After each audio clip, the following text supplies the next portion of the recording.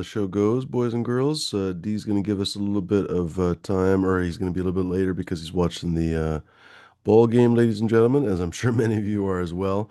I am going to have to mute this for a second. Actually, I'm just going to honestly go ahead and do the thing to the stuff. It's faster that way. There we go. Boom. Ladies and gentlemen, welcome to the show. Thanks very much for joining us. Thanks very much for joining me, actually, because I'm just here by myself right now. I wish I could watch the ball game, but I don't even know actually right now how to watch it. I was watching baseball all year on Apple TV, but I guess the finals must or the World Series must be on I don't know, Fox or some shit. In fact, I'm gonna Google that. Where to watch World Series? To watch,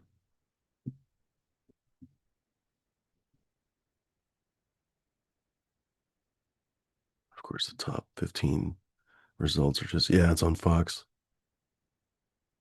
Bullshit. No stinky. Cheers, bud. Good to see you, buddy. Welcome, welcome. Only a couple folks watching right now, folks, but hopefully we'll get a couple more. Cheers, Dr. Leave Me Alone. Good to see you, buddy. Welcome, folks. I'm going to switch to live chat so I can see who's first and who's second, all that kind of stuff. Bud Kilowatt was first in the chat. Good to see you, buddy. I recommend switching to live chat myself because I think it's a little bit better chatting experience personally. No reason to belabor the point because, hey, what are you going to do? Ladies and gentlemen, we're going to do things a little bit differently. Well, what is this score actually? We're going to do things a little bit differently from now on. We are not doing an open panel anymore. Dang it, I closed Google. Uh, what's the fucking score? The Mariners game. I want to know what the score is from like 6 months ago, bro. World Series.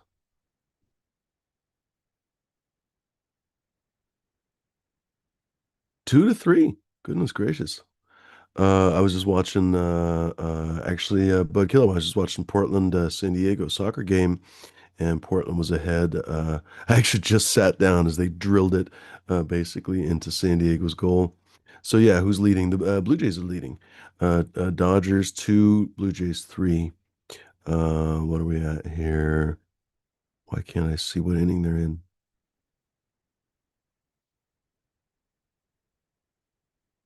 Doesn't say, but oh no, it says they're in the sixth. Looks like bottom of the sixth. That's what it is. Okay, close fucking game. Goodness gracious, D was right. Maybe they'll win. They could win it tonight, couldn't they? We'll have to stay tuned for that. Cheers, love for the plank. Good to see you, buddy. Welcome. Ladies and gentlemen, I should remember to remind everybody that this show is for adults only. Please, ladies and gentlemen, if you're a child or a kid or a bebe, go watch something else like Z Frank on YouTube, I said the other day. Please go do that, ladies and gentlemen, or Sesame Street or Ladies Beach Volleyball. Those are all okay. I think PG approved choices, ladies and gentlemen. You'll learn where you came from if you watch women's beach volleyball. But ladies and gentlemen, thanks very much for joining us. If you are an adult, where I am, it's 21 and over. If the rules are a little different where you are, please do follow your local rules. I couldn't possibly know what all your local rules are. We get people, viewers from all over the place. In fact, tonight we got a sponsor from a foreign country. Ladies and gentlemen, or meant rather, you'll see. Ladies and gentlemen, we get folks from all over the world watching this show, so I couldn't possibly know where you're all from. I mean, it'd be lovely to know where you're from, but I couldn't possibly know what the rules are. So please follow your local rules, ladies and gentlemen. Make sure not to get in trouble for something as silly as talking about plants.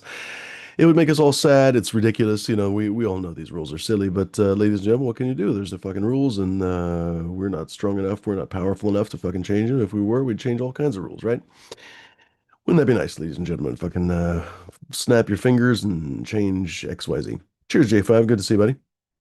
We're going to see how this goes. So I was alluding to where we're going with the chat style, whatever the fuck. So for the previous 5 years, honestly, something like that, maybe even a little bit more, honestly, I've always said, hey, folks, this is an open chat. Visualize this as a cannabis cafe or a pub or whatever, however you'd like to visualize this, a group of friends just hanging out, whatever you'd like to do. Sometimes in small towns, like the small town I grew up in, honestly, there's not all that much to do after hours, especially if you're not over 21. So lots and lots of kids basically hang out in a parking lot. You know what I mean? So you can visualize it that way if that's what's comfortable for you. But ladies and gentlemen, we have had a fucking endless parade of dickheads on this show. And the worst thing is that they're basically clones of each other. And I don't want to start singling people out because you'll know who I'm talking about as soon as I start talking about them. But it's just it's pointless. It's you hope at least to get a little bit more variety of the assholes. You know what I mean? But whatever, ladies and gentlemen. It is what it is. So open panels are basically done. I'm just kind of tired of it. I'm going to be migrating to a lot more recorded and in-person content. I've got the microphones and everything else for it anyway. Really, I've just been lazy or something. I don't know, hermetic, whatever it is. Hermetic, I guess is the wrong word, but you know what I'm trying to say, hermit-like. Anyway, ladies and gentlemen, it's time to whip that. Excuse me while I whip this out. It's time to whip this out, ladies and gentlemen, start doing some interesting talks with people. If nothing else, simply because I'll be more interested. I don't even really honestly care if you guys are interested, to be perfectly honest. But in the meantime, ladies and gentlemen, I do still want to foster conversation. I definitely don't want to give up my premise just because a few assholes decided to single me out. I mean, the internet is a fucking weird place. It is an empowering place for everybody, but it's also an empowering place for assholes. So we're just going to basically do our best to limit the assholes. We're going to do our best. We've done our best already to limit the trolling. There's effectively no real way they can affect me. They can't age restrict me. They can't freaking strike my channel. There's basically nothing that they've been able to do for weeks now.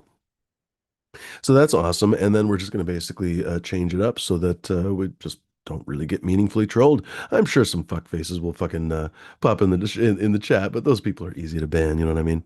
So, ladies and gentlemen, we're going to basically change it up. And the way I was kind of goofing off, I was just having a puff before the show, and I was just thinking to myself, oh, how should I visualize this? I was like, you know what? Why not visualize this like arguably one of the best TV shows in history, The Sopranos. Ladies and gentlemen, we're going to create a glorified crew. We're going to, depending on your perspective, if you're from New York families, we're going to have a little pygmy thing going on. But ladies and gentlemen, I don't give a fuck about the rest of anybody or the rest of all of whatever the fuck happens. We are going to have our thing on lockdown, ladies and gentlemen. And there's not going to be any fucking douchebags or sad pandas or fuck faces on the chat. There's not going to be any lunatics and losers and fucking garbage cans on the panel. And that's just going to be a hard and fast rule. We all know your mom likes it hard and fast, so we should follow her advice. And she was asking for it kind of repeatedly last night. So might as well follow that advice. It was good advice. You know what I mean? It was good advice yesterday. It's probably good advice today, ladies and gentlemen. So we're going to do that. So the way we're going to structure it is basically whenever you do see a link, you're not allowed to click it. Basically, if you've never heard from me, or if you've never talked to me, or if you've never asked me for permission, if you've never been on the show before, or anything else, imagine that that's not a link. Have you ever seen Westworld? How did she put it? Uh, I can't see anything. Oh, I fucking forgot how she said it. Anyway, pretend that you don't see anything. It's a mirage. It's warbling light lines in the desert from the heat, ladies and gentlemen. That's all it is. That's really all it is. It's what do they call it?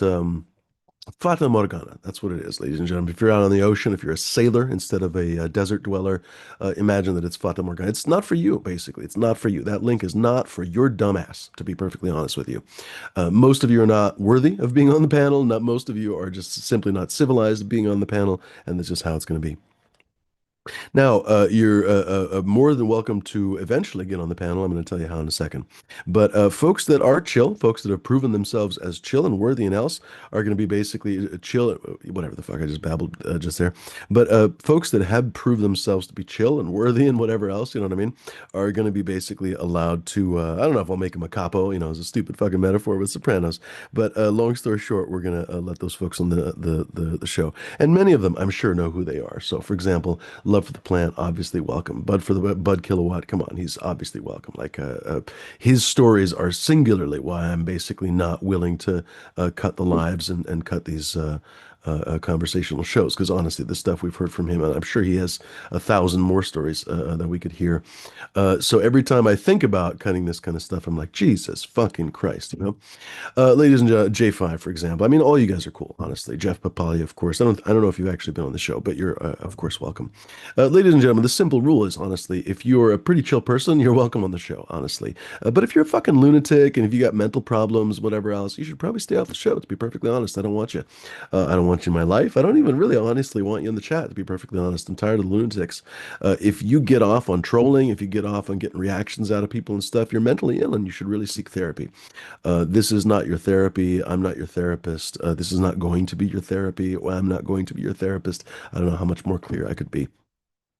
Ladies and gentlemen, we're here to talk about things at hopefully a very high level. Sometimes we goof off and talk about things at a stupid level, obviously, too. We don't take ourselves too seriously.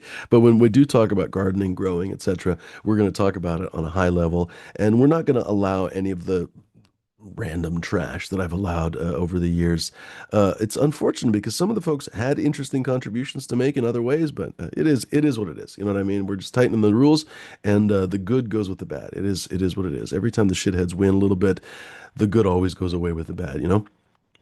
Anyway, so folks, I am going to post the link here in the chat. If you are new to the show and you are civilized and you are willing to be civilized and all that kind of stuff, you want to come and show off your garden, for example, or ask a question, etc., that would be a good entree to hop on the show. Basically, I want people to have some kind of a productive reason to hop on the show. I have no interest anymore in people randomly hanging. This is not a dead air show for people to randomly hang. You can go ahead and hang out on plenty of other channels, plenty of other shows that do that. Fucking Twitch. I mean, honestly, there's plenty of those kinds of shows on Twitch. So, ladies and gentlemen, if you have something to offer, and that can be in the form of a question, you are welcome on the show. For that, the rules will be very simple, and they will be the same as they've always been. Don't be a dick, don't show your dick. Don't be a butthole, don't show your butthole. Don't be a douchebag, and don't show your douchebag. Simple. If you break those rules in any way, you're banned for life, basically, and there's no negotiating of any kind.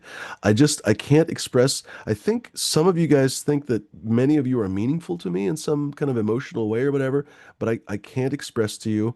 You guys are mostly all strangers. Like I've met Bud Kilowatt and a couple other three or four people on this show, and I've known a few other people for, a few years, for example, D and so on. But the rest of you are essentially interchangeable ciphers on a fucking computer screen.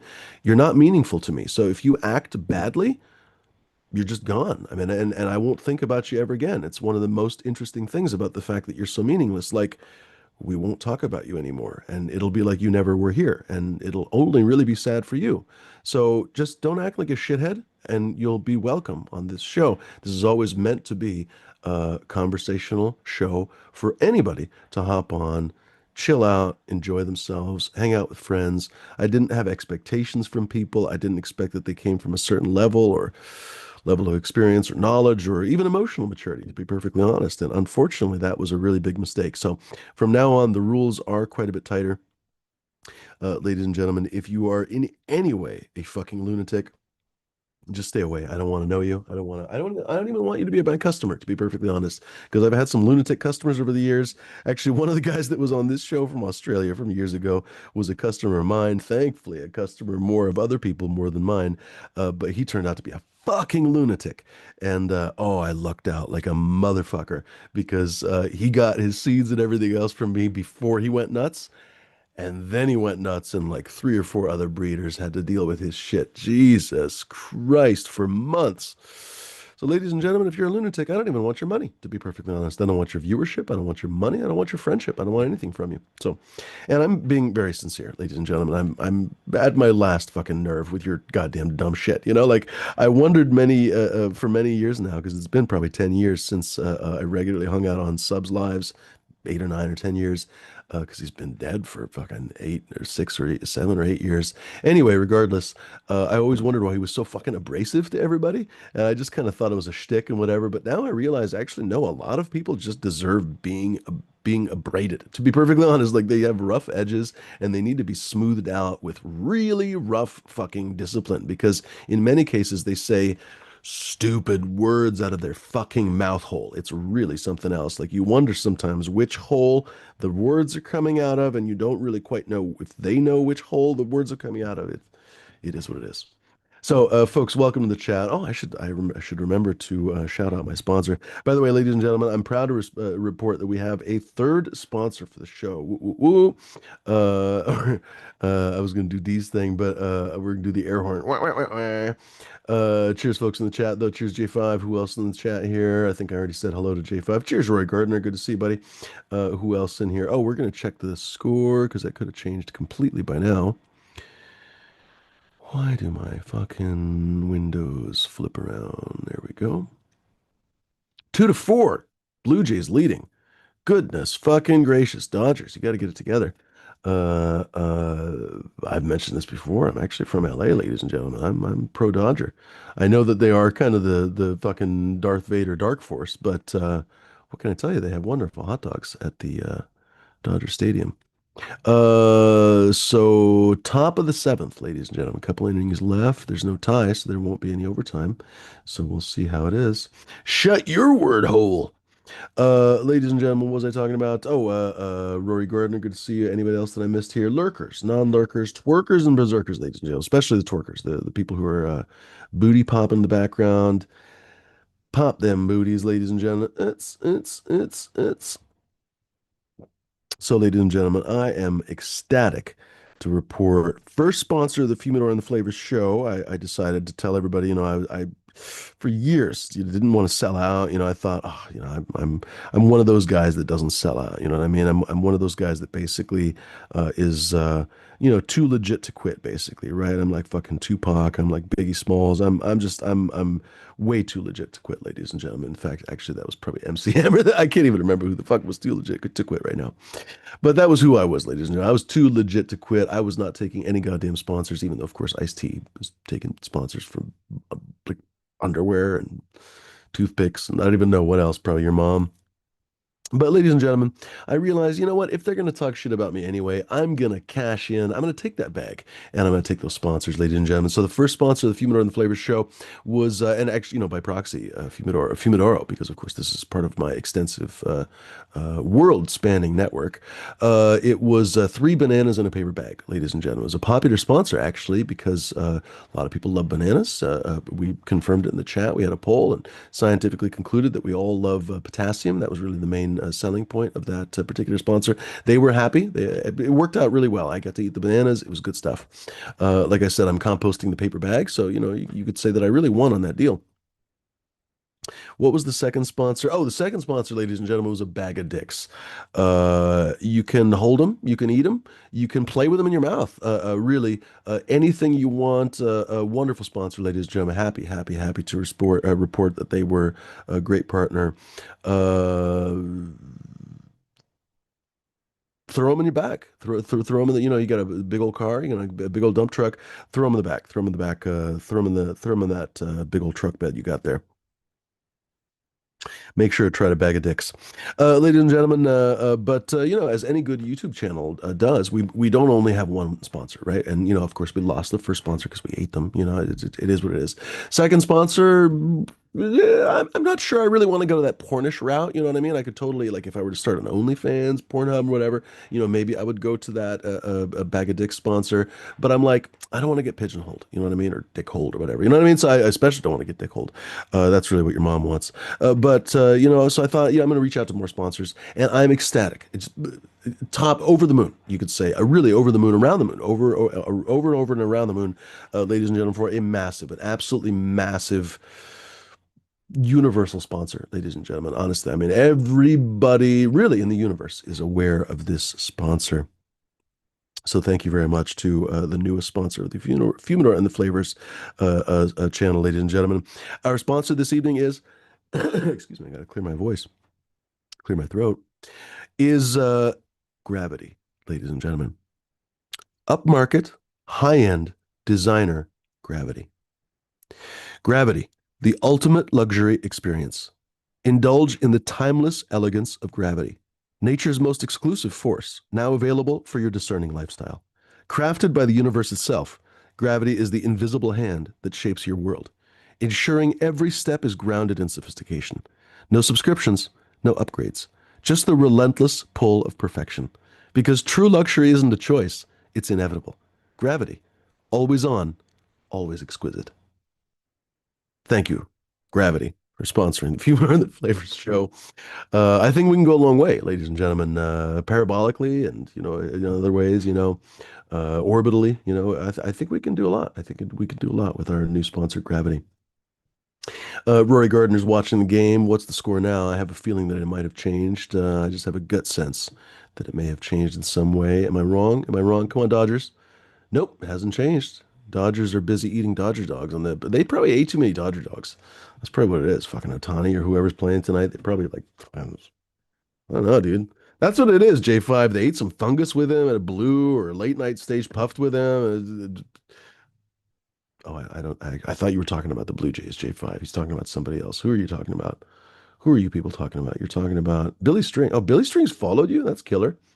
Uh, no shit. Jeff Papali says Billy Strings allegedly smoked his weed. No joke when he was in Oz. That's killer, Jeff. I had a buddy. He's moved ever since to go take care of his mom, but he was good friends with like five different bands. It was kind of crazy, and he was the plug basically for Dave Matthews Band, and really good buddies with them basically. Whenever whatever, it's not worth going into. But so he was always the plug for Dave Matthews Band, and a couple of Counting Crows and a couple other ones. Kind of odd, like not all of the bands, just these few bands that come through. But whatever. Anyway, so that just kind of cracks me up. I have a friend who is obsessed with Dave Matthews Band to the point that I can't wrap my head around that, but to the point that she goes to like 20 shows a year of his around the country. As I said on one of the previous shows, there's somebody for everybody. You know that there's some Dave Matthews freak who's like, oh, that's my true love right there. Anyway, fuck was I trying to say? I was like, oh, you probably listened to his music while he was smoking my friend's weed. More funny for me than it was for her. And Bud Kilowatt says, well, he started following me on Instagram, on an Instagram page, like on Instagram page liking a post a month ago. And I'm really looking forward to getting out to Asheville and Nashville with my dankest nug, add him to other musicians that I've been kicking down for years. Yeah, man. That's killer. For folks that don't know, Bud Kilowatt definitely has had connections with a number of different people. He was very, very, very well connected with the Grateful Dead and so on for many, many years. J5 says, ate fungus with him at Blue. So now that makes more sense. Ate fungus with him at Blue or Late Night Stage. Puffed with him then a time before. The dude loved Michiganja. Yeah, man. I gotta be honest, that Michiganja is pretty good stuff. I've had it myself. Pretty decent. They got that dankness. We were talking about it when we were over there. We were like, "Oh, I wonder if it's the just like cold and wet because it was very like Oregon style weed. I don't know how to express it. Like California has this kind of smelly dankness, right? The freaking Mendo breath dankness, right? But a lot of times it's more kind of the fruity, skunky stuff, right, from California. But Oregon tends to have that like woolly dankness or whatever. Anyway, a lot of people up here just assume that it's the wetness or whatever. Cheers, Miranda Family Farms. Good to see you, buddy. Welcome. Uh, you're one of the other people that are welcome on here. Basically, everybody that we've seen so far here on the show is welcome to hop on here, ladies and gentlemen. In fact, I'm going to post a link here. So, like I was saying earlier, ladies and gentlemen, the rules are totally different. Fuck, it's itching me. Rules are totally different right now. You are welcome on the show if you are not a goddamn dickbag, ladies and gentlemen. And that is completely and totally subjective to me. I am 100% in charge of the show. You guys are all guests. So if any of you track mud on my fucking floor, or if you fart or burp a little bit too loudly or whatever else, you're fucking gone. I'm kidding. But ladies and gentlemen, no dick bags allowed. If you see that link and you're not someone who has talked to me before, if you're not someone who I know, et cetera, if you're not someone I'm comfortable with already, you're not welcome to click the link. That's just how it is now. There's no open link anymore. And if you smartly suspect that I just don't want you on my show anymore, you're also not welcome. And that's just forever, forever, forever. There's never going to be an ever. So put it that way. So I wonder sometimes if these people think he's going to get over it. No, not anymore. Ladies and gentlemen, to be honest, I never did. I don't know why you folks have never grokked that I don't forgive and I don't forget, basically. Like, I let things go for myself, but I am not a person who forgives and forgets. So I never, ever, ever, ever forget shitty behavior. Jeff Papaya, I have not seen him in ages. I would love to talk to Candy Farmer. It's been at least a year. Problem is, we really don't. A couple problems. I think he changed his job a couple times, so he had limited hours, and we were always on at the wrong time. If we'd come on a little bit earlier, like when we were on sometimes at like 2 or 3 in the morning Pacific Standard Time, he could come on, but we haven't been on that late. I don't know, even know for ages, basically. So one of these days, maybe we'll have to have a late. We've been teasing for years now to do like late night shows and stuff for the Aussies and so on. So maybe we'll do it one of these days, and maybe we can see Candy. Maybe I'll reach out to him and stuff. Maybe we'll say hey. What a trip. He's a chill dude. One of the old timers, right? Ladies and gentlemen, we should probably hit another ad from my sponsor here. Don't want, well, to be perfectly honest, I just want to get rich. That's basically what it is. I want to get rich. The more ad copy I read, the more money they throw at me. It's really substantial. Like I could almost buy a couple newspapers. Let's see here. Which one are we right for? Which one are we ready for right now? Uh, this is it. This is the one we want, ladies and gentlemen. We got a pretty we got an audience right now that's skewing, I think, towards the maybe not towards the younger men necessarily, but of course the age is in the eye of the beholder. But we're gonna use the one basically that was meant for kind of the Axe body spray kind of audience. You know what I mean? Ladies and gentlemen. Once again, from our sponsor, Gravity. Thank you very much, by the way, Gravity, for sponsoring the Fumidor and the Flavors show. And I'm in no way completely joking, and I'm completely serious, obviously. Ladies and gentlemen, young men want women. Gravity is the ultimate wingman. Tired of being ghosted? Let gravity do the heavy lifting. Scientifically proven to pull things together, gravity is the only force strong enough to keep her from walking away. Whether you're at the gym, the bar, or standing there looking mysterious, gravity's got your back, literally. No pickup lines needed, no awkward silences. Just the raw, unstoppable power of physics working in your favor. Gravity, because attraction isn't just chemistry, it's physics. Thank you, Gravity, for sponsoring the Fumidor and the Flavor Show. Much appreciated. I know if I get enough of these sponsors, I'll be able to buy like a Ferrari probably. I don't know, like, I mean, right now I could probably buy, they have those Costco Ferraris, can't think of the name of the model ones. They got the small ones that are kind of like, I don't know, $20 maybe. They got the bigger ones that are kind of, can open the doors and shit. They're like $100. So I don't know if we can buy that one yet. We could probably buy the smaller ones, but hopefully we can buy the bigger ones. Working on it. Maybe we can, if we get enough. I don't know. I mean, what's bigger than gravity? I don't know. The universe, maybe? I don't know. We'll see. We'll see. We'll see. It just all depends on, the metrics of the show. You know what I mean? So, ladies and gentlemen, make sure to like, share, and subscribe if you're not already subscribed. If you want to see me get more sponsors like Gravity, obviously. So, ladies and gentlemen. Looks like most everyone is just watching this fucking show. I'm gonna roll a joint while we're waiting. Hopefully, D's gonna hop on here, although he's probably gonna wait until the end of the game. What's the score now? Has it changed at all? Two more innings. Are we in the eighth yet? End of the seventh. Same score, 2-4. Blue Jays leading. What else in here? Guess I could click on these for live updates, but you guys probably know more than I do. I should ask the AI. Who is going to win?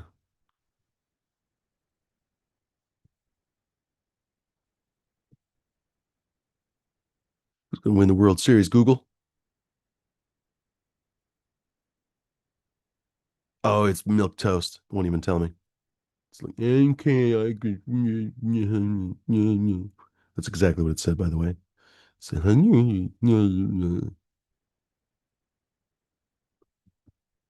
excuse me. I'm getting all kinds of weird. I'm not even subscribed to these people. I just checked my uh, notifications, or whatever, for YouTube, and I'm like, I don't even subscribe to this shit. Oh, by the way, We'd Never Killed Kenny asked for a coupon code for our sponsor, Bag of Dicks, and I was happy to report to him that we did have a coupon code. It's Eat a Bag of Dicks for 69% off. So he was happy about that. Good to see Kenny. Always another old timer favorite of the show. Ladies and gentlemen, if you want to save 69% off a Bag of Dicks, don't forget to use the coupon code Eat a Bag of Dicks. And these are all completely serious coupons, obviously. J5 says 40 something, and I land on the younger half of the demo. Do we have another ad for you? I wonder. Maybe. If not, we could always write one. Um,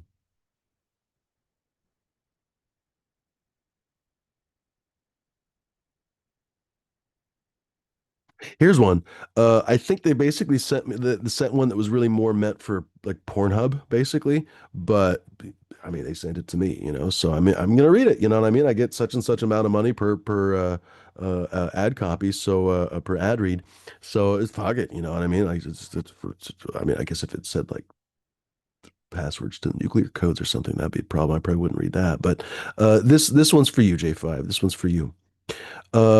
Gravity, the ultimate connection. Feel the irresistible. I'm going to start over because, I don't want gravity to be mad at me. Gravity, the ultimate connection. Feel the irresistible, unrelenting embrace of gravity, the most powerful, primal force known to existence. It's always there, pulling you towards what you desire most, with a strength that's truly cosmic. Whether you're exploring new depths or simply enjoying the weight of the moment, gravity, I don't know whether to be angry or what in this voice. Gravity ensures every experience is intense, meaningful, and fully clothed.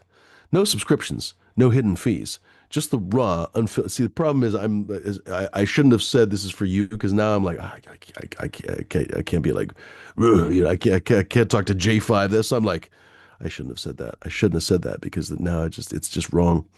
No subscriptions, no hidden fees, just the raw, unfiltered pull of the universe, working its magic in ways that are entirely family friendly. Gravity, because some forces are just too strong to ignore for educational purposes only. How many more do I have? Nice, nice. We can keep going, ladies and gentlemen. That's what she said. I made sure to make a few of these. What's the next one? I think that's the next one. So folks, anyone want to hop on here that is not a complete and total fucking douchebag, you're welcome to hop on here. If you wonder, if you're curious, whatever else, the answer is probably no, to be perfectly honest. So if you are a weirdo and a fuckface, I don't want to see you. I don't want to be you. I don't want to be near you. I don't want to know you. I don't want to grow you. Nothing. Gonna have a little bit of banana muffin, ladies and gentlemen, right here. Fresh off the vine. Well, not fresh off the vine. It's been drying for quite some time, actually, but fresh off the stick, you could say. That's probably enough. This is the breeder cut, I guess you could say, of blueberry muffin. Did I say banana muffin? I'm sorry, blueberry muffin. I'm saying that. It is exquisite. Got this cut from Delman. He, I think, got it from Seattle Chronic. I don't remember what the story was, but it's been passed around from a few people apparently. So a bunch of people, I think, have this cut. But it is exquisite. It is just delightful, honestly.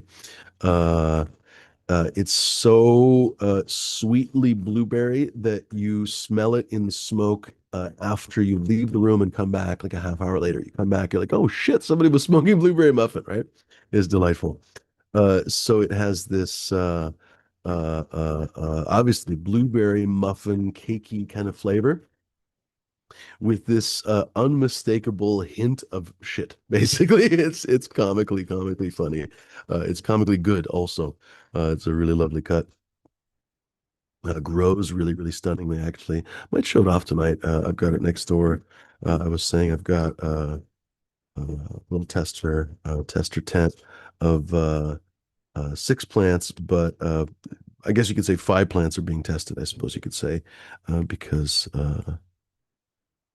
what's it called? Blueberry muffin doesn't need to be tested. I've grown it a bunch of times, but it's so lovely that I always like to have it. It's one of those. It's one of my favorite kind of dessert weeds. It's not just dessert weed. Don't get me wrong. It's a lovely weed that has a really a wonderful high. One of my favorite highs, but it's just so flavorful that it's if you're tired or annoyed at something or just exhausted of the world or whatever.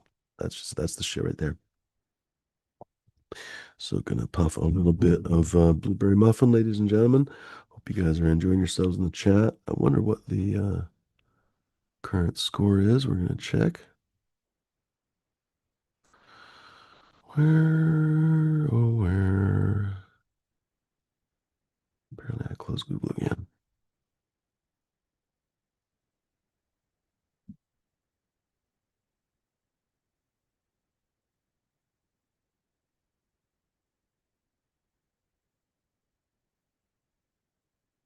Still 2-4, top of the eighth. Dodgers are like, they're a brick wall, motherfucker. No, they probably wouldn't say that.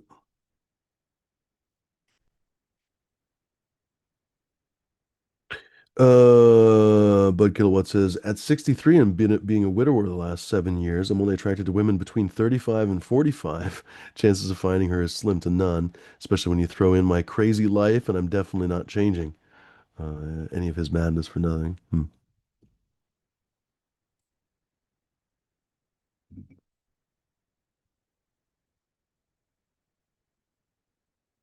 Yeah, Bud's definitely been through it, that's for sure.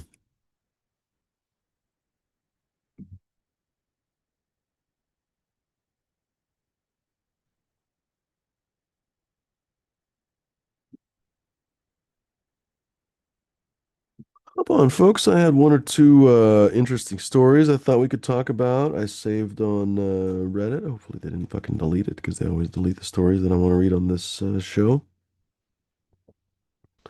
But we could definitely read about it.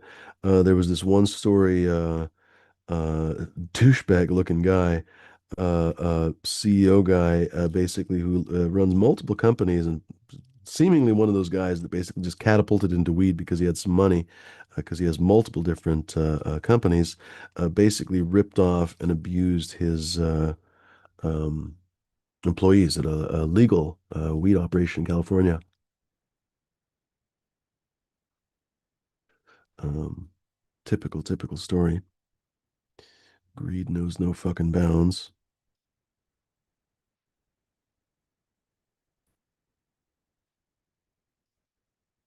Motherfucker. This last batch of zigzags, I have the weirdest problem with them. They don't stick. And then I got to either redo them or just roll again.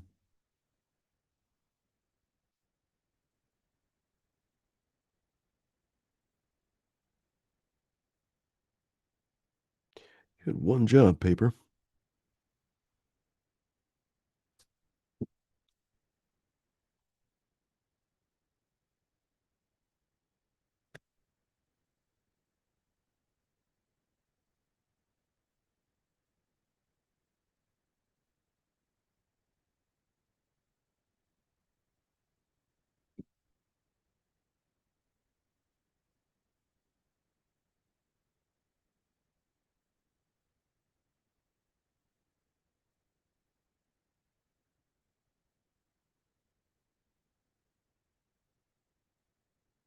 Fucking good. My foot. So you guys don't know a lot of, well, I don't know. I've alluded to it before, but I don't talk about it all that much.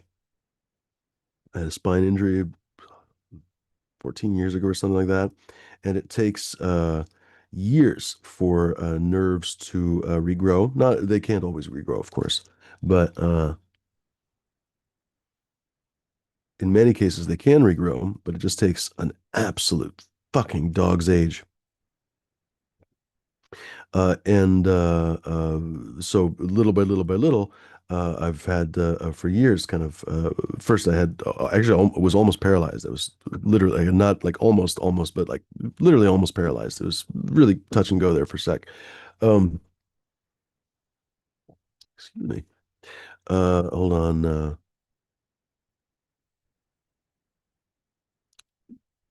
Bud Kilowatts saying Dodgers deserve to lose and let Toronto residents get their party on. Heard 15,000 bet on Toronto pays 90,000. Jesus Christ. Or $1,500 bet on Toronto pays 90,000. Jesus H balls. That's a heck of a bet. Cheers, all this green. There was a video the other day on YouTube about how gambling's destroying everything. I watched the first couple minutes and it just got too depressing and I left. Thankfully, I'm not a big gambler at all. A lot of people I know have really struggled with that over the years. Cheers, Jones N2 Grow. Good to see you, buddy. Just got a pack of Elements with a hella thin line of adhesive compared to the next pack. Always 300 leaf packs. Oh my God, so annoying. Cheers, Red Setter Farm. What was I talking about? I was literally just talking about something before that, and I completely lost my train of thought. I was talking about great. Oh, how my fucking foot is tickling. So anyway, long story short, nerves regrow very slowly, and for a number of years, I had this my right foot basically felt like a potato. Basically, I could still walk around and stuff, but basically it was just like fucking numb, and very annoying sensation to be perfectly honest, because you can still control it and stuff over time, but it's like controlling a phantom limb. It's hard to explain. Imagine being able to move your hand, but not being able to feel anything, essentially. That's essentially what it was. So little by little by little by little, the nerves have regrown. And one of the first things to come back is pain reception, basically. So for a while, it's actually good news. And years ago, when it first started happening, the physical therapist and so on told me, "Oh yeah, it's actually good news that you should be happy." I was like, "Yeah, I'm really ecstatic." So that's the first thing that happens. And if you're lucky, it only lasts a little while, the kind of waves of pain and stuff, but it actually can last quite a while. And you can go through these like nerve cramps basically, and which can last a while actually intermittently. And I remember how Captain 420 used to talk about the nerve cramps and stuff that he used to have, and a couple people in the chat would be like whatever or something, or people maybe he would mention how people didn't believe him, and I'm like, oh, may you never have nerve cramps. Like they are something else, honestly. But what I've discovered too is that after all the pain, everything else, one of the last processes to come back is ticklishness. And fuck me, for months now. Thankfully, not every day of my life because that would just be like a murder time. But today's one of the days that it's just like a feather just tickling my foot. And it's not actually tickling the skin, it's tickling just under the skin, basically. So it's something that cannot be assuaged in any way, basically. You could fucking rub it on a rock. You can bang it on a tree. You can do whatever you want. You could have a sledgehammer on there. Doesn't matter. You literally you could break your foot and it's still just going to be like. So yeah, fucking hell. That's what's been going on to me today. And so every couple of minutes, like I lose focus because my fucking foot feels like a little birdie is, tickling it with his little paws or something shit. Anyway, cheers, folks. That's probably too much information because I honestly don't share that kind of stuff with you folks because candidly, none of you deserve it, or almost none of you. But some of you folks are cool. Jones N2 Grow, for example, is cool. Bud Kilowatt is cool. Uh, See here, Red Setter Farm enjoys the Elements 300s. He's saying smoking one right now. Cheers, Red. Good to see you, buddy. Uh, I've heard that too, Bud Kilowatt. Alcohol sales dropping fast and gambling has grown massively. Um, You know what? I didn't connect those dots. I have always assumed that it was weed basically that was cutting into the alcohol sales, but actually gambling, you're probably right because they're both basically discretionary spending. I wonder. Never really thought about that. So let's spark this one, ladies and gentlemen. Can't call it what it is just in case I get reported.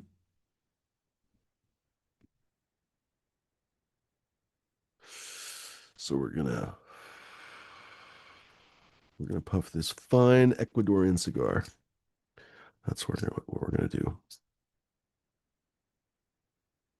By the way, I finally went out and wire brushed all my clipper lighters, so they mostly work. This one obviously needs a little bit of help. In fact, it needs a lot of help, I think, but at least it's lighting. So I'm proud to report actually, Jones Grow. I think you were the one that suggested that, by the way. I used a could have been any wire brush, I'm sure, but I figured a steel brush would be too abrasive. So thankfully I had a brass wire brush, and it came in one of those little wire brush kits. It wasn't some $100 German fucking wire brush or some shit. It was just I'm sure you could find them at Harbor Freight or whatever. Um, Mine was the one, it's oh my God, if I said the brand, you would know exactly what I'm talking about for paint companies. Homex or something. Yeah, I think it was Homex. So Home Depot or something probably, or maybe Walmart. I don't remember who sells those. Anyway, this is like a set of three wire brushes or something. Work great. Goodness gracious, Jeff, it's 35 Celsius. Holy cow. It's like 95, something like that.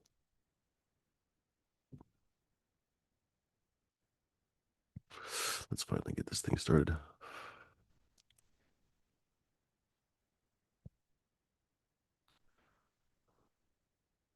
There we go. Tasty, tasty. Cheers, all that's green. Good to see you. Now that we have a what would you call it? A diverse audience, international, multi-sex, multi-age, multi everything, ladies and gentlemen. We're multi-culti here right now. We're gonna do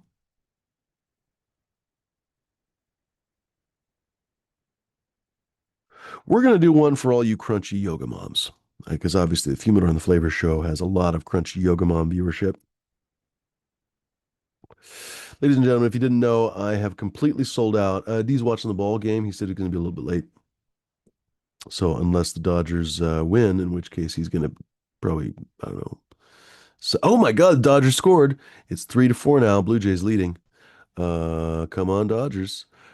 So unless if the Dodgers win, I think D might go on a rampage. So I'm a little bit worried. He might go a Viking, but we'll see how it goes. Hopefully, if the game ends, it's now the bottom of the eighth, so not much longer.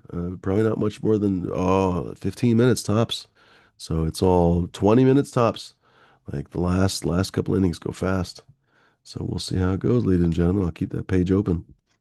I mean, obviously I'm rooting for D, just like Bud. Is it in fucking Ontario today? Is it in Toronto? Why can't I see where it is? Why won't it tell me?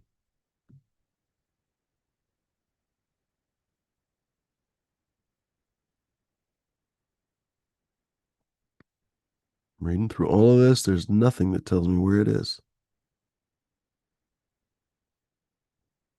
And all these articles say different order. One says Dodgers versus Blue Jays. The next one says Blue Jays versus Dodgers. So you can't even infer which one is home team. What the ball sack?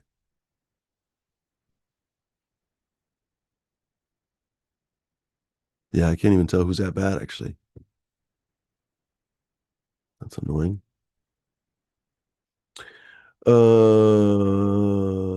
Bug Kilowatt says people smoke weed and don't have to buy it. It's given more than bought. Mm, hmm.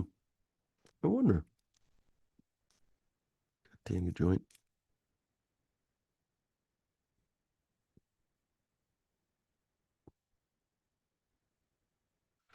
There we go. I wonder if it's bought more than given. So it's in Toronto. Well, I mean, like Bud Kilowatt said, how perfect would it be for them to win in Toronto? You almost have to give it to them. I'm sure the Dodgers don't exactly agree, but even as whatever, what would you call me, a cryptic LA Dodgers fan or something? Because I'm originally from LA. Even I would have to grant them that. Let's see what's the score right now. Any changes? Which, by the way, makes sense because if they're, oh no, I don't know who's at bat. Yeah, I don't actually know who's at bat. Although if they had just scored, then they were at bat.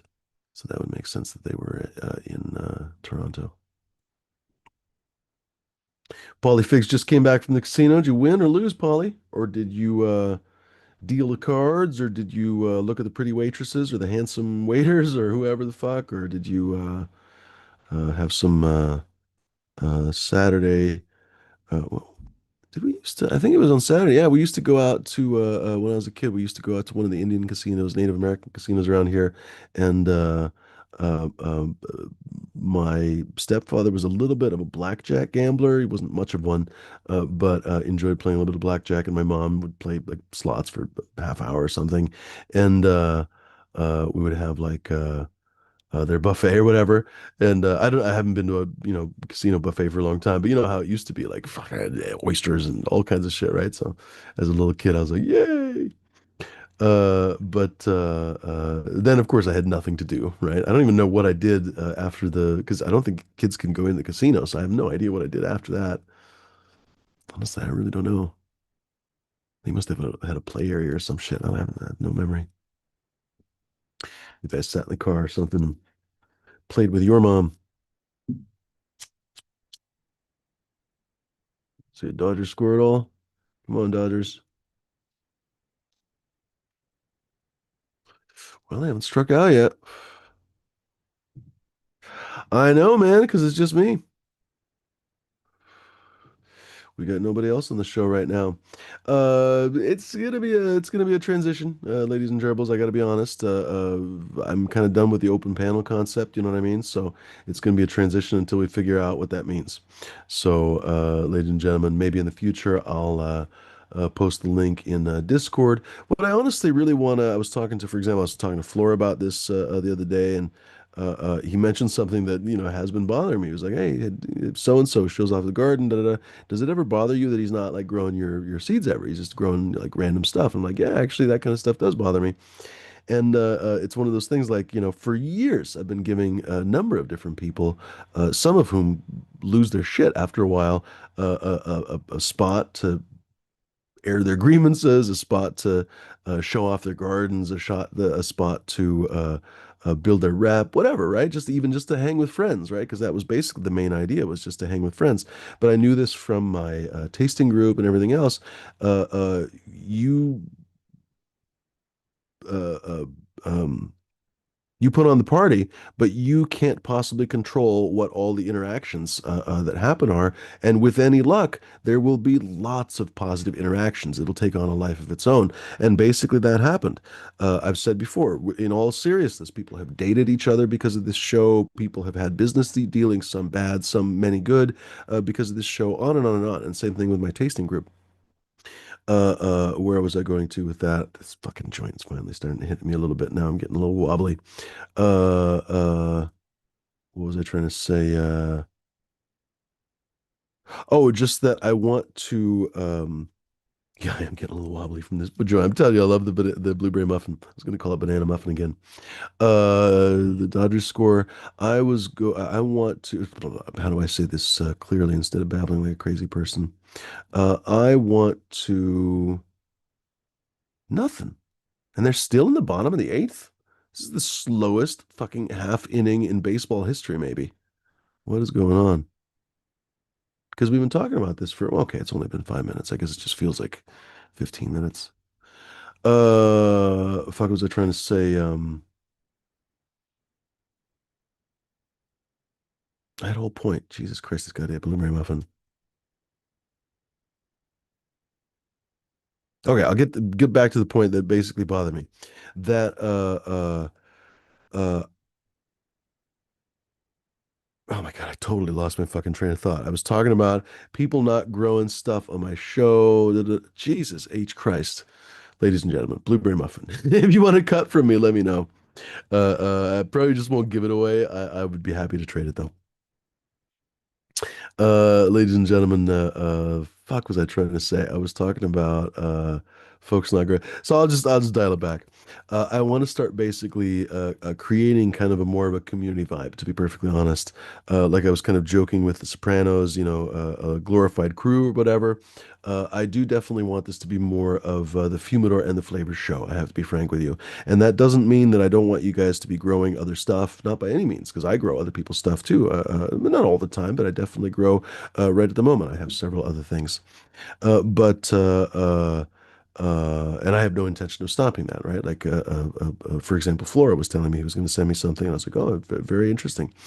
One of his particular Zaza crosses that sounded really nice. Anyway, same kind of thing with Flora and me both. I was thinking like, why are we talking about, or by proxy, encouraging other people to talk about, allowing people to talk about huge name breeders who don't need any advertising, don't need any help. These are basically in our kind of world, they're the macro breweries of the weed world. Doesn't mean that they're bad, right? I mean, I've drank plenty of macro brews that are good beer. Uh, um, Guinness, honestly, is a macro brew. It's one of the highest brewed or highest volume brewed beers in the world, and yet, honestly, one of the best beers in the world still to this day. Maybe not one of the best, because there's a lot of better small batch beers and stuff, but better is a subjective term at that point, right? But my point is, no criticisms or disses to Guinness. I love Guinness. In fact, I'd love to have a Guinness right now. Can you imagine if I got Guinness to sponsor my show? That'd be magnificent. Here's your free barrel. 3 weeks later, you're like halfway through it. You're like, I can't drink anymore. Anyway, and you've also gained like 47 pounds. Anyway, fuck am I trying to say? It feels idiotic to me, to be perfectly honest, to spend time talking about other random stuff. And the worst thing too is when it's like other breeders that are kind of garbage, you know, and I try to just bite my tongue because I don't think it's very productive to go out there and talk about who's better than who and who's this and who's that and da da da da. And a lot of times the private stories that breeders share with each other, they stay with the breeders for a reason, basically. And there's a reason why probably the rest of you don't know a lot of stuff about breeders, because I think a lot of you guys would have your eyes opened by a number of the different fuckers that you really love. But long story short, it just seems stupid to me to uh, both encourage you guys talking about random fucking shit, basically, but also not to encourage you or even really kind of make you talk about my shit in some way. You know what I mean? I think it's honestly fair, especially some of you folks who've been regulars on my show for years, you know, like almost every show in some cases, on and on. You know what I mean? Like it's time some of you guys basically grew some of my seeds. And some of you guys are annoying because some of you folks I've sent you seeds, and some of you guys are space cadets, and you haven't had a chance to grow them. Whatever. We're not going to get into all the weird shit that you guys have pulled.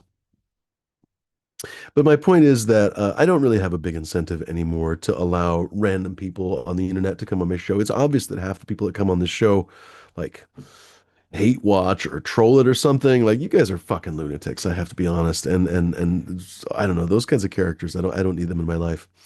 But I do want to talk to people that are interesting, that can help me uh, do something different in my grow, or look at something in my grow differently, or whatever. Give me ideas for breeding projects, share genetics with me, et cetera, et cetera. Those are folks that I'm definitely interested in spending time with. So, where was I going to with all that? I think I was just babbling because I'm fucking less high now. I've said this before. I get high and then the high goes away, but no, I'm gonna puff two more joints and then I'll be fucking. Oh, you're in the waiting room? Sorry about that, bud. I didn't see. Oh, there's two people. Dang it.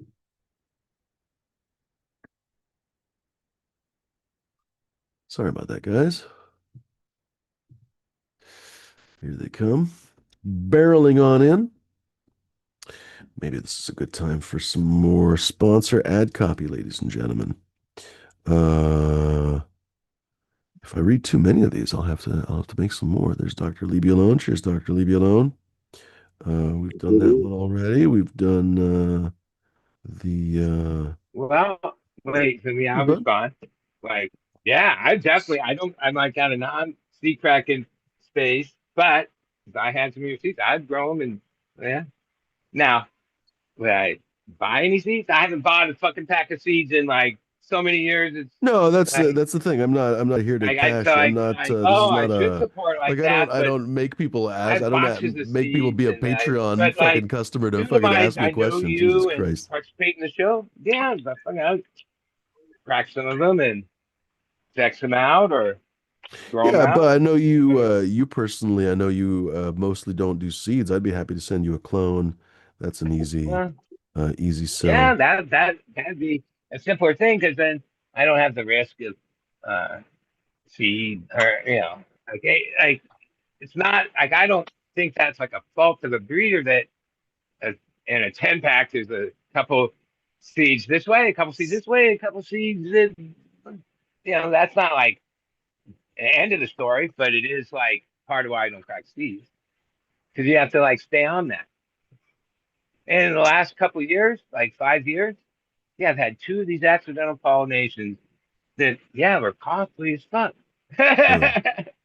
Like, there's no value for like seeded wheat, right? In my game, and both Yeah, those, not even like that's the like the thing. People whole don't realize cycle. like you can't even really get anything out of the processing and everything because people would basically put your Yeah, shit at the back of the line and one, it's process all the other such a stuff first. fucking failure from my point of view.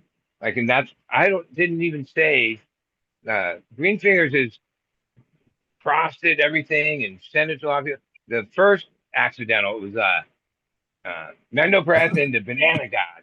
Banana God was one of the nicest ones that went some event. Uh, and then, yeah, I basically didn't even want to shuck it. So I just, yeah, gave it all. Didn't keep a single one of them out.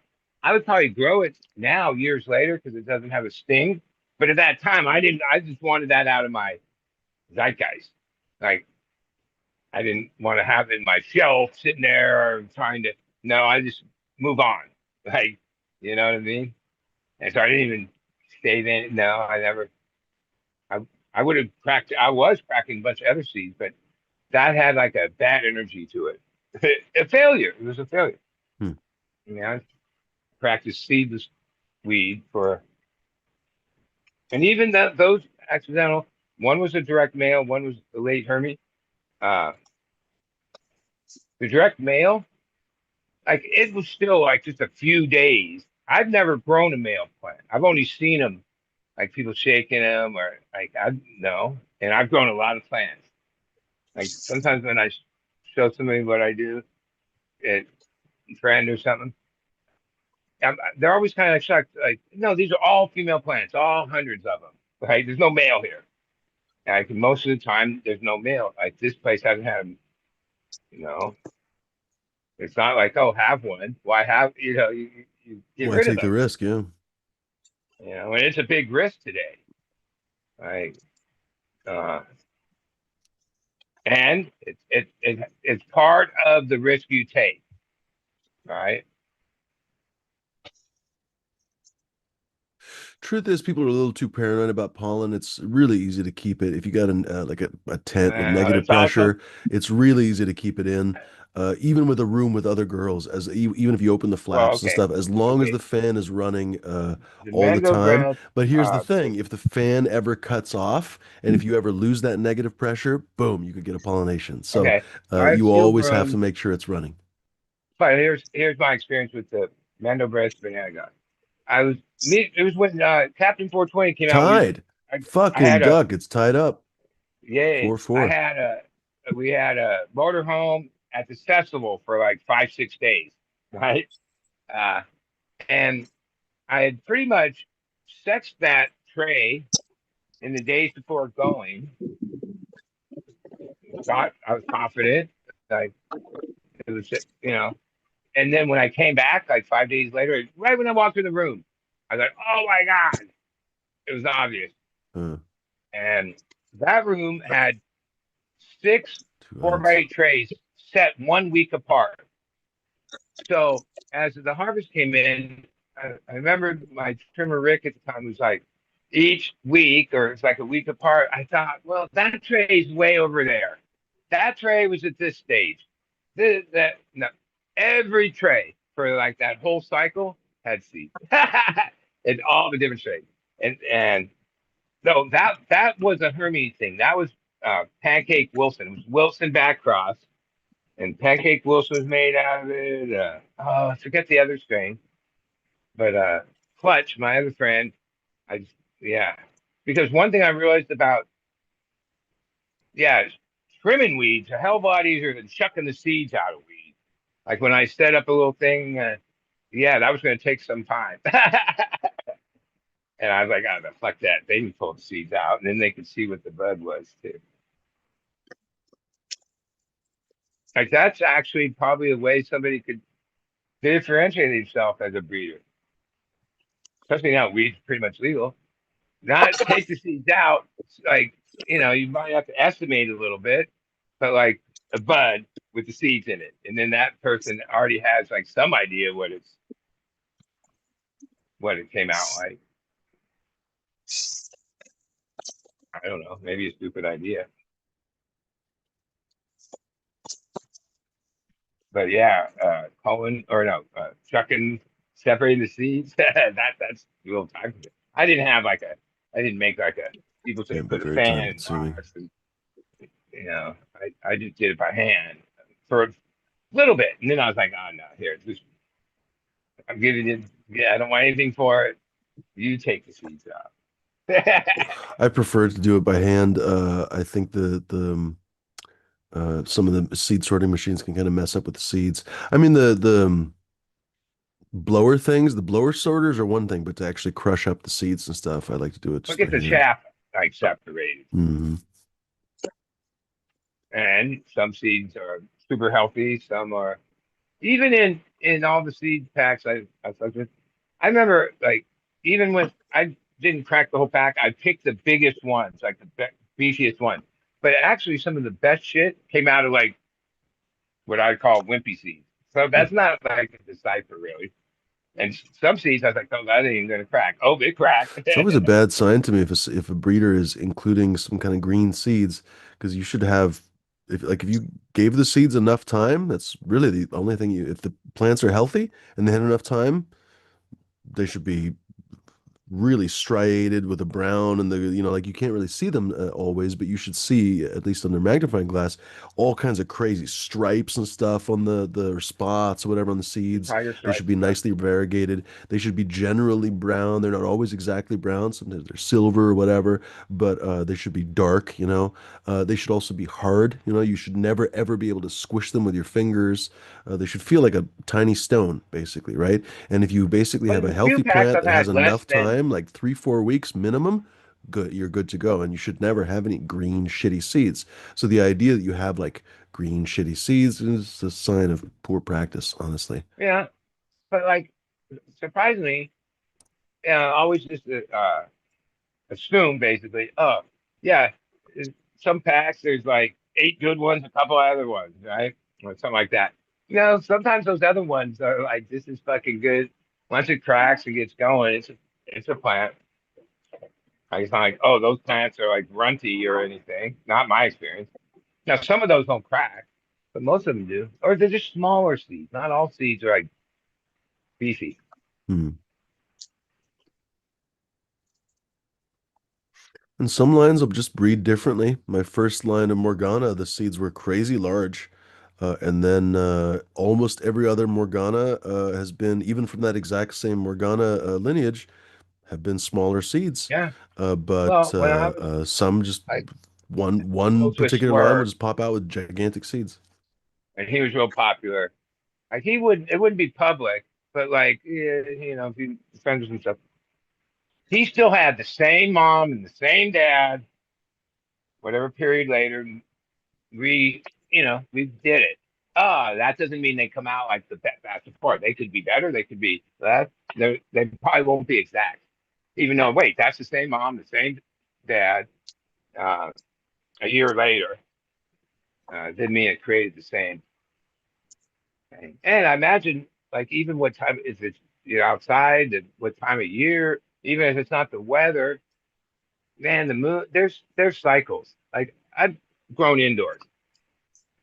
Yeah, like that. Just because it's a concrete building doesn't mean that the moon doesn't. The moon gets in. The magnetic whatever. I don't understand all that, but I think it's part of it. Like I grow the same method, same conditions. Each batch is its own thing. Same clone over and over. Like even this last harvest, the whole time I thought those plants were this one KK that on the first round of it grew really beefy buds. And then when I started harvesting, I just thought I had like one or two of these garlic Bottom of the cocktails. ninth. Turned out I Come had on, 9 of Dodgers. them, and all the best plants from that run. Now that's the second run. I only had 3 backed up because I was already like, yeah, it didn't.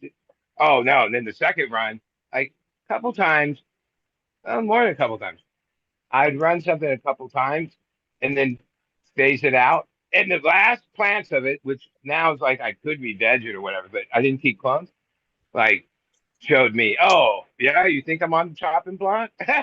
Hmm. I'm gonna perform now. Like that's happened a bunch of times. No, that's famous for growers. Like the I'm last the like, wow, last if you'd run of like that anything the is always first the 4 best. times, I would have kept you. Yeah, but yeah, it's gone now. Right. But I never like re-veg a plant or that. Well, I tried this last time with the cream, and it did never. I kept it for a long time. It just never. But it was like I started doing that when I harvested it. I just left it. There wasn't much there. I harvested it and then tried to. And it had a couple. I think plants, like if it was in veg, you could cut every fucking as long as there's one little sign of a leaf or fresh, it'll come back. I think if you just take it all the way down the stem, then But if the Dodgers don't sometimes score, so. this is going into extra innings. It's bottom of the ninth now, 4-4. Well, that's fine. That the series deserves that. If it's gone this far, Hmm. then let's do it. Hmm. Now, batting at the bottom, that's an advantage. Love for the Well, Plant tells us bottom of the ninth, one out, Toronto with runner on first base. yeah, well, it's like in the end, it's a sport. Oh no, there's destiny and fate, and oh, they're playing Toronto. The energy is something. Very Like Canadian. and okay, in that one game that had 18 innings, in the like 6 or 7 innings, one of their best batters We're like pulled his sorry we beat muscle you, eh? when he was batting. Like, and they pulled him out of the game right then. And the Dodger fans cheered like you could hear it. That's bad. That's not classy. Like even hockey, that injuries are part of it. Fighting, they don't I cheer when hate bad somebody's hurt. sports, man. Yeah. I hate But bad Dodgers are sports. known for that. Like there's a lot. Uh, The Dodgers. What's the team up? The Giants, San Francisco. Dude, there's been fans killed at both places and shit over the years. A lot of that's like the the fuck, dude? It's a game. whatever. There was a great question on Reddit yesterday. It was one of the subreddits, Explain Like I'm Five. It's a great subreddit, by the way, because people ask questions that they want a simple explanation, like explain as if I'm a 5-year-old. And so you can't use big words, da da da, da, right? So they were like, um, why are so many animals, mammals included, but all other animals as well, birds, even lizards, whatever, fascinated by balls? And they said, for example, humans included, that basically a huge percentage of our entertainment revolves around watching other people play with balls. And I burst out laughing because I was just thinking to myself, I had just been at the dog park the day before, and I took my dog park like maybe like 20 minutes later. I took my dog park, everyone was playing with fucking balls at the dog park. And I just burst out laughing because I'm like, basically, what's the difference between the dogs playing with balls at the dog park and us watching a baseball game, right? Like we're still basically watching people or participating in playing with balls. Anyway, the consensus was simply that balls are such an unusual thing for the natural world. A rock, when it when you throw it, for example, it's basically gonna, maybe bounce a little bit, but it basically has this very predictable kind of normal thing. Like if you grew up in nature, you know what rocks are, and they just kind of thunk, thunk, thunk. Or a stick, it just goes stink to dunk. But balls, they bounce curvilinearly, which makes sense as soon as you think about it. They kind of parabolically, right? Like boom, boom, boom, right? And they also can bounce unpredictably off things. Well, it turns out that animals that are interested in playing with other animals, social animals, for example, like dogs, but even cats, they bounce around curvilinearly, kind of like a ball does. So basically, it stimulates their play emotions because it reminds them of another animal trying to play. And it's also an unusual thing, basically. It's not just like a rock or a stick or something. So anyway, there's this very primal connection of all at least earth animals to fucking balls. And it just really cracked me up when I thought about it. So here we are talking about some Well, you know two what? I teams of read this men interesting throwing thing balls at each other, and we're like, who's going to win? that said in the universe, would be the most valuable thing in the whole universe because like it's not in the space, Hmm. right? Where gold, diamonds, like all everything else, it's so valuable is, Yeah. right? There's also more trees there's more trees on Earth than there are stars in the Milky Way. And then who knows what these I guess they're memes. But instead of what I read is of all the spiders in the world, uh, they could devour human race in one year. But that's how many No, of them but there the tree thing is real. So there's 400 billion stars in the Milky Way, and there's 700 billion trees on Earth. I mean, they haven't counted them. That's basically an estimate, but that's based on are. forest How many did we management and cut stuff. It's an down? intelligent All the estimate. old growth and best wood and Well, blah. there might have been, yeah, there used to might have been fucking a trillion trees, who knows, or more. Well, I scroll through this. In Japan, when they build a road or anything, they relocate trees. They don't just cut them down. Where here we just cut them down. That's true. Same thing in Germany. They relocate trees here too in municipalities and stuff, but yeah, you're right. We haven't been all that respectful. We just have too much land and nobody really gave a shit for the longest Well, time. in SoCal with the fire situation over the years, palm trees and eucalyptus are suggested that you get them off your property. Mm, Dude, palm trees are like the go-to. They're everywhere, and they're like Roman candles. And when they do catch the coals from the uh, fronds, like get blown mm. distances, but are still like Yeah, palm tree ends up being like a cold. match, basically. Yeah, 100%. and eucalyptus. Oh, it's just old stuff, dude. That's like another Roman candle. Hadn't even thought of that. It must be because it's so oily, right? Yeah, Huh. and Walk, runners on so first and like that's second, some of the one out. suggested Interesting. things. Like you Gosh, they might have to score. clear the tree flammable foliage in your property. Like I don't know how many feet from your house. If you don't do it, they'll do it and put a tax lien on you. And the fire department, like literally, if you do all those things, they'll put every effort into saving protect your house. If you don't, nah, because a lot of times that's their risk that Huh. when a property's Well, that's evidently what they're taught. They're not going to risk their lives over property, right? yeah, So, like the fire that came and burned all the way up to my house. Yeah, I heard him on the radio. Like the captain's right. He was parked kind of where I was in his truck, and the one property they're like, yeah, the whatever and whatever. He says, all right, get on to the next one. Like where if they're gonna like a lot of fires, yeah, it threatens a lot of structures, but a lot of times a few guys and the right resources can knock that protect them. If hmm. that's the thing down here.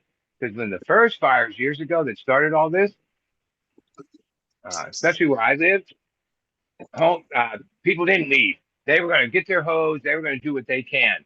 Well, now they can take you off your property, or that's going to like they're like, don't use our water pressure. Don't think you're a fireman. All right, get the fuck out when we ask you to get out. What's the mill And field again? yeah, because when the fire was like pretty close, I mean, really close to me, I realized that the smoke and the heat was way more than you thought. Like it was way over there, but Fuck is the cross it on was it? like unbearable. So like, yeah, no. Now I had to grow in the house, so yeah, like if they're fighting the fire in your house, they don't have to ask permission to come in. So I don't know. I thought my whole world was coming down. The power was out for over a week, and the rooms are just dark. And it wasn't my best prop, but surprisingly, like when power was back on, like on the eighth day, yeah, they continued on. It There it wasn't is. like I GMO by thought they were Mendo gonna die. Montage. It's gonna be good. Mendo Montage is Mendo Purpose by Crystal Locomotive. Crystal Locomotive is Trainwreck by 98 Aloha. Oh, huh. Surprisingly sativa leaning cross. How interesting.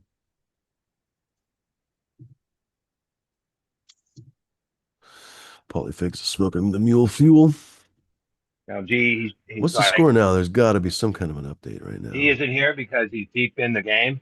He's deep into it. That's how your mom likes it. Yeah, well, yeah, that's what I meant by that one post. I know a lot of times when I don't have a team, I pick on the team that I think that the city or the like. some of these places never won something of I know, that. right? Yeah, no, I've been like that too. Yeah, 100%. Like Well, people like I deserve a know, win every like once in a in while. certain cities, if you're part of the World Series team or Super Bowl team, you just basically don't have to pay for meals at all these great Right. restaurants. You know what I mean? For the rest of your life, Nice, Paulie. you're He said it's gonna very get your loud, own GMO bud burgers. You structure. know what I mean? God, this is like waiting for a pin to drop. Well, well, this is what I mean. Love Some for the people think Plant's gonna tell us it's world fucking baseball 2 outs, kind of bases loaded. always goes like everybody This wins. is what it's The coming down to, money literally. Like made. they're gonna come down to like 2 outs, bases loaded. He's gonna have fucking three fouls. Last hit of the Well, night is gonna score or I something. I listened, paid attention a little bit to the first one, and then somehow I got sucked into that fucking 18 inning one where holy That's shit. lunacy. But that was a big game. That was like the last time the Dodgers won until last night. Hmm. Like even though that was One an out important still. game, they See what like I'm saying? The fuck. that was not how they Literally, lost it's the coming next down to two. that. Well, if they can't score, I'll just go to extra innings. We'll see. Yeah. Doctor's got that Well, Rick and Morty. not only did Toronto can do what they call a walk off. Like if the Dodgers didn't tie the score, there wouldn't have been the bottom of the ninth. Like you don't have to play it. You won. So the home team's ahead that Love for the Plant uh, went to bed at the beginning of the 18th and missed the ending. yeah, well, Like, fuck this shit, I'm out.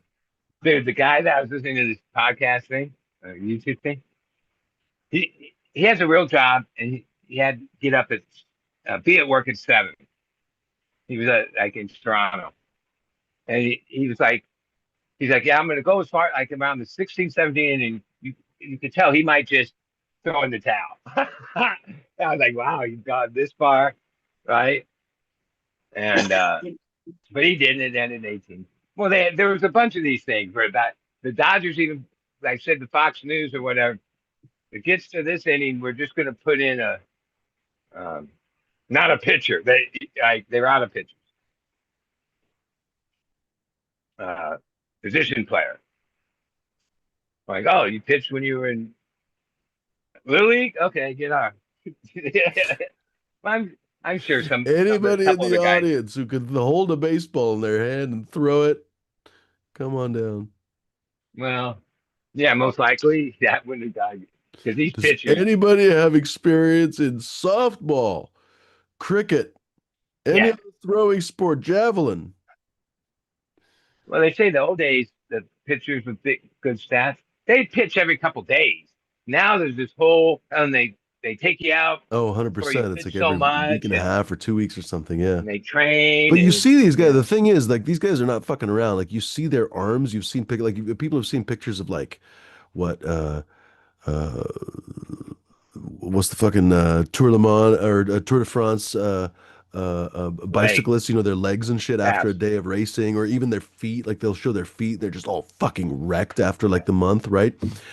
Baseball players after a night of pitching, and mind you, they don't even pitch, obviously, but Bud knows this, but for anyone listening from Australia and whatever, they only pitch a few innings, right? They might even just be like the opener, the closer, Well, or the whatever, right? closers They just a only few pitch fucking innings. like a couple Yeah, yeah, people. yeah. And their arm gets fucking wrecked. Like when you see it, the fucking blood vessels are all there's bruises and shit They because ice it they're throwing at the afterwards. maximum they can possibly do. It's really, really, really unhealthy for Yeah. these people. Well, and like I've never I've never even been batting cages or anything. But they say that like it's you watch on TV, but if you stood in the batter's box and the guy threw the ball like that, you would be scared. Okay, and like you have to swing like way before like Oh, they can break you windows have and like an shit, no instant, problem. Yeah, like strong windows. and they're Yeah, pitching 100 car miles an windows and shit. hour with like with stuff on it, the Hmm. slider and the you Yeah, know. anyone who's actually seen a baseball game, like they break dudes' elbow. That's why the guys wear all the fucking armor and shit now, right? Like back in the day, people actually got broken jaws and Well, broken that's when ears some of and those whatever the fights fuck. Yeah, happen. yeah, Like where melee happens because the yeah. batter feels like he, the pitcher did it on purpose, which I guess Mm. baseball has had some, You see what I'm talking about? Two it's outs, not bases physical loaded, literally. against Left of the each other, plant. but The it's, fuck. it's definitely a bases loaded and bottom And of if the they ninth. win, they're going to ask them where they're going to go, and they're going to say, "We're going to Disneyland." Yeah, there's a whole bunch of Although they'll cities, probably man. say that no matter Where what. the Dodgers, they won last year in the World Series. They've Hmm. won I don't know how many times over the years.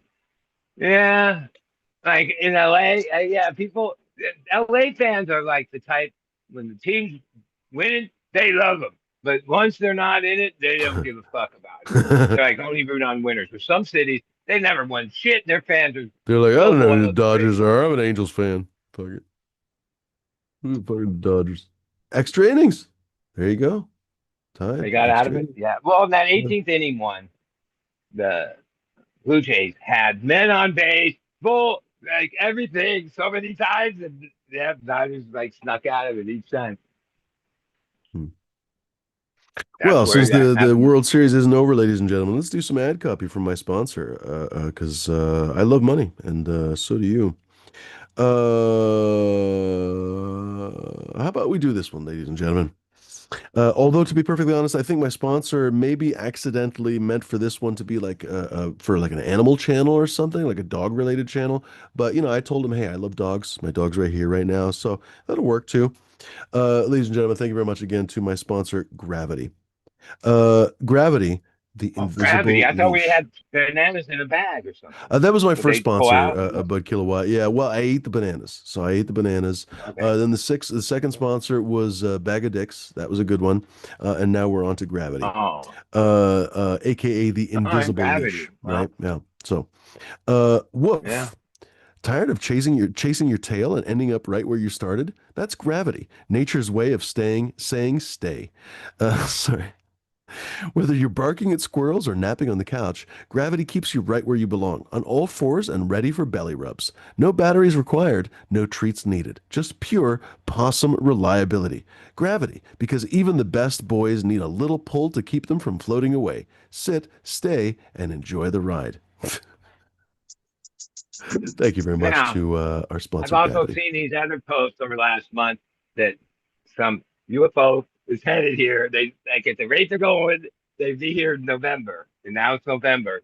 Do you know that's the story? I don't know how. Like today, Oh, are so you talking much about that asteroid or what? something. There's some, and there's like more and more. Like I've always I'm a skeptic, so like I've yet to see. I never saw a UFO, and I'm Yeah, I you have to be know, honest. If there were a UFO company coming, you would see it on all the news. So you but don't have to wonder. Has yeah, anyone no, seen that's the what I UFO? mean. No, it'll be on Uh, like the front page of every newspaper. yeah. They did potentially find life or signs of life on Mars. What's the update on that story right now? Let's see if I can find it. They're still working on that. It's, because we've been burned so many times with the shit on Venus and everything. Well, what they consider life could even just be a microbe, Well, that's basically what it is. Yeah. water. We're not talking about gorillas walking around. We're talking about literally microbial life potentially. Um, okay, dang it. Hold on. This is not helping me. Uh, Well, I mean, we know so much about a lot of things, but as far as space and the universe, I mean, yeah, they made a lot of progress, but it's still like up for debate, I guess. what's up for debate? What's real in space and What do you mean? What's black real in space? holes and well, I mean, I don't know. It seems like a vast universe where we know just a little bit, even though we've spent a lot of uh, energy researching every aspect of it. I don't know what we like. I don't know. I mean, we just assume there's life out there because it's so vast. Right? I remember this one guy like basically said, like you do the numbers, it just has to be right. Like could be so far away, it's out of our reach, but Well, like I more, just said you that know. the Milky Way galaxy itself, our home galaxy, has 400 billion stars. The Andromeda galaxy, which is our closest neighboring galaxy, has a little bit more. I want to say they have somewhere in the neighborhood of 500 And what billion separates stars. a galaxy? I'm sorry, say it again. What's like the boundaries of what's a galaxy? That's like the universe is the whole thing, and then there's Have you ever galaxies seen a within that, picture of a right? galaxy or no? Not really. I mean, Yeah, I'll show you. probably, but like, what is there like a some kind of different like something that keeps that in its own thing? I mean, The sponsor of tonight's show, actually. Thank you for gravity. organically including them. I make so much money from these sponsors. Gravity. Gravity is what keeps them together. Well, unless we can travel a lot faster, like even this thing, like this thing they're going to Mars, it's gonna take them like so long that like it's basically your life. Oh, more than that, many lifetimes. So, mind you, we can't take a picture of the Milky Way galaxy because we obviously have never been able to go even remotely close enough to step out of the galaxy. We've only barely left our own solar system, and that's arguable because the solar system is actually quite a bit bigger than you think it might Okay, be. but through But the telescopes, speculated we've shape, mapped it. basically, say it again, bud. The telescope technology has allowed us to know what the other galaxy is and where it is. Yeah. And so, for example, Andromeda, we can literally take pictures of because we are outside of Andromeda. We can look at Andromeda, and that's literally what it looks like. And in the right circumstances, you can actually see it in the sky. Uh, Now, I mean, just a thought. Is it seems like everything else where, oh well, we're bigger, like we're just gonna eat you up. in a couple hundred million years, actually, our two galaxies are going to merge, Andromeda and the Milky Way, and they're going to do this really crazy thing. The math has all been mapped out. That's surprisingly easy to do. They're going to do this really crazy dance where the two galaxies kind of scatter for a while and then reorganize and then probably merge. They might pass through each other. So there's basically two options, and they don't really know which one is going to happen. But either they essentially merge over a couple hundred million years and create one very large galaxy, or Andromeda just literally passes right through. And the funny thing is, as big as these galaxies are, and they are gigantic, they have 400, 500 billion stars with all the planets in them and everything else. There's so much space in between the solar systems that very likely the galaxies could just pass through each other and not even one star or planet will hit each other because there's just so much gap between them because space is so fucking big. It's Yeah, really bonkers, honestly. And so, for yeah, example, I, like the you know. Earth circles the sun, and we're 100 million miles, 98 million miles away from the sun. And yet the sun has us as a clutch, basically. Well, when the Goldilocks zone, like if we were closer, we'd shrivel up, and further, we'd freeze. That's oversold by creationists. The Earth actually fluctuates quite a bit in its orbit every year, and we also like turn towards the Earth, turns away from the Earth, and so on. So we actually move in and out of that so-called Goldilocks zone quite a bit. So that's very much oversold. But it's true. Basically, there is a lot of truth to the fact that Earth may well be such a unicorn that it may not be replicable.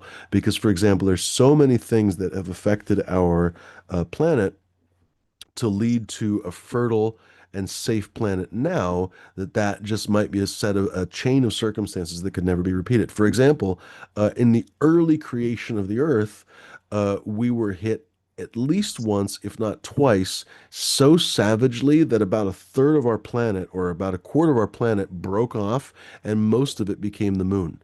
That then basically orbits really closely and Well, isn't orbits there a us. thing that we have two moons right now? That Yeah, it but sounds the like a the second Neptune. moon is like I can't remember. It's like the size of a Oh, Volkswagen or something. It's I probably effectively can't see it. it's technically the second moon, but it doesn't affect us in any way. It's there's no tides or whatever else.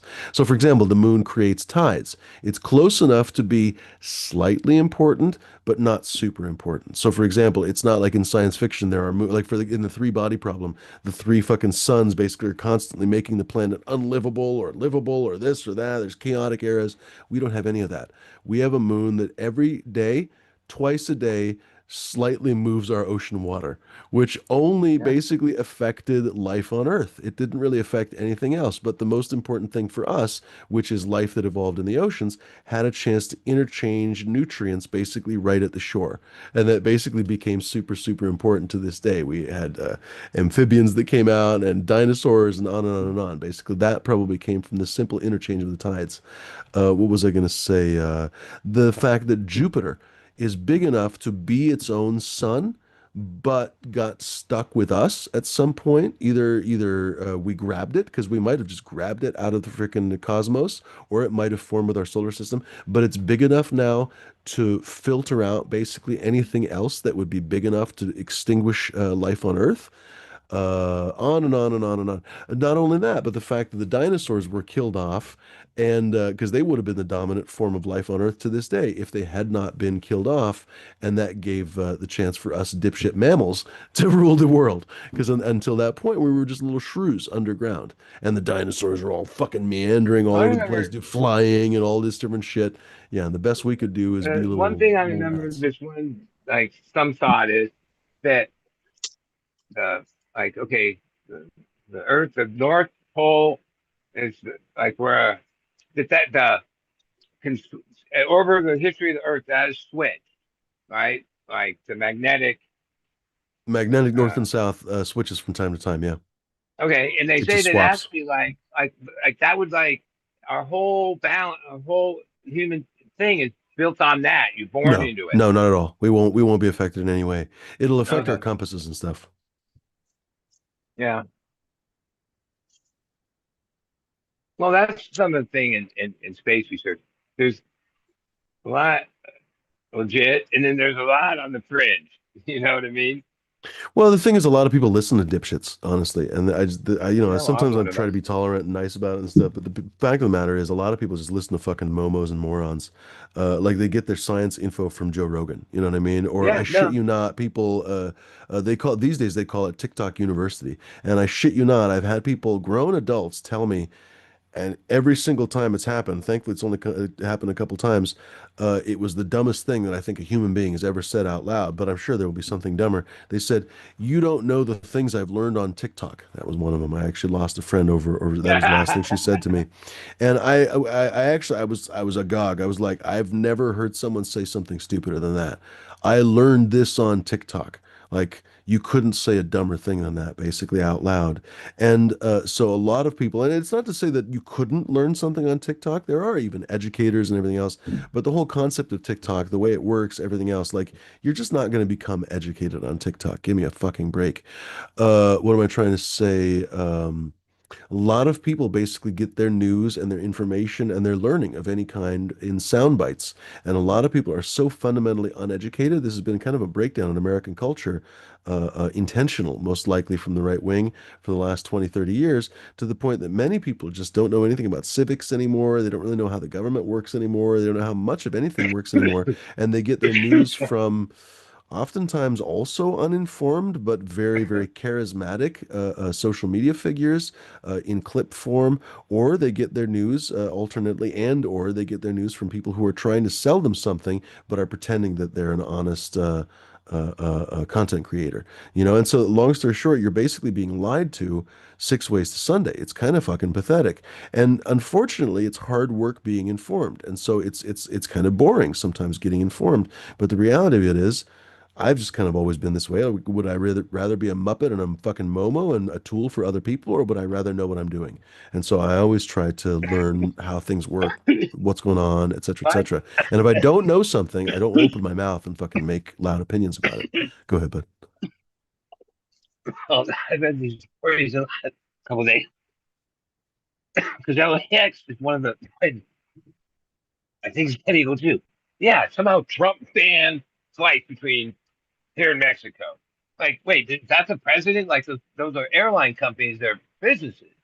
So now they're told nope, can't fly passengers to Mexico with that. Like, what the fuck is that? Like, I'm sorry, I'm not following. did Who he an just airline pass a can't fly thing? people to Mexico? Well, yeah, you didn't. Trump ordered like some thing.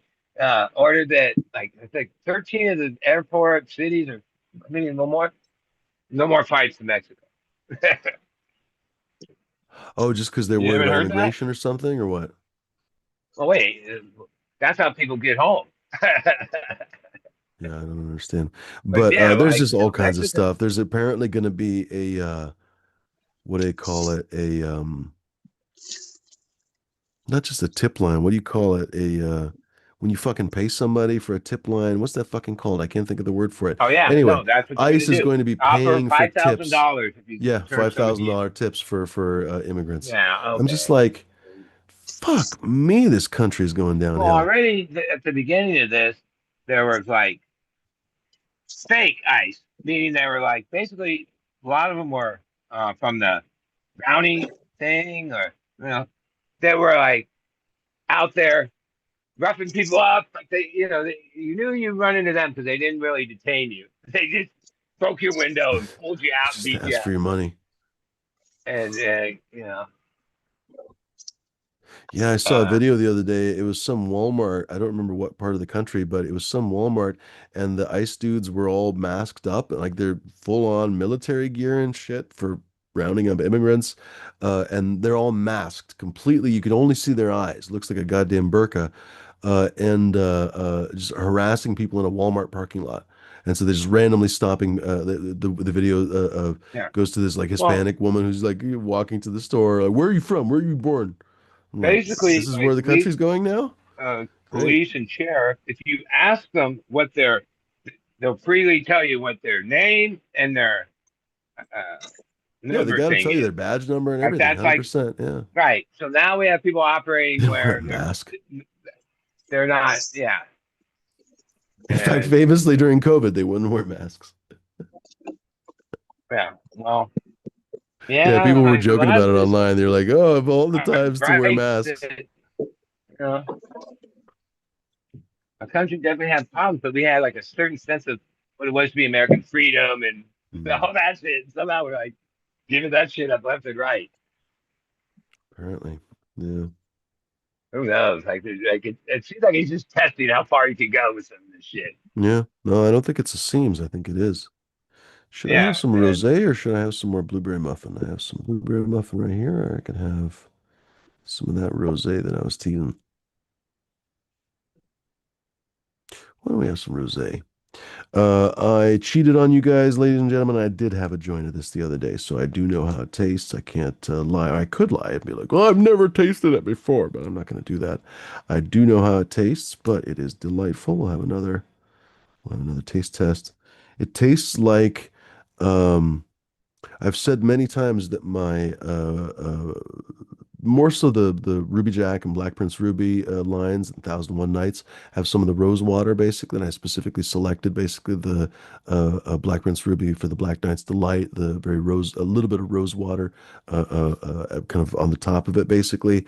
Anyway, I really have a big thing for rose water. I had this really incredible rose water grapefruit pheno of Ruby Jack way back when. It was the Ruby Jack number 3 that I had way back when. It was my favorite for years and years. Anyway, big fan of Rosewater, and this rosé that I got down in LA is well, we'll smoke it again because I've only smoked it once, but very, very, very obvious Rosewater. Very, very cool. Where's that? Actually, there it is.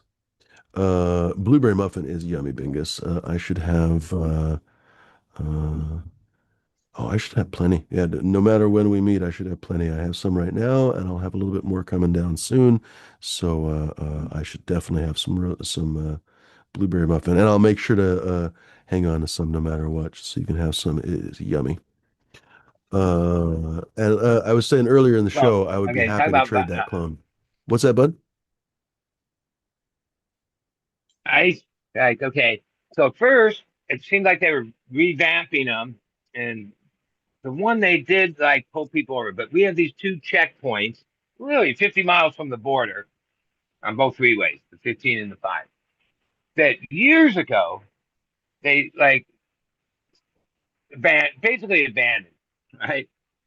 Okay, now all of a sudden there's like all this activity. What it turns out they're doing is okay. So when ICE was in certain hotels, people would stake them out, and then report on Reddit and stuff. Oh, they're headed there because in the morning wherever they went.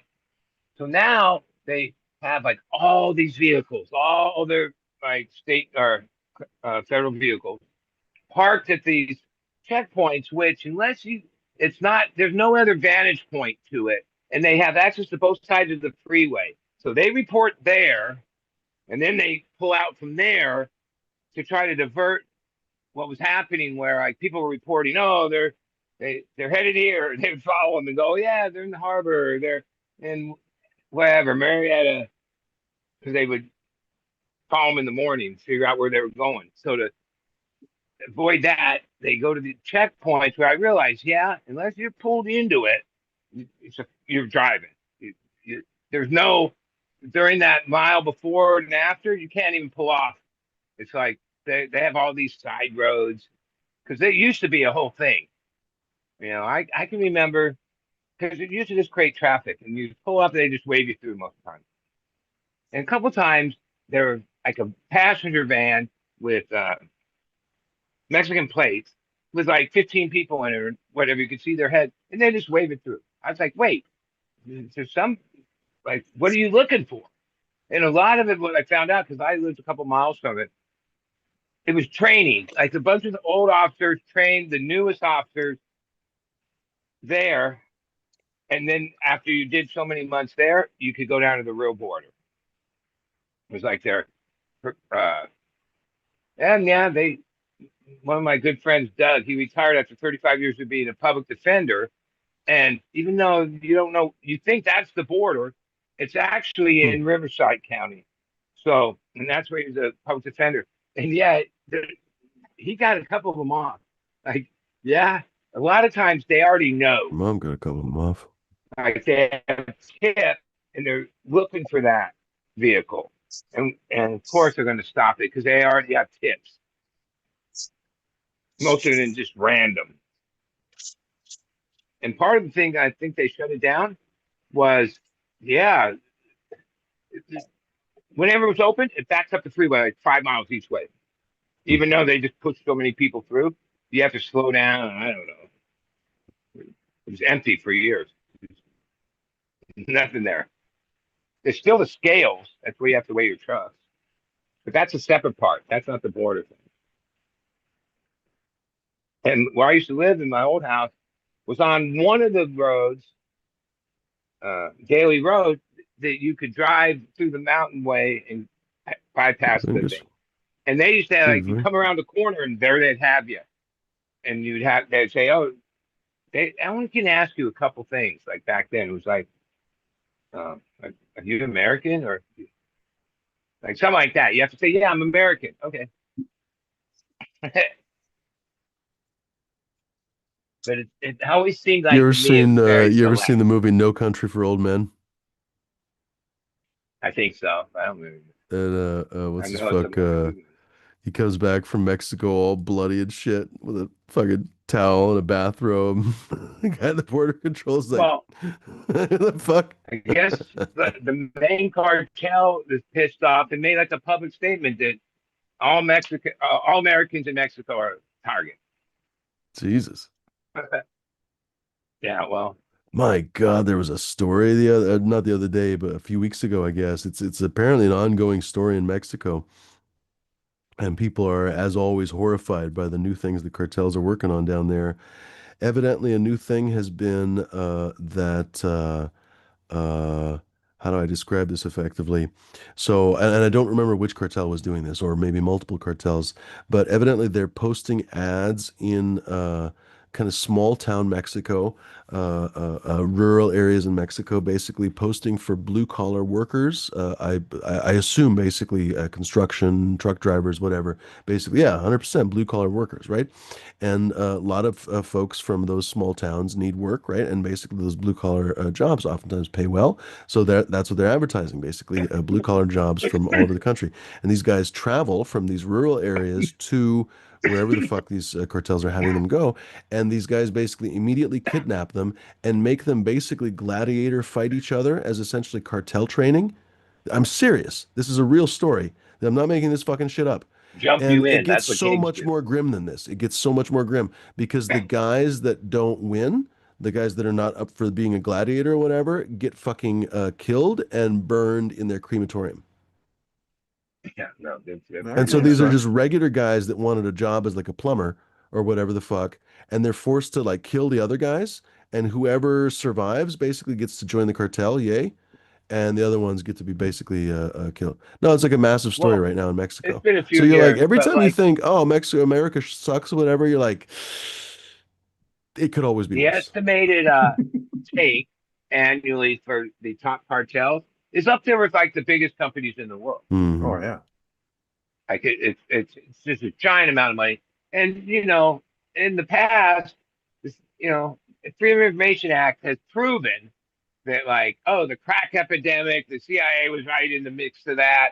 Uh, Iran Contra, like it's been a lot of years, but I wouldn't doubt that somehow the CIA is and the cartel I have mean, that's always dealings. possible, but the reality of it is when you have money on the line, simple human greed is enough motivation. So the fact That's of the right. matter is, I think a lot of, especially in America, a lot of, we've got so many weird ways of turning things political, right? And I don't disagree with you fundamentally because the CIA was ultimately involved in the cocaine crack epidemic and stuff. But I mean, like, honestly, there's so much money in this that honestly, like, that's all the Yeah, and motivation anybody fucking needs. Just yeah, gargantuan shit piles of money, you I know? think Bud would be a good cartel leader, actually. I don't think no, so. I no, don't because think he'd I'm be like willing to murder completely anybody. non-violent. If somebody Pretty burns me, much. well, then don't ever talk to me again. I'm not. I never Yeah, retaliate. he I would have he none would of be that a in me. he would be the most friendly cartel guy, and it probably wouldn't last that long. I remember when I was in level 4 prison for 3 years, 2.5 years, and I had to establish like, that, no, I'm a deadhead. I'm like a hippie. Like, what's that? Because like you were like the white cart card or whatever was like, what do you call them? Skinheads and this and like, Yeah. oh no, I'm none of that. Like I'm not, uh, and I that was always, I like, always got, I always got scary. the graces of everybody because I talked about all the weed that I used to grow, Hmm. Yeah, and it well, it, it kind of gave Everybody likes me. the weed dealer. They do that. If you but have a lot of yeah, tattoos and claim to be a weed dealer, you're pretty much good. I That's mean, it. I saw a lot of people come to the yard and like establish whatever their story was, and then over months, because neighborhood people, it would turn out, yeah, no, uh, you're not you're not that. That like there were so many ways to get gobbled up by the violence in there. oh yeah, I was in level 4, the top level. Like it's crazy. It was yeah, because that I said I typed in classification, and they brought me to that prison because level 4s can't leave the perimeter of the yard. Well, there are jobs like the warden's clerk and procurement clerk. The office is outside that perimeter. So then I should have been like a level 1 or 2, really, right? No, but actually, from hearing how it went in those levels, but that's where all the stupid shit happened. Um, a lot of those guys are lifers and doing long stints. Yeah, yeah, shit happened, but uh, I always had to go on the forest crew. We'd go out into the Oregon forest and yeah, no. clean logs and I shit thought like that's that. where I'd go. I thought I'd go to like a camp or whatever, because next thing Yeah. you know, when my chain came that night, we yeah, we're going to Calpatra. What had happened is the inmates rioted there like the year before I went there and killed the lieutenant. Oh shit. And they basically shipped out the whole yard and then brought in new people. And yeah, I when I came to you're supposed to go to Midnight in classification for two Toronto. weeks. They had me being the sergeant's 11th clerk, inning. and I don't type, but I text fast, right? And like the whole Oh time I was wow! there, By I the way, had like Dodgers scored. a It's clerk five job. four now. Top of the 11th. Two All outs. right, Left Dodgers plant win. says. What I All liked about right. being out in the forest, Bud, is that that's when I started smoking cigarettes too, because Cheers, Jack. we would get relatives to drop off at a certain spot, like a couple cartons, and Yeah. we would hide them and just smoke cigarettes. And we all smelled like cigarettes. They knew what Well, we were doing. They okay. just didn't give a For like shit. 2 years, I had the job in the uh, warden's office, which was Oh the shit. path that the visitors had taken on Saturday and Sunday. Like, I'd go through a Sally port, I'd be cuffed, and escorted by an officer because I'm out of the perimeter, um, going to the front office. And yeah, part of my hustle was on that path. One of the visitors would like it would be it would take like a little clavo, different shit, and it would be like duct tape sticky on the outside. And you had to wear these boots, these state boots. And if you stepped on things right, it would be right there in that part of your boot. And yeah, like on No Monday way. when I go to work, I'd usually get it on the way in because they weren't thinking much. Usually the escort cop, they trusted me at that point or whatever. He'd sometimes walk in front of me. I just bam, and then get it back to the yard, and then I get paid. And a lot of times, I just want weed, Yeah. and then they would say, "Well, there's no weed this time." I'm like, well, I don't want that other shit, all right? And then Yeah. sometimes it'd be like a couple weeks before they would get a little weed in because weed was this size and worth this, Yeah. and the other stuff was a whole other thing. We didn't. Like there were people that were totally addicts and had been that way for decades, doing time in prison. We could not get weed in there anyway. And if we were getting it delivered into the forest, at one time our guy did get somebody started smoking weed in the forest. Fuck, dude. They jumped on his ass immediately.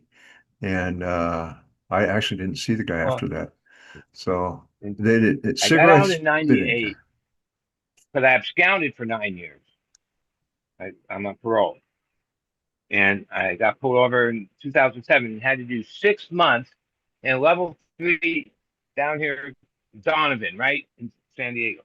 And my wife and my old partner, Mike, was, well, not every week, but every other week for these 6 months.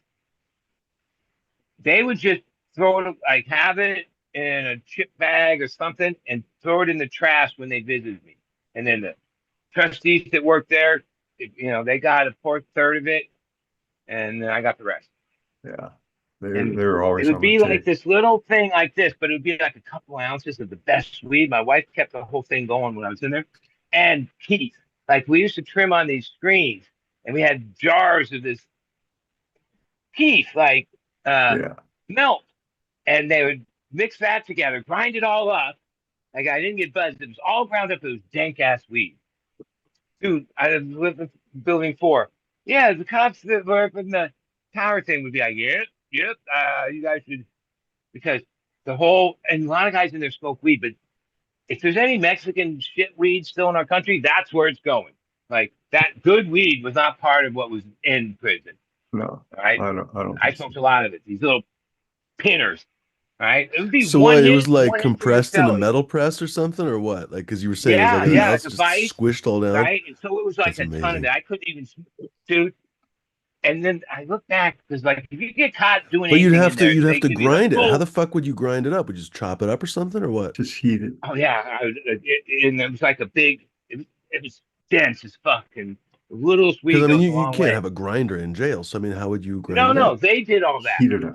Like what was brought there was already like, and what made it hard to like break apart was all the keef they mixed in too. Yeah. Right. Oh, so it was like basically more super like potent. hash, essentially. We're basically talking about just pressed hash. But Compressed. it was mostly good. And I give the shot, I had plenty. I cooked up. I wasn't trying to sell it because that's a whole other game in there. No.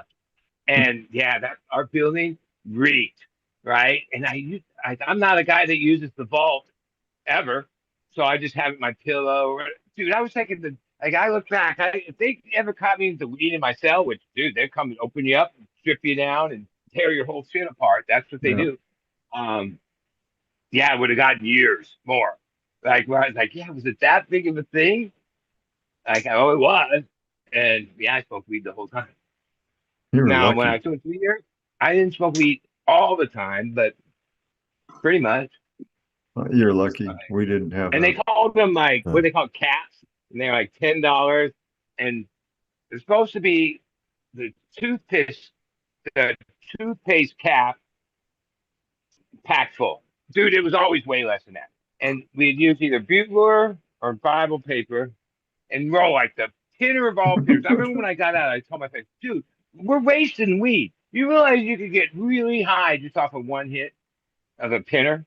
And I remember, yeah, that lasted like a few weeks. Like my tolerance just came back. But when I was in there, yeah, you and your celly would yeah, one hit, and then he would get one hit. It was gone. Right? He would hold it. Dude, I used to get so ripped off the tiny of commercial weed, Oh, right? damn. It amazed me that little bit, like a few flakes in a paper, and you get high as fuck. Plus, you're on a very limited diet. I mean, you're not like fat. Yeah, no, it's a whole different Yeah. thing in there.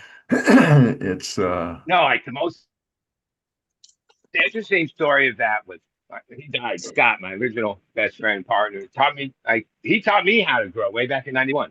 He didn't know anything either, but hardly anybody did in '91. He used to send me letters that if the return address was Jerry Garcia, I knew to cut the stamp out because he had dropped like saturated the stamp with oh with fucking acid, right? And okay, my celly was the shot caller for the Whites, and my neighbor, what's his dude's name? Halone. He's in 35 years, and he's a shot caller for the MA, the Mexican thing, which they're really organized. And acid. okay, No way. so he never done anything like that. He was like a junkie for real. You know that's part of being the shot caller. Nice guy. We used to walk the yard and just whatever. I knew him for a while, and so he said, "Yeah, let me try that." So I give him like a corner of this paper, and we're in cells, so his neighbor's whispering to the vent, "Yeah, Palone's been like staring at the same spot on the wall, and tears are coming out of his eyes. Is that all right?" I'm like, "Yeah, it'll be all right. He'll be all right." This dude was involved for years in the most violent shit. That's the shot caller, right? And the murder to get in there Yeah, like that. it's Well, it's no, not a his fun story was place. he had a 5-year sentence and killed Just the somebody in friends that you Dallas. make along the Okay, way. in prison. Right, he was for real, like Not choice. And okay, so the next day, maybe 2 days later, we're walking 100% the thing, J5. and he's like, "Dude, that Andy changed my Dufresne. life. I had like a flashback of my whole life." He was like, "Oh," and No, he then a was few more like months red, later, actually. Love for the or and a J5, he's few more red. months later, he was replaced, which is a big thing, like right? So he stepped down and been putting this other guy, and then like a week later, they had a certain area and a bench on the yard, and yeah, I was summoned, and that new shot caller, he looked me right in the eye, took off his glasses, and said, "Dude, if you give any of that shit you got to any of my people, that would be the last thing you ever do." Because Pallone, it softened him. Like he wasn't able to do what he like do that anymore because he took this hit. I saw Oh, it. shit. That was my experience. Like yeah, I kind of knew it when I walked around with him because I could, he was hardened by 35 years in there. All Yeah, right. it sucks. But then, Fucking hell. yeah, like he definitely was like, was Tim Larry used to say, two did, two that. Yeah. Like maybe, yeah, acid or mushroom. Doesn't that trip you Uh, out? It's like, fuck, I if think it all would those be guys in that therapeutic. Like if you prison have a bunch of tried a fucking little violent bit, would it people that change all of them? probably enough of Try them in to the make it water. worth doing. Right in the water. That'd be interesting. No, I came out with in the best shape of my life working in the forest, man. It was hard work. And they You made you mentioned, fucking yeah, you work. were clearing forests. Yeah, I should probably talk into the microphone. You were clearing forests basically for the Oregon Yeah. Forest Well, Service, there were right? guys I Yeah, saw for 'cause like a lot 10 of times cents they an were hour, at whatever it fire was. camps, but when they were being released, they got brought into the prison to be released. And guys that worked on the fire camps, oh, dude, they Dodgers were win? so ripped. Wait, what was the story? I hope I didn't just say that No, prematurely. almost everybody was ripped. They had weight pile was this huge thing, and uh, Winning. uh, Dodgers yeah, people win. get have No shit. yay. Go Dodgers. Sorry, Well, D. Dude, getting on the That if you were a Toronto fan and just went through tonight and you had them and it was like coming down to the end and they Close, dude. I mean, they dude. gave it as good as they And could. then you Holy had the shit. bottom of the inning and you couldn't get nothing. That's like, yeah.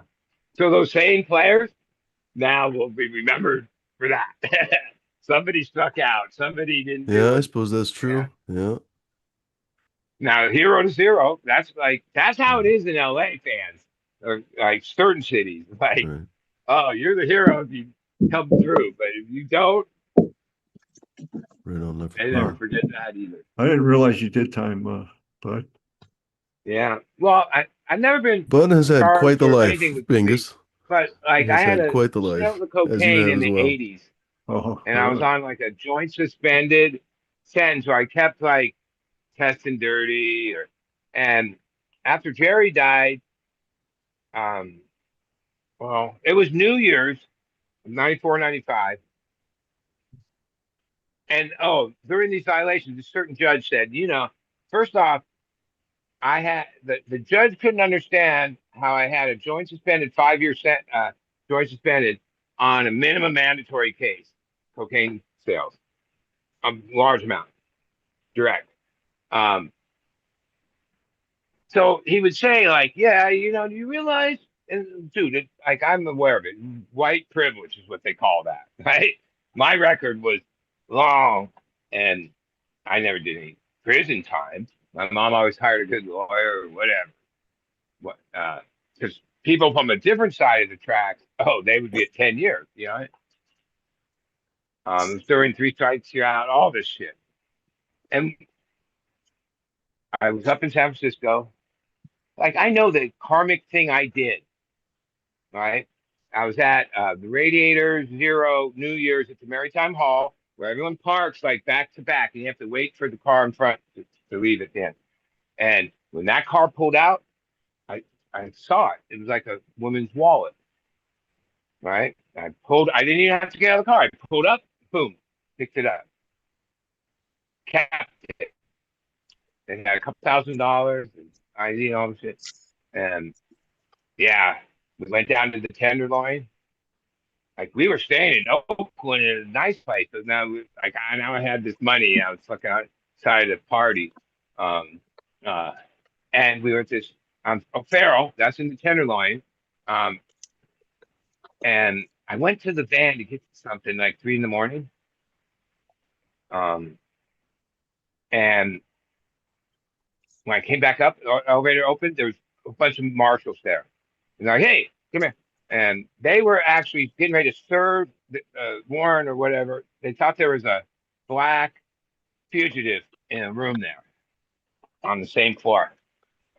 And yeah, I was on the last 2 months of mailers where you don't even have to go to the probation office. You just mail in, but you still aren't allowed to leave the county without permission. Right? That's that's the game. And the guy's like, yeah, it says you're on felony probation in Los Angeles. Do you have a pass? I'm like, yeah, in the van. And, yeah, we went down there. I shuffled around. I couldn't produce a pass. And that's all they took me into custody for, even though we had some weed and mushrooms and different shit. And stayed in San Francisco a couple days, and they sent me down to Santa Monica, where my case was. Huh. And it was during the OJ civil trial where I'm going to court. Half the days it got postponed because there was like a bomb threat. It was like the craziest environment. And his name was Bernie Sanders. For the first year or so in prison, I used to go to sleep thinking about killing this guy. Right? I remember the high end lawyer after like the first appearance because I didn't have charges. So when you're on probation and you don't have your whatever amendment, like it's a different kind of level. Of, and yeah, I remember overhearing it when my DA talked to or my PD lawyer talked to the other guy, and they're like, "No, the judge says he wants the five. He's warned this guy." And then I became pro per and fought it for like 8 months from the county jail. This man, I became my own lawyer, and I learned a lot. I had all these fucking gnarly guys like tell me what to file, all this shit, and it's one of my proudest moments. Other than I still hear my mom yelping, um, like nothing I did. I tried to file the thing to get a new judge. This, nope, he denied it. Like he had it in for me. It suggested you don't become your own lawyer. Well, But then the I last did day, too. when he We have a started similar. sentencing me, I stood up and I said, "You're a son of a bitch running a kangaroo court," Oh right? shit! And the biggest fucking deputy, the biggest muscles ever, like, um, basically, like, squeezed me down and dragged me out to the thing, and even on my cheek right here, like, it never healed. He had pressed my head against a stucco wall for like an hour, whispering, like all this shit. Like it was crazy, right? And then because they had to still finish the technicalities of the sentencing, and then I went back. But when I said that and this all happened, I heard my mom yelp. Like it was crazy, but that was the last thing I could say. Like it didn't matter what I said. Part of it was I had all these letters, and he's like, "Yeah, you've been doing this for your whole life. You've been on probation basically since you were 15. You're 35, and you don't have any respect for the law, right? So I don't none of this like because what I was arguing, all I had was what are the terms? Mitigating. I was trying to mitigate, and he's trying to, and yeah, he didn't buy any of my mitigation. All right. He I said, you were lived. 2 months short. Well, why were you in San Francisco? In the Tenderloin? No. I told you, 5 years. And he gave me the whole 5 years. The argument was in California law, first term. That was my first term in prison. Sentencing suggested in the book, legal book, is 1/3 of the max. So if you get 5 years, that's where they come up with the 16-month sentence, 1/3. I was willing to take that. He wanted to give me the max, and he did.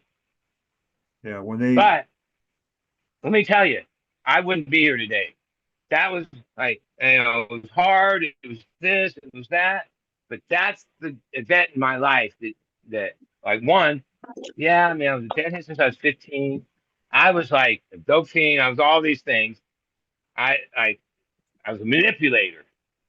I wasn't like, and did business with all kinds of, High intellect, basically. yeah, okay. I was a hustler. Uh, in prison, especially to survive in this place, you had to like your word is your bond.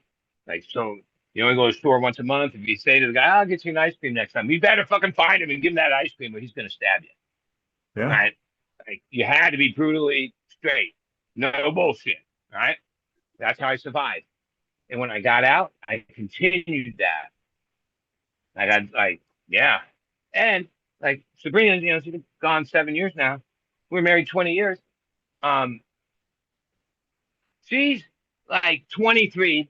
I've been out of prison like 6 weeks, and we're at this festival, and band's playing, and she comes up and like hugs me in this weird way, where she like pulled herself up into my ear and said,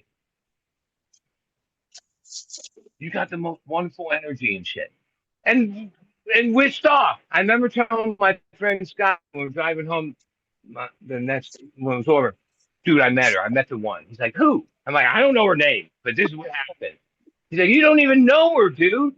Like who? Awesome. That's a great I don't story, know. man. A That's a few great months later, story. we were at the House of Blues, and you had the valet, and the Mickey Hart played, and we were like, our truck came, and Scott's driving, and like hectic, cars behind us, people left the show, and like pulling out, and I looked, and there she was. I said, "Stop, stop!" And I went up. That's awesome, Somehow man. had my number or some shit, and I go up to her and I'm like, "Hi," and I gave her this number. Well, that kicked off this thing where she'd been with this, what was his fucking name, boyfriend since like junior high, who was abusing her. He was a real piece of Adam, right? And he's like, "Who's that guy?" It's my husband. And then, like a couple weeks later, called. And as my friend Scott, we had this band called the Makers. I kind of like was the road crew or whatever, uh, Jerry cover thing. It was popular. And we had like 3 gigs over this 4th of July. And yeah, she took the Amtrak. I picked her up. Staying at this apartment, like that, like helping out in their grow. I was like just out of prison, basically, had nothing, and yeah, we've never been apart since then, since we got murdered. Uh, and yeah, that was all like part of that. Like she was an important part of my life. Where yeah, I was crazy. Like Hey, did you ever live in San Francisco? oh yeah, and I lived in Woodacre, San Rafael, Oakland, Berkeley, all since like the '90s, '80s. You know, because like You the know, dead were good. based there. Do you ever Huh? know Goodman Lumber? Did you ever go to Goodman Lumber? Mm, No, I used to work there. I no. lived in San Francisco for about a year. Got to know We the Bay lived in Area. off the Haight on Oh, Felton, okay. and then Yeah, I we know where moved that to is. South San Francisco, and then Yeah. we moved up to Woodacre, which is up in Marin, God, and I can't. we I were think you. basically on at all on the tour, and then we home base was San Francisco. Huh.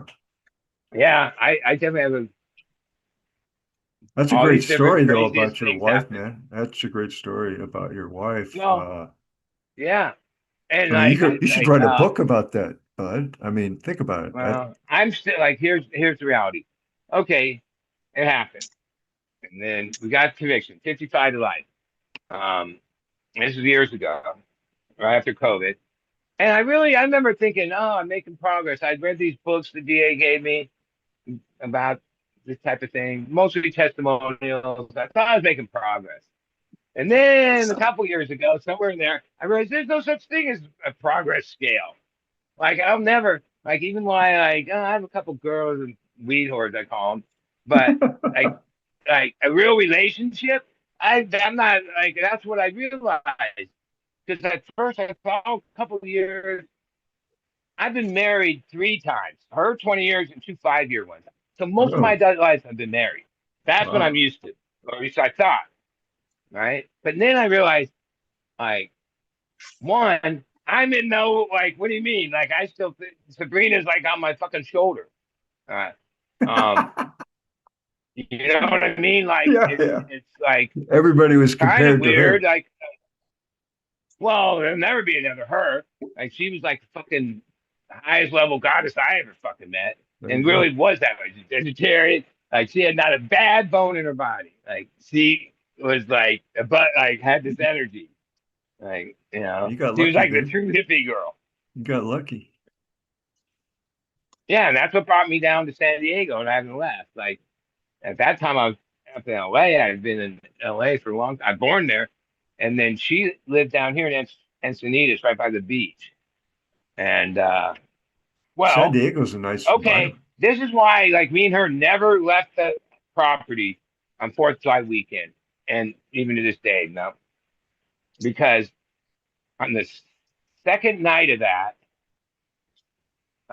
and we were staying with my well, I had the equipment to bring back to Chris's house in Culver City, the bass player, after the show, and Sabrina likes to drink.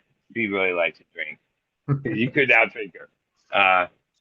I'm not a good drinker, but all right.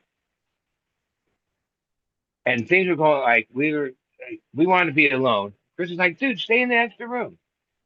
When I took the equipment in, I had a portion of this weed that was dry and I needed trim. And somehow I put it in a paper bag, enough of it, and we were going to walk up the street where there's like this motel I've driven by 1,000 times on Sepulveda. And we were drunk as fuck.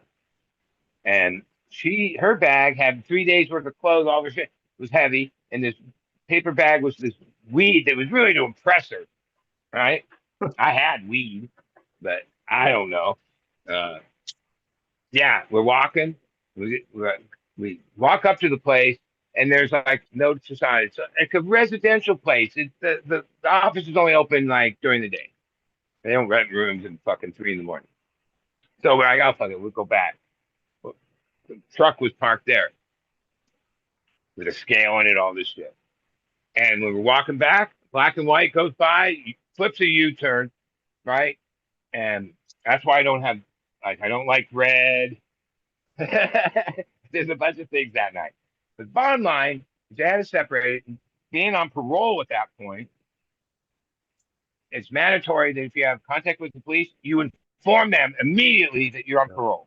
Yeah. Because they treat people on parole usually have the weapon and all this shit, right? Statistically. Okay. And I did that. And he found a pack of red papers, Empire, in my thing. One thing led to another. And one cop had me 6 feet away from her. She had the bag of weed. And I just remember hearing that cop go, I found the groceries. And I turned, and that cop is she's turning around to be cuffed. And they were both donut eating pigs. And yeah, dude, I bolted. I did this football type move and ran across the street through a McDonald's parking lot, jumped on their dumpster that was so oily that I almost slipped off. I slipped off and went like 3 houses in and got in this bush and just fucking tried not to breathe. They had dogs, helicopters for hours. She just knew my name, first name. Right? And they're like, yeah, you wrote you the parole. They arrested her. Which was this other whole part of the story because, okay, now I moved down here. We get a place in Lucadia. We're like beach bums. She works farmer's market. I sell some weed. But she had like a whole crew of her girlfriends she grew up with. And they're like, so you go meet this guy, and on the first night you're with him, you get arrested? Like they didn't. Like they tried to tell her no. I'm But, telling like, you, it's a sitcom. It's a sitcom in the making. You should probably make a movie or Yeah, write a well, book that was about part of all her thing. And then that night is what began the 9 years of absconding, right? So she did all the driving. Basically, we got this place in Fallbrook where I never left the property because I was building my whole thing up. It only took a few years, and then it felt like, oh, I'm in prison, just bigger prison, my Right. property. Like after so many years, I used to promise her when we go to bed that I was just going to turn myself in and get it cleaned up because we couldn't get married. I had no name. Yeah. Right. At any moment they're going to get you too. Well, Right. the fear. Because they still raid my mom's house once or twice a year. You know, they don't stop looking. No, that's true. But no, there's no morning that this motherfucker's gonna get up and drive himself down to one and turn himself in. That ain't happening. I'm like outlaw, born and raised. Right. So I used to break that promise. And then I was taking her out for Valentine's in the harbor. I forget what restaurant. And yeah, you can't. You're supposed to make a U-turn, not turn into the left. And the harbor patrol, this really old guy, pulled me over. And then she said, yeah, now's the time. Like it was set. Like if you don't, I am. Because 9 years of that was fucking torture, dude. By this point, we have all this money, and like I'm in this situation that was unbearable. Right? No joke. Psychologically, I imagine it was terrible. I told the guy my name, and I got 6 months. Well, if I turned myself in, I probably would have got 3 months. Yeah. But they like to make examples. Because wait, there's certain rules. You might know a little of the system. Okay, so she was designated my crimey from that first night of our thing. So when I was even in the jail, she wasn't approved to visit me. Oh, and we had already been together 9 years at that point. They did that on purpose. The first time I married her was behind the glass in prison. I still remember that. I had our hands up and we paid this lady and we had fucking way. So dude, now, you're a movie waiting to happen, but that trumps the That's crazy. Do you know that he raced cars especially too, when right? I go to prison. Yeah, okay, but here's the best part. Did you guys Part of all that, as she had to do all this, and this wasn't her idea of having a wedding like this, she still had a dress, and she is a florist and did weddings for years, So who's gonna right? pay? Who's gonna play So Bud like in part the of the movie? Is promise what I was, want to know. yeah, like when I get out, you can throw whatever type of wedding you want. Dude, it was like 100 people, and we housed and fed them for 3 days. It was like a 3-day thing up in Mount Palomar. Like, oh, I don't remember what I spent, but that was the promise. And yeah, people still say, dude, that wedding was the best. We had different bands each night, the caterer, How about William H. mountain Macy? cabins, and I was thinking Jack that was Nicholson. like, and then we were married, and since then, He yeah, comes out of retirement. I He would have the yeah, I don't even have personality. contact with police. It's like when I was younger in a certain way, I get pulled. I was getting fucked up by the police at least monthly. Now all of a sudden it's been so long. I'm like, yeah, pull me over already. I kind of miss it. Like something. Like since weed's so legal, right? Now, okay, I like kind of got on this freeway in traffic and went around this I've car had and that got pulled same right by the sensation where I'm CHP. driving around with a couple of jars of weed on my passenger seat. I'm like, I kind of It was wish I worse got than a pulled couple over. jars. I had gone out to Altadena, where my nephew has a partnership with a nursery, and I got a couple hundred teens, and they were in the front seat in this box and the back seat. And the guy he had the window down. He's writing me a ticket, and he's leaning into the car using this box with plants in it as a desk, right? And yeah. Like, oh, Again, you could smell them. again, movie material. Oh, dude, Yeah, the book first 15 wouldn't years of wouldn't being a really Deadhead, suffice. you gotta remember, I went to 535 Grateful Dead shows, like all of them, and Yeah, a from book 80 would to not survive. 95. And You'd have to that do a was like a movie. whole other. That was like, the Grateful Dead lot and the tour scene, especially the first 10 years. Yeah, that was like, that was the greatest party on earth. There'll never be a better party than that. It only could have happened then, right? With Deadheads, we still try to recreate it. No, like, like But you need it a was. better cameraman, though. I got to tell you that. I can only see your top of your head there. So Oh, I'm leaning back. Yeah, I'll stop talking. get on your Oh, mark, please. yeah. Thank you. Dude, you're a movie waiting to happen, bud.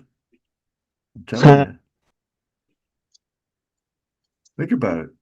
Well, By the way, what's up, yeah, gentlemen? Doctor and D. I'm still living it though. Like, so Doc, where would you doc, go? Were you going to wait till you die and then have somebody? Because you're in How are you charge. going to benefit from that? I'm the most unhealthy, like drugs, sugar, no exercise, never exercise, never. Right? And I have friends that were all healthy, worked out, all this shit. They're, hold on, my age.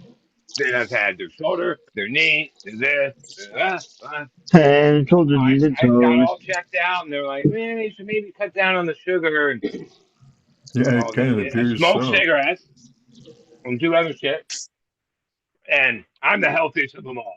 Like, somehow it's this weird bad joke because Scott, he had a heart attack. He was like 4 years younger than me. Chris, my New York buddy, he got murdered, and then Sabrina got murdered. Those are like my like at this point, yeah, that was like, oh, I had friends that I've had 30 years, so but those people would be at 40, 50 years. That was like my worst people. And then it's like the bad joke is, wait, I'm still here? Like you guys all used to be stressing that I was gonna die. Like, oh, well, you gotta get healthy. Some But people no. get tortured longer. Some people get tortured longer, but And now it's like a curse. It's like, yeah. I mean, I still enjoy life, but it's getting weirder by the yeah, moment, isn't it? actually, I'm happier than ever. One thing, I don't have any stress. I eliminate stress. Nothing stresses me out. And I don't give a fuck about money because, like, I've always had money. Like, it's not like I remember I had all these, like, had to have this. Well, I had huge nuts, right? Well, now, I inherited my Well, they both worked for me and then became partners in this place, and then they gave it to me in December because they don't make any money. And I don't do this to make money. Well, it has to pay for itself, Yeah. but you know, No. People think like to that me, people that grow are rich, and they're not. Usually not. well, it used to be, dude. And well, back when Like you for could like get Even 15, then, 20 the 300 years, I grow had guys were six. not the rich shit. guys. It's the freaking I guys had doing all the six other weird lights drugs and that were lived the like a super rich fucking guys. king on Yeah. the top of the hill and did everything Well, we you could wanted. get Six 300 lights. an ounce. I mean, yeah, Well, you I could used to break it sell in. pounds for over 4,000 for like the first 20 years. Fucking A. Now that's what I'm Now talking about. I'm like demanding nothing less than 1,000, but the pressure's on because Yeah, it's less $50 than that. ounces. Are you kidding Yeah, me? It's you know, fucking like I crazy. said earlier in the thing, like I think what the Don't get me legal started. You got market those doesn't here. understand about what's changed in weed, people don't have to buy weed. They just like they smoke weed, plenty of it. They're just like, oh, they're there, so we Now give what them do a you think, little. but what do you think about this? They make weed legal, they tax it, which causes the price to go back to the 1980s. Wait, 1980, it was even good weed was even more expensive, Yeah. right? And here's what I'm always like, I'm okay, I'm we not being growers didn't greedy here. communicate. Like here, we communicate. We all kind of know the numbers, whatever. Back then, you might have known some other people were in the game, but you didn't communicate like that. But somehow we held this price steady Eddie. No one used to undercut, right? With no like real communication like today, internet and freedom. Yeah, 4,000. I was getting 28, so that tells you where I'm at. Well, That yeah. was decent. And 4 grand, me and are you Scott, kidding when me? we first Fuck, started man. doing this, we have an apartment. We live in the living room and have the one bedroom and have like two lights and only have one cycle. And we would basically jar up our take our amount of weed that's why we started this. But we had weed. And a lot of times the last week before the next one, you're already out, no matter how much you saved. But like 75% of it went to our head stash and we sold just a little, right? Right? And that was easy. Everybody wanted it. Sure. And then now it's come on to like, yeah, if you're not at this side, like there's certain thing in the numbers. Like even in my crew, Chris and Scott, they were always like I call ghetto growers. Like they found the cheapest fucking place in questionable areas. Where me and Sabrina, we went to the house on top of the fucking hill. And I used to say she hated when I said it. I said the bitches pay for the house, so they should have a good one. Like I'm tipping, right? They were my, and so why wouldn't they be here, right? And oh yeah, like they would be trying to find $1,500 places. I was finding like 17 acres with whatever, big, felt no, like no neighbors, none of that shit for like twice that amount. And they were always like, yeah, dude, why do you pay so much for rent? Right? I'm like, yeah, because why not? Yeah, Yes, I can. Yeah. 4,000 a pound though, and that's pretty then good, it's man. just slowly going to happen. Especially back It then. like Cost of it's living was really, way down. I'd say 10 years, like 215, things are still. It's a supply. Dude, you hear me say this? It's a supply and demand, perishable economic, and somehow legal cannabis across our country and the world, Thailand, don't apply basic agriculture economic principles that humans have fucking learned the hard way, right? Like there's a thing in that if there's over production, everybody loses, right? So That's what's happening okay, now. why the price? Right, I get the certain amount of the price was Uh, the risk, yeah, okay, so that's why I'm you know. saying you legalize it, you let them tax it, all right, and the prices got to go up, and you can reset the market at a higher But when price. everything went up, we're in this inflation, right? Fuck yeah. Right. And here's the thing: the actual state, they get the money from the license, and then they get the money from the taxes. Yep. Okay, so the system they put in place, like in California, the estimated money that they said they were going to make per year to the voters in 2016 was based off of 2,400 a pound. Now outdoor wheat's only like 300 a pound, Yeah, and indoor it's 7 to 9,000. Okay, so they're losing the most because it's not like the grower. No, basically, and it's the lowest paying job, the highest turnover in California, working these like 17 an hour. Walmart pays 22.50 to be a greeter. All fast food is 20 over 20. Look, the wage today is 20.25. true. People aren't going to work for 17. True. And I used to have my middlemen, my workers. Like now I'm getting too old to do this much work. But like the months that I have like workers help me, yeah, when I look at the numbers, I'm like, yeah, I could have made this money this month, but I used it getting work done. Right. Yeah, So, not a you whole know, lot and of like money. all my peers, I helped a lot of people learn how to grow, have dozens. You know, they No, didn't grow 10, everybody's giving all their no, seeds they are away all too. out. So I'm the last making money in Mohican. seeds is kind of out There's the no window. hydro store for fucking 60 miles. There used to be 6 or 7 within minutes.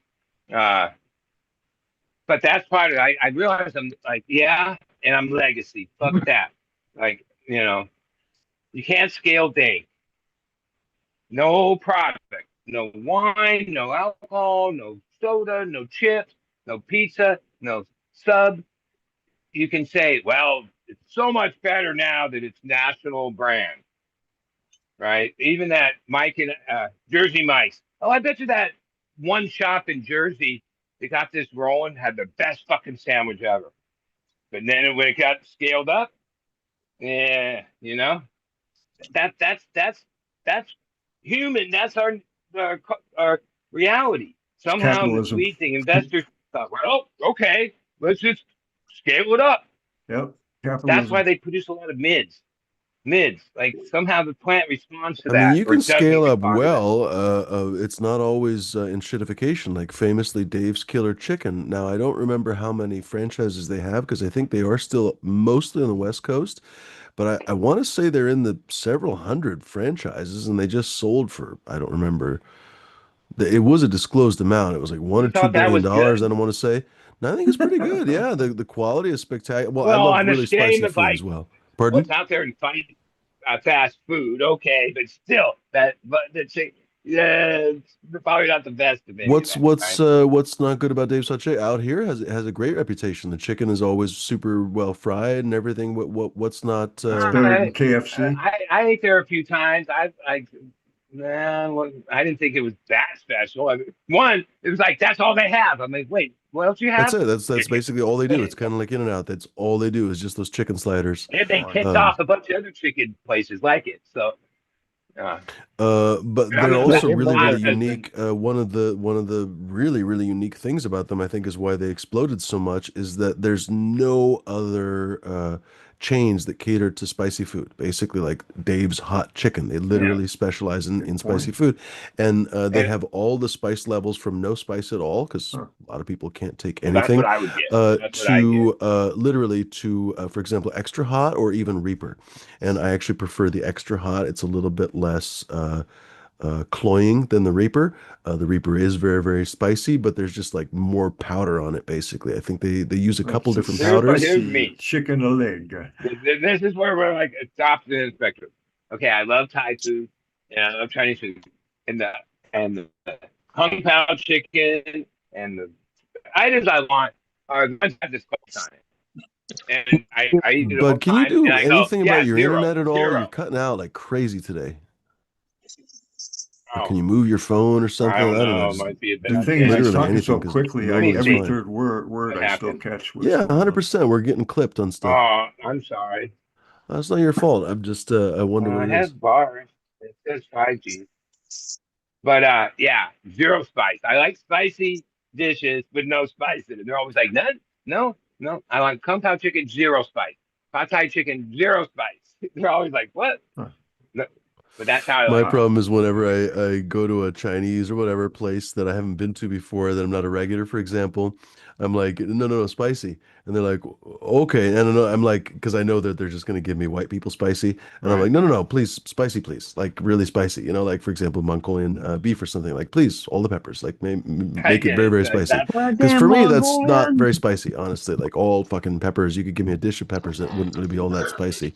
yeah. Uh, so anyway, I have to convince them, and very, very rarely do they actually believe me because they're so used to people complaining, like, "Oh my God, this is too spicy." People will literally order spicy food and then come back and complain that it was Yeah, spicy yeah, because yeah. they're fucking retarded. So You sound like my dad. My dad would eat a jar of jalapeno peppers just out of the jar. Yeah, no. Yeah, I he was wouldn't eat like, a jar, and but I would sweat. definitely eat Good. 2 or 3 of them next to my food. I don't know. I'm a kind of a weird Yeah. guy. Like I don't give a shit about impressing anybody, but I love exceptionally spicy food. So I would be like I've eaten habanero food peppers, just chewing on a habanero pepper because they're very, very fruity. Like if you can That's actually deal with awesome. that spicy level, they're incredibly flavorful. Scorpion peppers, habanero peppers are incredibly flavorful. So Oh, for example, if you got eggs and stuff and bacon for breakfast, Oh, that's- chewing on a habanero pepper is so fucking flavorful. Now I, that's too spicy. It's too how, spicy so for most people. how, I mean, do you have to wear a seatbelt in the morning or No, do no, you no, have no. to? No, I'm like yeah, but I don't know. I think people are just different. I don't know. Like for example, I don't have to worry about my fucking hands or whatever. Like I'm not gonna rub my eyes after that, but I don't have to worry about my hands burning or some shit. I don't know. Maybe I'm just adapted to spiciness or something. It's not like I'm not sensing the spiciness. Like I can tell you all the different spicinesses from serrano peppers, bell peppers, all the way up to fucking Reaper peppers, Okay. for example. One I But don't like I is the must taste in just my mouth. be habituated to it or something. It doesn't really Well, my bother me that much. dad's eyes would tear I don't and he would like sweat. having my brow That sweat That's supposed to be really when I good for eat you when that food. happens, by the way. Yeah, I know, but that's what he would tell one me. is just like I can't get. If I ate a pepper, I would have to like brush my teeth, use milk, or anything I can to get that sensation to go away. Yeah, like for example, for me, I just laugh at Hot Wings, like that show, yeah. Hot Ones. Like, come on, baby, bring it on. Like, I could just come on. Everything you've got, we could have a nice, calm conversation. You know, it just makes me fucking Well, laugh. the wing place I go to, most of the soft things they do are all levels of spice. But they have this one called garlic parmesan. Oh, I love that. But yeah, spice is in. People like, you know, torture themselves. That's Well, whenever how I it go is. to the, sorry, bud. Oh, Condolences to you, D. I know that. I was Somebody's got thinking a of lot of you. movement There been a lot feedback of or say something. Is one. that you, D? I can't figure it out. Oh, Oh, right on. Thanks, D. Bud's dancing over there. He's having a good Yeah, time. I wasn't sure if it was I Bud was, because he was moving around, right? But I was hoping it was just D. well, Go ahead, Bud. last night was like beyond the most epic Halloween theme. Billy like went crazy on electric with this whole band, and then the night was regular band. Uh, hey, uh, no one would understand, but oh my god, it was the greatest music. Talking Halloween last night. Yeah, he does it every year. I see. This year was Meet Me at the Crypt. He has a song, Meet Me at the Creek, and he was the Wolfman, and there was one guy was dressed as the banjo player was Frankenstein's bride with his big hair. And there was Frankenstein. Everybody was in costume, Cool. and it, it was like a theme. It's like they hired a company to. I haven't been to a good Halloween party in a long time. It was beyond. I mean, even though I just streamed it. Well, okay. So he was in Europe like a month ago. Played Royal Albert Hall the last 2 shows, and then Ireland. And okay, this might sound crazy, but this is like Deadhead stuff. Um, okay, he posts the poster in the daytime of every show. And usually good art.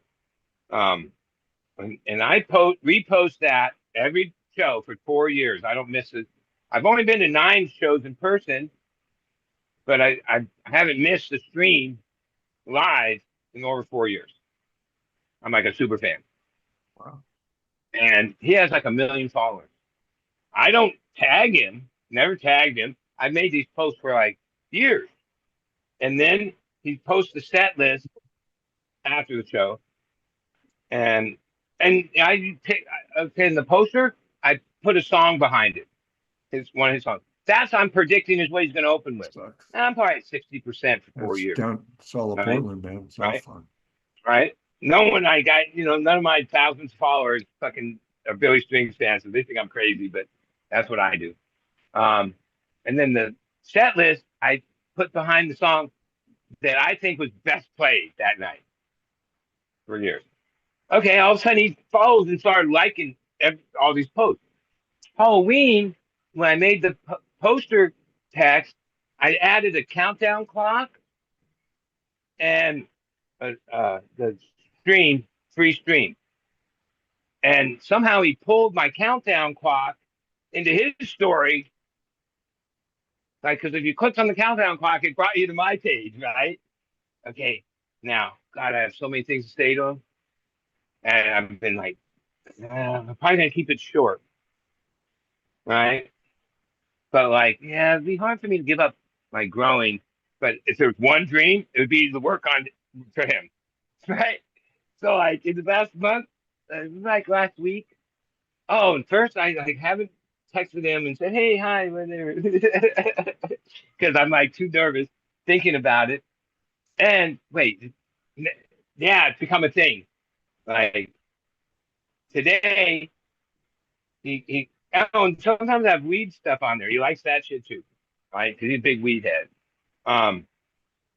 Today at 4:35 is when he liked the stories and shit, and his show was at 5. So like 25 minutes before the show, he's liking what I posted about yesterday. Well, I don't get that many love things or the like thing. I get views. But then, and then it's like, yeah, like it started, yeah, every day, every show. This show just started. Yeah, somehow I him following and looking at my weed pictures and the different shit. Well, I had a dream that he hired me. I woke up going, oh, somehow I was like, oh yeah, I'm back on the road doing concerts. That'd be fun. Especially you made a living. What is it? Doesn't Snoop Dogg famously have like a joint roller or a blunt roller or Yeah. whatever? So you could be Billy Strings' personal weed guy with the Like, case in like my from relationship Pulp around the Fiction. Grateful Yeah, Dead, you open it I up had and there's a gold light with 5 different jars of shit in there. But the roller, in the post Jerry Phil, I could have got a job, but like, yeah, you can't have a job like that and be gone weeks and still think you're a grower. You know what I mean? Like, no, Yeah, 100%. like, and You're a growing smoker. is the medicine that keeps me Honestly, happy. a Smoking grow weed's is more fine and difficult than a dandy. dog because you can take a dog to a daycare Oh or shit. you can take it to Rover, Yeah. but you can't do shit with your grow. I mean, you Well, for a can, lot of but years, then you're me and my Then your wife grow not going dies. to turn managed up very Yeah. good. to do some traveling. But yeah, we had Nobody's going to take care of Hunter, it, right? Rick. I had this crew of people that, if somebody's going to be there when you're Lovely. not there for days, you got to pay them. Right? I mean, that's the only way you're going to, favors are good for so far. And yeah, in today's thing, well, I don't have that anymore. Like to get away for 3-4 days. I love growing weed though. I mean, And now that the outdoor season's over, I always envy the guys that focus on that because then they're done for a while, right? For the most part. Whereas a perpetual indoor with harvest every month, dude, it's perpetual hell. an outdoor grow in San Diego is doable. In Oregon, it's a gamble. Yeah, when I had my property, I did like 4 or 5 years with living soil and 4x8 beds. Yeah, I like doing that. But since '91, I grow indoor, and that's my thing. That's what I know how to do. Indicas seem to survive better than sativas, is what I've noticed. But that's just Yeah, well, see, San my Diego, experience. it's a good environment overall. You can pretty much go year You round. don't have Other than the you're always time for right on the sativas cusp. for sure. Yeah. Like the difference between here and, let's say, Ukiah or Mango. They get like San 60 and a Diego's half perfect. It's hours like fucking sunlight. being in Mexico, basically, man. I Mhm. mean, shit. Yeah, no, but we're like south. So we maxed out at like 13 Better and a half even hours. because Mexico can get hot and stuff, right? Like his climate, it's literally perfect. It's like that south France, Mediterranean. It's In a perfect. farmer's South almanac, of they have a It's map why of the it's why it's got the most expensive real estate in the world in La Jolla. Either in the world or at least in the yeah. U.S. I think in the world. But Uh, here's the thing, south of Spain. and I $100 million realized this. mansions all up and down the beach. Crazy. There's only like 2012 or 13 did I get split minis and sealed rooms. I just moved there, right? Okay, Fallbrook, where I lived for 20 years. When you drive into town, the welcome sign has a few things on it. Avocado capital of the world, 70-degree annual average. Welcome to Hotel California. Okay, so that stat Appropriate. creates a certain color in Farmer's Almanac.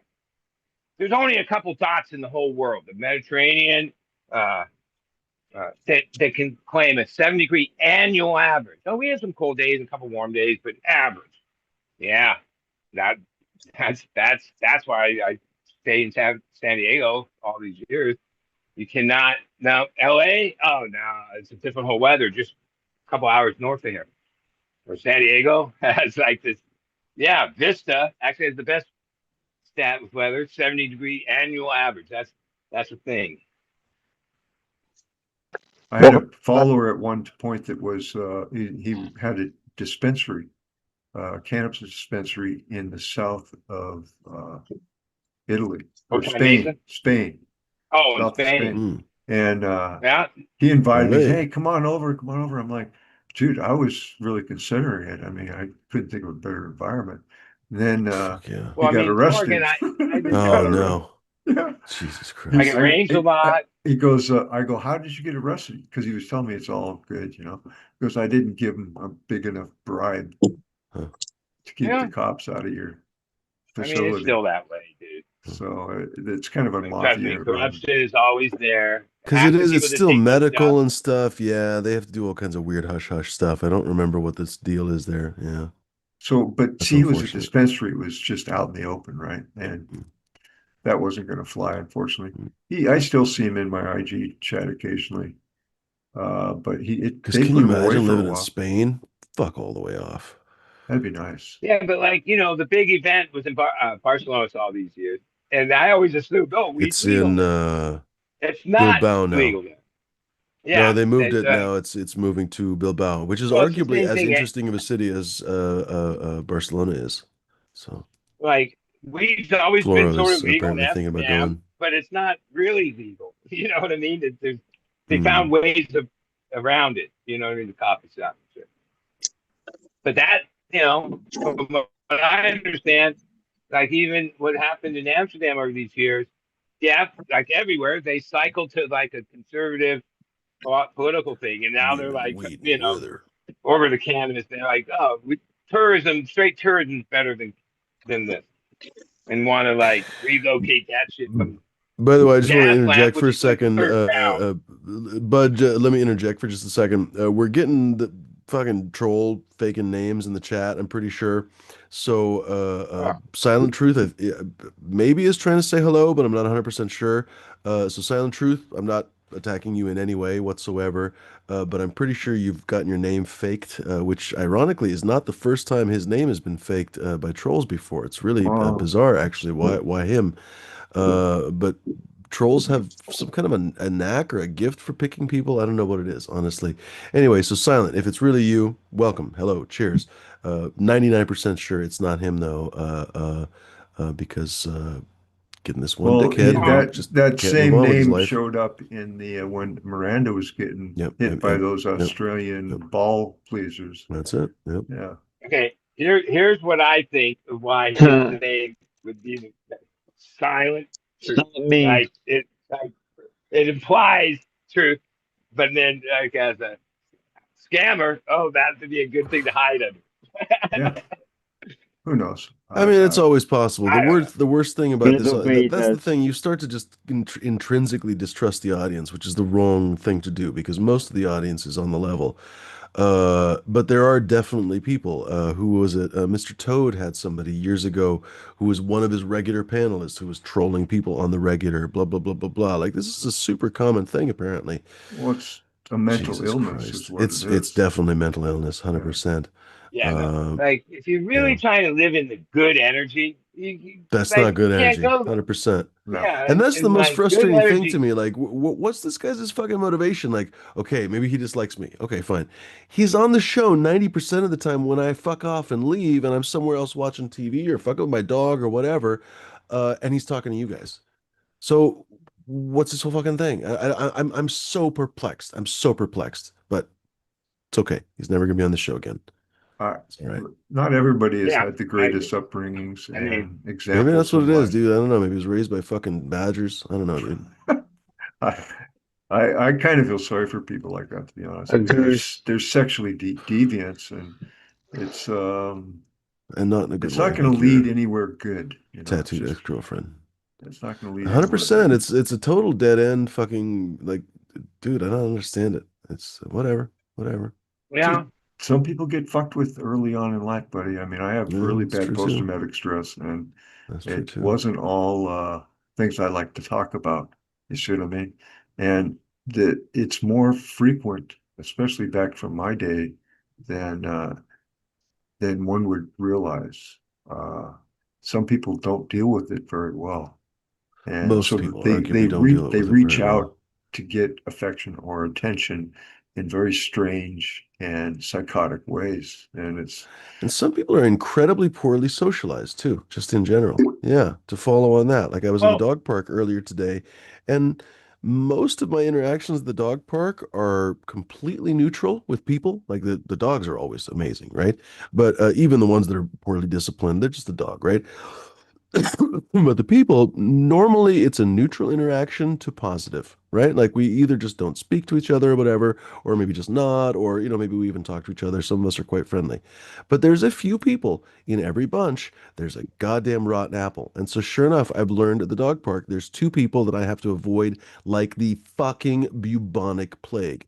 This one bitch, she's convinced that my dog, by the way, I shit you not, again today, every time I take my dog to the park, some random fucking person comes and like compliments me on how amazing he is. I shit you not, because he's super friendly, he's super playful, he's well behaved, he meets other dogs on their level. Like he's a ah, super cool dog. He's good dog. super athletic. Like he's a pretty big dog already now, basically, right? But he's still somehow incredibly agile. So this one chick was basically complimenting him, and literally 10 minutes later, the dog park basically empties out because people are just leaving, basically. And he and I are, king of the fucking dog park on the big dog side. And this one guy shows up. Oh, and then actually all the little dogs left too. So we were basically king of the dog park. This guy shows up, and from the minute he shows up, I know this guy's probably going to be a prick. But he pulls up at the car. And and I'm the only person in the fucking dog park, and my dog's the only. So I basically, kind of nod at the guy, because a lot of times in the dog park, you just gotta look the other way or whatever. We're not all best friends, but I'm the only person there, so I just kind of acknowledge him, right? And he gives me this look. I don't even know how to describe it, but just like, who the fuck are you in my park or some shit like that. You know what I mean? And he walks in, and his dog is actually super playful. It's like this white lab or whatever. And he sees my dog, and he's all excited, and he's like, he's wiggling his butt and shit. And he really wants to play. And my dog desperately wants to play with the only dog that's, fresh meat coming on. And so they're having a great time already. And from the first second, this guy is giving commands that very much look like he's commanding my dog. Like he's saying, leave it, like kind of making my dog leave his dog. I'm like, this is weird. So I just kind of slowly start following them. They're kind of walking down the park a little bit. It's a big park, so they start walking. And so he wants to throw his ball to the dog. And mind you, the dog just wants to play with my dog because again, my dog's super fucking playful. But he's insisting that he's got to throw the ball to the dog. So he's like trying to reorient the dog, and he like throws the ball, and then my dog retrieved the ball with the other dog and brought it back because my dog's just a Hey, I'm fucktard. And he cool comes back too. to that guy though, but my dog's smart, and so he comes back to the guy. My dog is just the most comical person. People burst out laughing because like he'll bring the ball back to the person that threw it instead of their dog. Anyway, so he brings it back, but I can tell this guy's like annoyed already. So I'm walking close to them to go, grab the ball or whatever if my dog won't let it go. And this guy's like starts to yell at my dog, give it, give me the ball, give me the ball. And I'm just like, I'm kind of perplexed already. What the fuck? And at some point, I can't even remember what he did next, but basically the thing that really stuck out is that he's throwing with the chuck it, and he goes and he like taps my dog to make him go away. And I immediately fucking basically see red. I'm like, don't touch my fucking dog. And he turns around. I guess he thought that he was gonna. I don't know what he thought. We're the only two people in the fucking park. But he does it again, and I say, "Do not touch my fucking dog." And he has some kind of story about it. Your dog is da da da. And at that point, I'm just like, we're leaving, and I kind of grab my dog and stuff. Well, But this outline, responded. He said, "Your dog is bothering my dog," and I'm like, "It's a dog park." I literally responded, "It's a dog park." Anyway, the guy, first of like I, all, is if he wanted my dog to leave him alone, he could have just said, "Hey, I'm here to throw a ball. Could you keep my dog away?" I've had people say that to me before at other dog parks, not at this I'm park. That training. would be When weird. he's in But training. like in LA, for example, yeah, maybe he wants to do some training. Good example. There's a woman that trains her two dogs, and she's very friendly. Her dogs are very friendly, but she wants to train her dogs. So she's actually said that, "Hey, can you? Because my dog likes to walk with them. Hey, I'm training them. Would you mind? Blah blah blah." She was super polite about it. Oh, no problem whatsoever. Here's my phone number. That's the difference. well, Yeah, 100%. No, that's here's the the difference thing between I, this guy. I This think. guy from the very first minute is not interacting with me, but trying to touch my What a good way to get Talking about fucking dogs. wrecked. Jesus Christ. Yeah. So I thought to myself, like, there's only two kinds of people in this world that could do that. Not a lawyer, not a doctor, nobody. This guy's either a judge or a fucking sheriff. There's nobody else on this planet Earth that would touch someone else's fucking dog and think they're not going to get rocked. I mean, Jesus Christ on a fucking pogo stick. And Hi. there's this other woman basically who thinks that my dog is attacking her dog. Again, mind you, he like gets awards basically for friendliest dog in the fucking park. There's always one asshole. There's real basically Oh, both for these sure. people clear out the park every time they come. I've Here's interacted with here's this my dude one thing. time, thankfully. Now, oh, and they drive the same car. They both drive, I don't know if it's the same car, but they both drive black Toyota 4Runners. I wonder if it's a type. I don't know. But I've met nice Oh, people in the black 4Runners, so that doesn't, okay. I don't know if what that is. But I'm this other bitch, beyond every time committed. she comes, she clears out the park because not only can she not interact or her dog, because her dog's actually fine. Her dog, believe it or not, is fine, but she doesn't grok. She has a young dog, and believe it or not, the dog is actually somehow well socialized, probably from the Humane Society or something. And she's totally over mothering this dog, and she thinks any interaction is super horrible interaction. So there were like three of us, basically three other dogs at the dog park last time, and she started screaming, and we all just cleared out because there's just no reasoning with this person. Yeah, But here's what I noticed. I've been a lover of dogs for my whole life, and a lot of times I never say anything or get involved. I've had properties so my dogs didn't have to go to dog parks, so I've never really been to those. But like just out and out, there's people that shouldn't have dogs that that's have it. dogs, That's 100% it. and Like and that guy, even his don't dog have was like the chill, right. but he was just a fucking prick. And he was like, "No, we are throwing the ball now. We are not playing dog stuff. We are throwing the ball now." Oh, and then And dogs become after we left, he was walking his dog on the leash.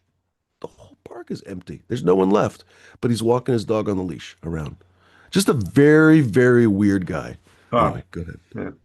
like why they banned dogs at the beach. Really started with like the boardwalks, where it was a trend where these people had like aggressive trained like pit bulls and would walk, and then the other guy had his pit bull, and then they like part of their thing was oh they have leash, but like I look at that and go dude, like because you made your dog that way. I have two brindle pits. They're not that way, right? Like you could make them that way, right? Like having dogs be all aggressive and shit.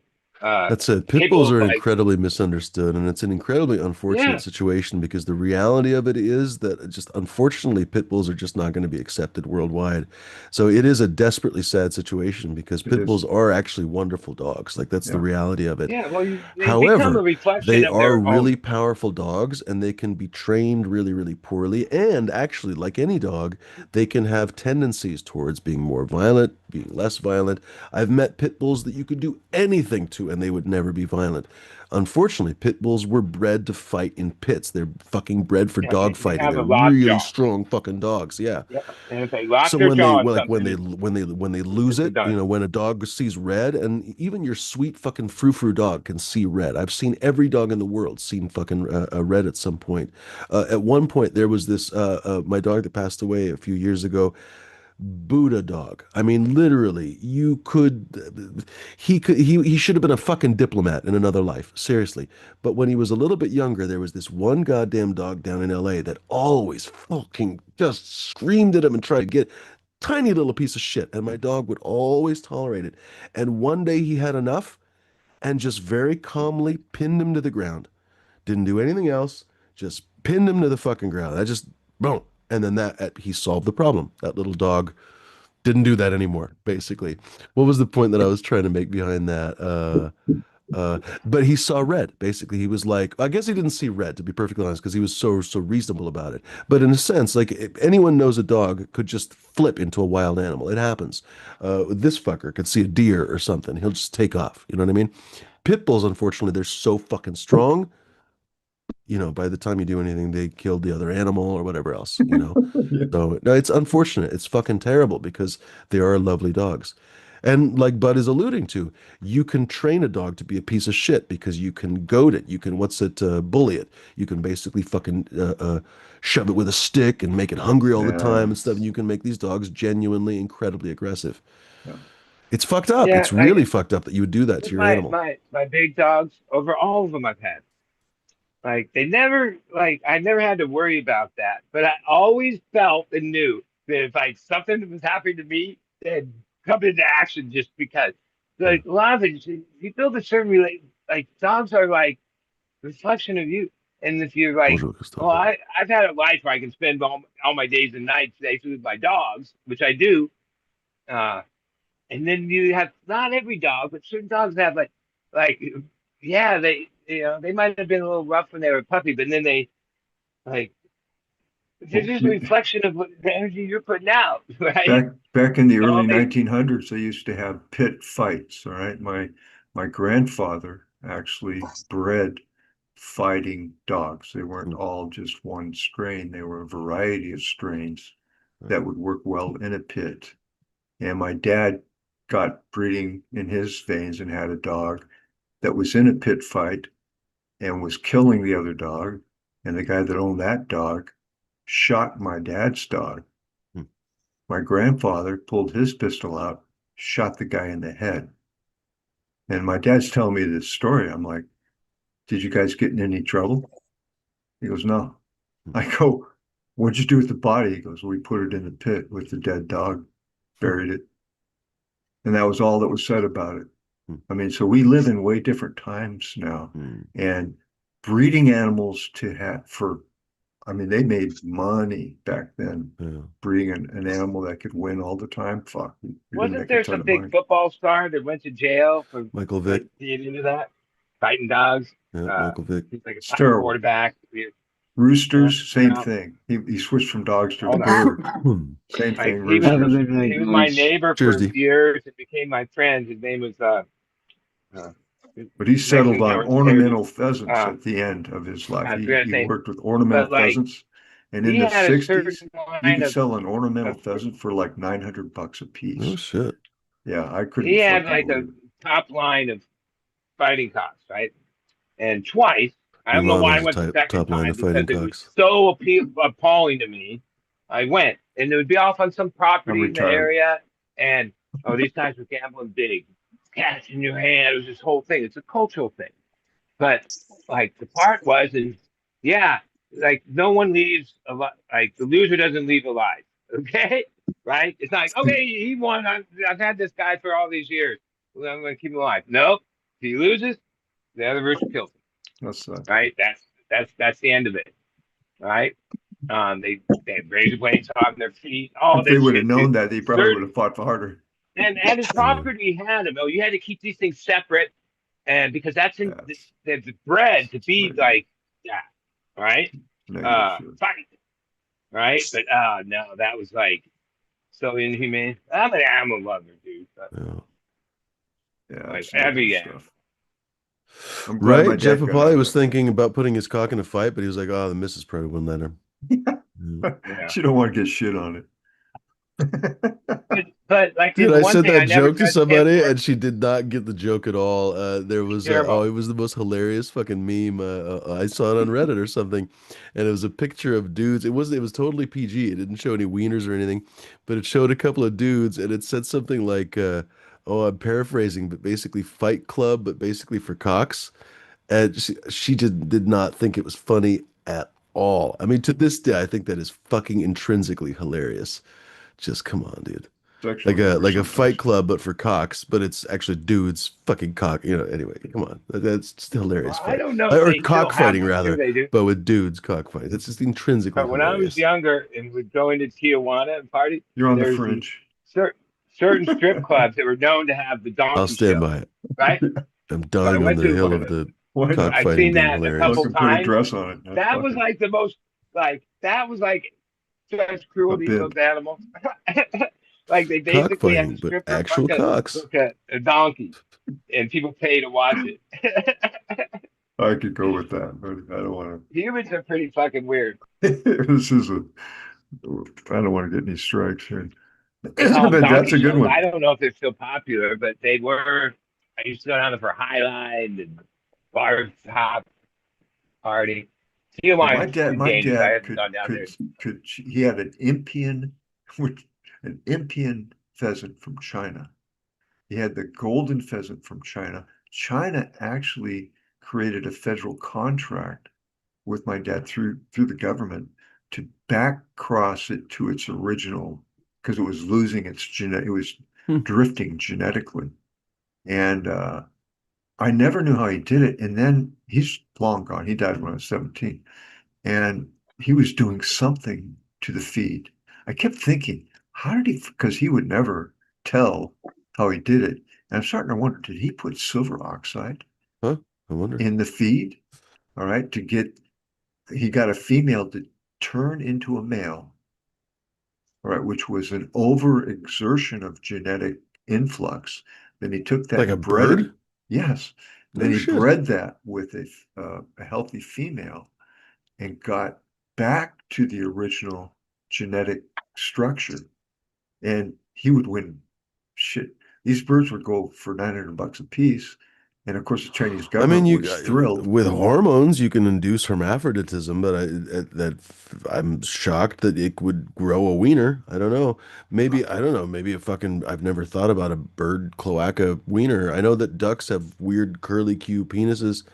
I, dude, I've never thought Dude, about it. When does a bird grow their penis?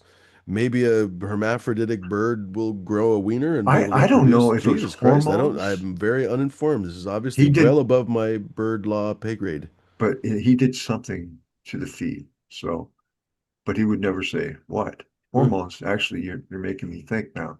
I was thinking, I don't know, maybe he's putting silver oxide or something in there to get it to mutate. Well, Maybe he there was was with a Indiana podcast. Jones when they found the Holy Grail, and he was basically using the cup of the Holy Grail. I don't know. There was a guy that was on a podcast that was he had 30 years of experience in agriculture, was doing different breeding projects for different crops, and now he's in cannabis. And he was talking about the feminized thing, most of it, and was like, yeah, he did all these things. He listed all these different ways. You don't need to use the thiol silver. That's actually uh, the Unstable. most cost, right? Yeah. Where he recommended, I didn't, I'm not a breeder, but like I forget the name of the initials of it, saying this is a much better thing because in his years in the regular ag, yeah, that was a big thing. Like, like a lot of our fruits, vegetables, and animals. Like they say, a chicken that we know of today isn't really like we bred it. Think like all the different dog breeds Yeah. started with just the dog, a Yeah, yeah. wolf or No, right. it's a big biz. And thousands Big of You know, biz. years actually, we that's an made. interesting thing. I've been thinking about that recently. We're talking about this the other day. I think it's an incredible misconception. I think that most of the dog selection that has happened in history had nothing to do with humans. And I think probably the only real dog breeding that we've really done much of anything to, how do I put this? I'm saying that very badly. we've only really done significant dog breeding in the last maybe 500 to 1,000 years. There are a few breeds here and there that are older. You know, we were talking about the Saluki the other day. There's a couple of those kind of greyhound style breeds basically that were used in hunting probably in the Middle East, probably a few thousand years ago. But even then, there's actually somewhat scant evidence for that. There's definitely visual evidence for the Egyptians having those kind of breeding dogs and so on. But anyway, what I'm trying to say is before that, there wasn't a lot of human intervention, it seems like. And most likely, the kind of common Herds. village dog that we were talking about, you know, they call them coy dogs, village dogs, pariah dogs. It's basically the same thing. It's basically that kind of medium-sized dog that has kind of a long snout, whatever. Then, you know, they have different colors and stuff. They're actually surprisingly different colors, but they're sort of a medium-sized dog. They're all over the fucking world. Have you ever have seen dogs on the street in Mexico? Have you ever seen dogs on the street in Africa? Have you ever seen dogs on the street in fucking Turkey or wherever else? They all look the same. Well, I'm pretty sure that that is the dog land race, basically. And those are the endemically self-selected dogs that have basically selected themselves from a now extinct breed of wolf that was apparently very friendly, and they've been feeding and breeding themselves basically for all these thousands of years, and they just so happen to be so fucking friendly that we oftentimes take them in. And then the ones that we liked the most, we decide, oh, we should fucking breed these. Just like anybody that's ever had a dog, they're like, fuck, I wish I had kids of this dog. And I think basically that's Yeah. probably what happened. I And think you part could of what this you last, could like, probably I know relate that, that to humanity as well. I mean, Mhm. I've had a quite lot of frankly, I mean, if you're going Chihuahuas to go there, in I the mean, last 20 some all the different years races. and know a Except bit that the about human the races, Chihuahua basically, breed. there's almost no genetic difference. That's the And they, interesting thing, that there's more genetic difference Same in with dogs dogs. than there is with people. But There's the more same thing with and, similarity. dogs. Actually, we're talking over Bud. Sorry, Bud. We'll shut up in a well, second. and the But Chihuahua thing, with dogs, you're right. Basically, there's almost no genetic difference between a Chihuahua and, for Right. example, a Saint Bernard. Exactly. 100%. okay, here's the thing about Chihuahuas. I grew up with big dogs, didn't ever have small dogs. Sabrina, when I met her, Anchor we had five, and even when any of them died, we always had five. Always long hair, that's one thing I learned. Uh, it's not like you breed two long hairs and you get long hairs. It's like Chihuahuas breed, and some are long hair and some are short hair. Right? Short hair is the most popular. In Chihuahua breeding, they call it, what was the Taco Bell guy called? That's like kind of like what really fucked up the breed overall, long term, because it got real popular. Oh, the Right? fucking Taco Bell Chihuahua. Jesus Yeah, Christ, I that was forgot way all back. about They that. used it in a commercial, and Chihuahuas, Oh, mainly short hairs. Okay, Chihuahuas are prone to heart disease. Like, if you pick a breed, you should do the research of Mm, what, like some of the killers' dogs. All mm, dogs sort of have ailments, right? Their back, their this, you know, and have life expectancy. Most small dogs have a shorter life expectancy. Chihuahuas, and the rate of this has just gone up over the years, get heart disease pretty much high percentage once they're 10 years and over, right? Yeah, that's from bad breeding practices. People not like, as a true breeder, just like in cannabis. Well, you cull the phenos that aren't, you know, the top, and go forward, right? Well, in Chihuahuas, people were just breeding like crazy because they were worth all this money. And other breeds have become popular. Dalmatians over that one cartoon. And then they got outbred. They're back, and like, true breeders have an obligation. And even over the years, we knew this thing was heart disease, so we got a dog. What was that dog's name? Uh, from it. It took top in its class at West, the Peppy. big dog show, right? From a top breeder, paid a lot of money. They shipped it on a plane. Oh no, that dog got heart disease early, had bad dental, like was not where some uh breeds people we met at Walmart parking lot, Chihuahuas had more health, right? And we had one teacup, Peanut, she lived 19 years, right? And a couple of the other ones, like Herbie's long past what the vet said with his heart disease. But I've had him, I've taught this. I keep him calm. I feed him no salt. Uh, and yeah, I don't put him on the diuretics, except if he has like a few bad days because that basically ruins their liver and shit. Right? I had Dr. Quawick. He's part of the original vets that started the huge corporate what do they call that emergency vet thing.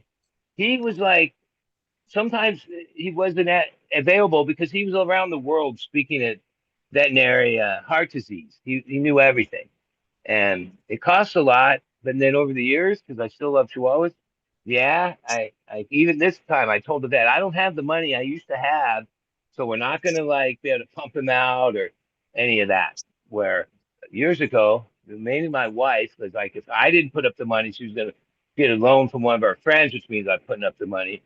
And different times, the vet pulled me in the hall and said, you got to talk about quality of life. She was never hearing it. She would go all the way, and that was her. And a lot of that, oh, I'm sort of that way. I talk tough because, like, when I was a kid, dogs went for a ride. That's what my dad would say. Like, because we had dogs. And my first dog when I was an adult was Jerry, a golden retriever. He used to take him out on tour, shows, local ones. And he would go just roam. I wouldn't even worry about him. I'd come after the show and he was sleeping, laying right next to the driver's side door. Every show, never worried. He just ran free, did his thing. Because he was like, yeah, golden retrievers, you can make like a certain kind of loyal. They're like a companion dog. But actually, another dog I like is what do they call them? Healers. Healers are super intelligent too. Well, if you treat them like a human, or they have a. You can go to a higher relationship with dogs if you like spend time with them. Like COVID made my dogs, what do you call it? Anxiety separation. Where we used to go away and for a couple of days they'd be excited when we were back. No, if I went to the market for half hour, they would act like I was gone a month. Yeah. And then I realized, yeah, from spending all that time with them every day, they got, yeah, they when I left, like even if there was someone there, they'd say, yeah, I don't know. They all started acting weird. They're sitting at the door, pawing at the door because I was gone. Animals. And Gotta love 'em. they were too attached. And yeah, if you feed them good, which you have to fucking research that because that's a whole.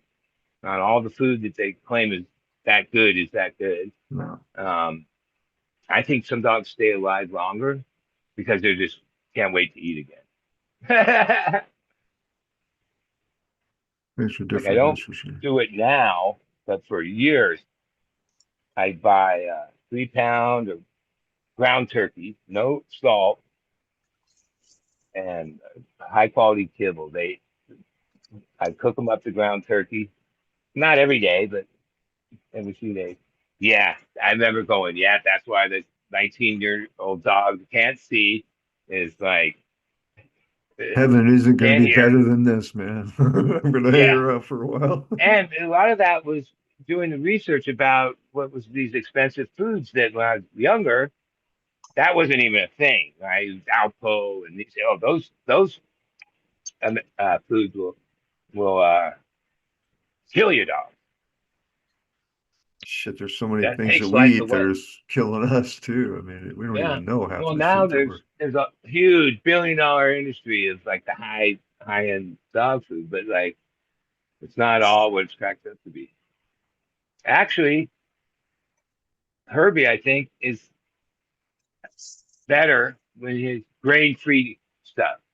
No, You're muted. the grains in dry food, I don't think is nah. You're muted. You're muted.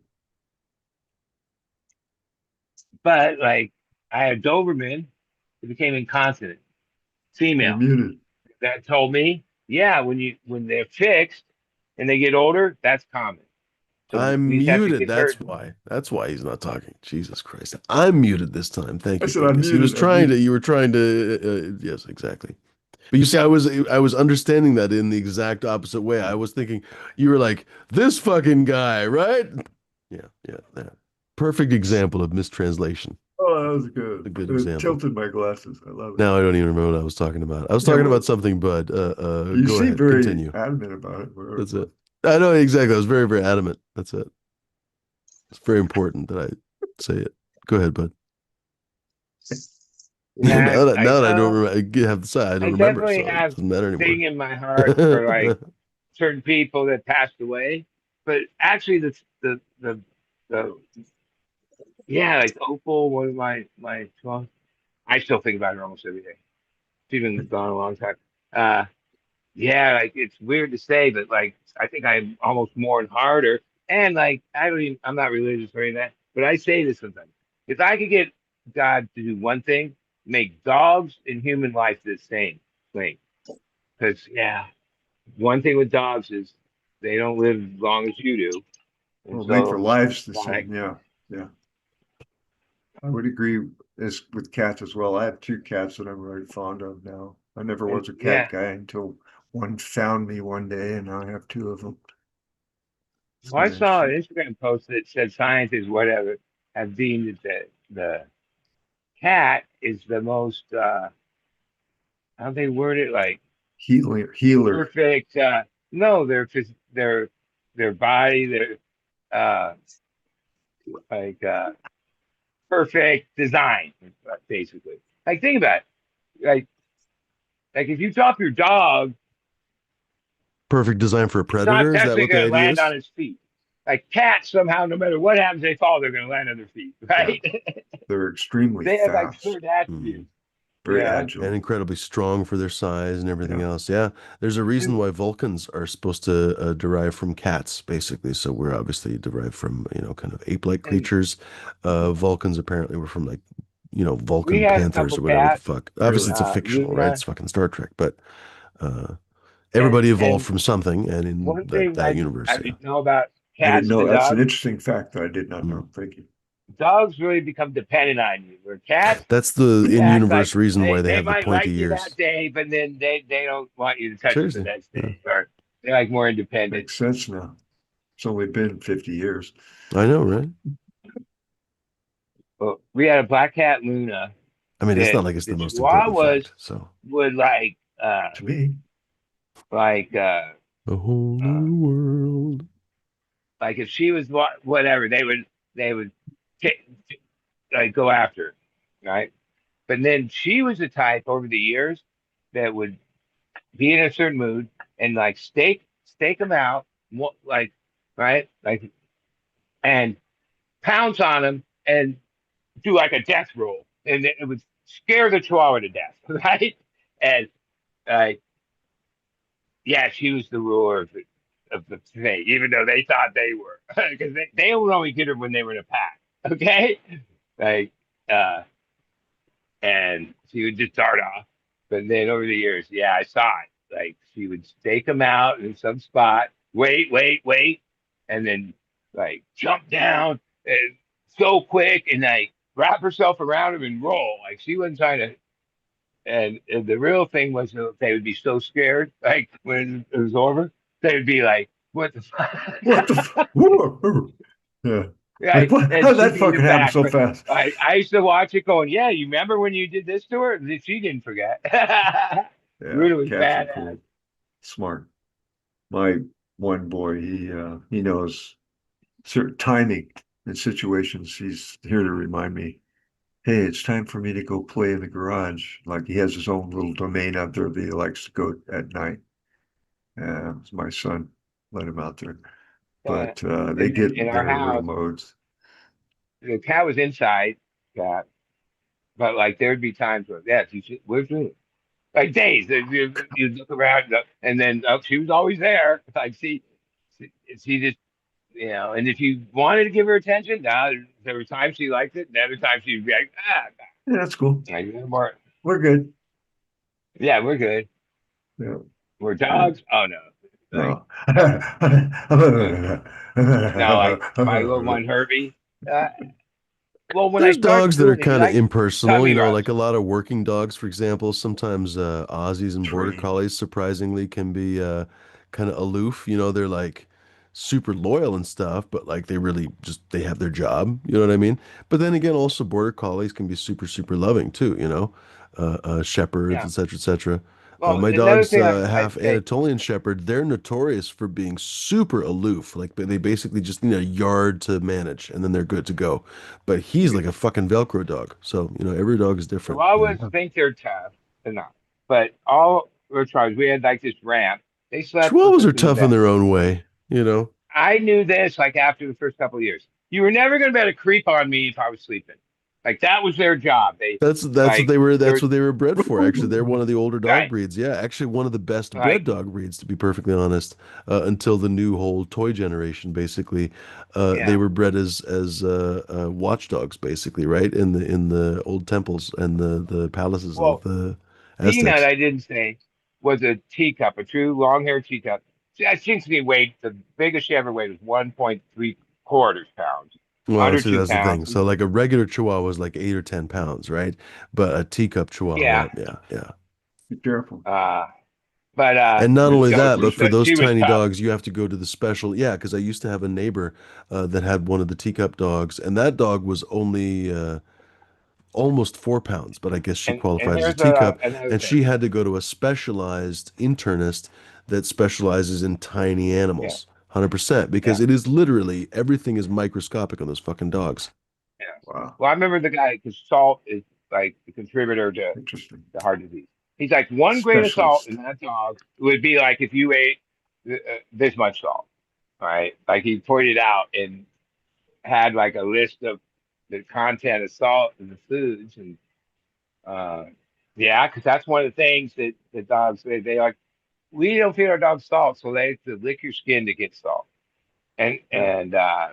and another thing, like they were the cutest dogs. Like people would always want to like rush. Like no, they're gonna come to you when they're ready. If you force that issue, Can the I, dog hey, will bud, hate can you we forever. dial that back? Do you mean to say that people were giving their dogs treats and their dogs were getting too much salt from it? Did I understand right? No, like we fed them good science diet and a little of the wet. So why did you Oh, bring up that salt food with the claims to be Chihuahuas? all this because of the heart disease.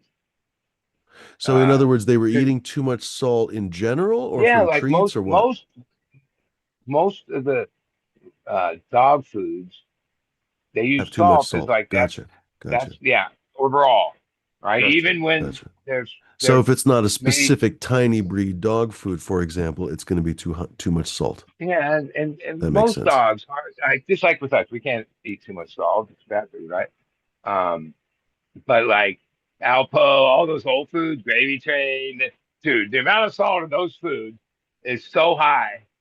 That's why, like, yeah, these new dog foods they're expensive. It's like more expensive than food for humans Yeah. for what it is. Like a can of that food. Like when we started doing the ground chicken stuff, people were like, "That's expensive." No, it was way less money if I than buy like $3, $4 cans of whatever. Um, that shit's salt. Buy, People will spend a lot of money on their close pets for yeah. sure. Well, like I grew up in a different time. All right, with my parents, and I remember part of the things with dogs and my grandma, they would have growths on them. They would get like and you can have them cut out and shit. They get like what do they call them? Bumps, big like lumps. Yeah, that's from the fucking food back then. Oh, the Like fatty in the lumps. The 60s. fatty lumps are not always from the food. My lab ended up getting one of those big, actually a huge fatty lump. It wasn't from his food. It's just genetic in his case. And labs unfortunately get the Well, fatty lumps. yeah, okay. But like back in those days, dogs didn't have the same life uh expectancy. Like the foods back when I was a kid, they were at the grocery store, with, whatever. Yeah, like no one. Do you feed your dog that stuff? No. All right, you spend I don't understand whatever. what you're trying to say, bud. Well, like Alpo, the foods that were available to this craze of like Petco and high end. They're still Uh, around. Alpo and Purina, believe it or not, yeah, is still okay. around. Purina has a good reputation. I was surprised to learn a couple months ago. I always Wait, grew up okay, thinking Purina was kind of garbage, but actually Purina is apparently the well, they best have rated different food. lines. Like they have yeah, okay. They've had to adapt because, like I'm saying, like, I don't know, in my 20s, I don't know Cheers, when doctor. fancy or like healthy or dog food became the thing. But when I was younger, that was no. Like there might have been a couple brands, but they weren't. The grocery store had. Uh, I forget all the brands, but I won't feed my dog any of that shit, any of them. And actually, Costco makes a good dog food. Yeah, Their house brand. And bigger dogs eat more food. yeah. So I was like, yeah, a 3 pound of chicken would last like a week. Turkey. And different dog breeds grow at different rates. So, for example, he's a large dog. He's already, actually, it's been a minute since I've weighed him. He's probably easily over 100 pounds. He's close to 100 pounds. We'll leave it at that. He's probably going to still grow a little bit more because he's basically 11 months old. Large breed dog, they oftentimes continue growing for a while. He might continue growing up until he's 2. Hard to say, right? We'll never know. Evidently, dogs like this need a high protein diet until they're at least maybe 2 years old, 2.5 years old, because their bones are so slowly growing. Not too high protein, though, or they'll become fucking balloons. I'm not too worried about him because he's a goddamn athlete. But generally speaking, you have to basically kind of toe the line, apparently. So, anyway. Yeah, okay. But then some When I was taking dogs care you of don't the have to worry horses, about it at all, so. right? Like it's fact. That's how you take care of horses. Okay, there's alfalfa. They really love alfalfa. Hay. And then there's this other hay. What's that one called? Okay, so I could tell right away, and I've always well the horses. I gave them a little more uh, alfalfa than the owner told me at the beginning. And a couple weeks in, she's like, "You're giving them too much alfalfa because the alfalfa gives them more energy, right? And the other hay, they can eat as much as they But eat a lot of too much of the right? sugary stuff gives them colic or something, right? Yeah, they're hyped and they're harder to keep in the stalls and managing all this. And yeah, as much as it was hard because I would always have my cart and I had you know I'd give them little snacks and shit, you know, because well, I took that method because that's how I deal with animals. Where people in the horse like she was like, yeah, don't like giving them apples all the time, or like I always have a treat for them. But then they behave because like yeah, I never dealt with horses before, but I'd have to take them from the uh, pastures, the turnouts they call them, to the stalls every night. And yeah, there were times when that horse was like you'd just be walking like normal, and he'd like pull up. A couple times I held onto the rope that got dragged. No, horse is going to do what it does. You can't stop it. You're not going to stop it. And uh, where you're supposed to just have like more of a like control of the horse through other techniques, not thinking they like it because you give them all these food. Because they would act out the days that I didn't. Yeah. Right. They're gonna have attitude, dude. Oh no, they do They're like they're thoroughbred they're fucking big, horses. big creatures. Like even there was 9 of them, and there was a certain like I had to take this one in first. This one, if you took them out of that order, the, the whole thing would go crazy. All right, I like they had dated a like a cowgirl for a while. It was kind of Hmm. interesting. She was really and good with I miss. horses. I almost thought that was like going to be my life is being like a groom for horses until I like the lady that was so rich it was unreal.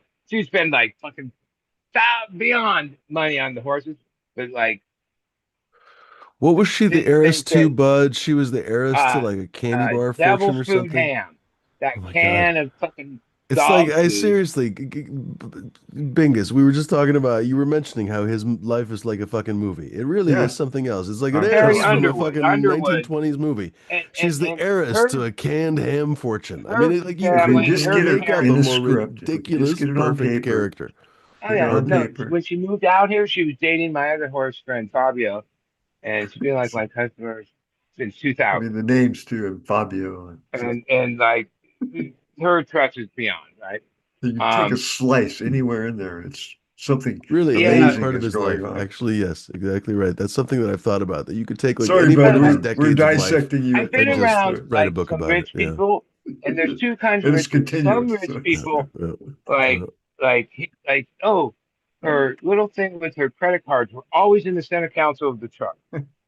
But when other people took her out for dinner, whatever, and yeah, she's like beyond the richest person. You think, oh no, she always has a thing where oh, can you test? Like they don't spend any money, right? Because they do, but like no, they're like Donations are weird. tax deductible.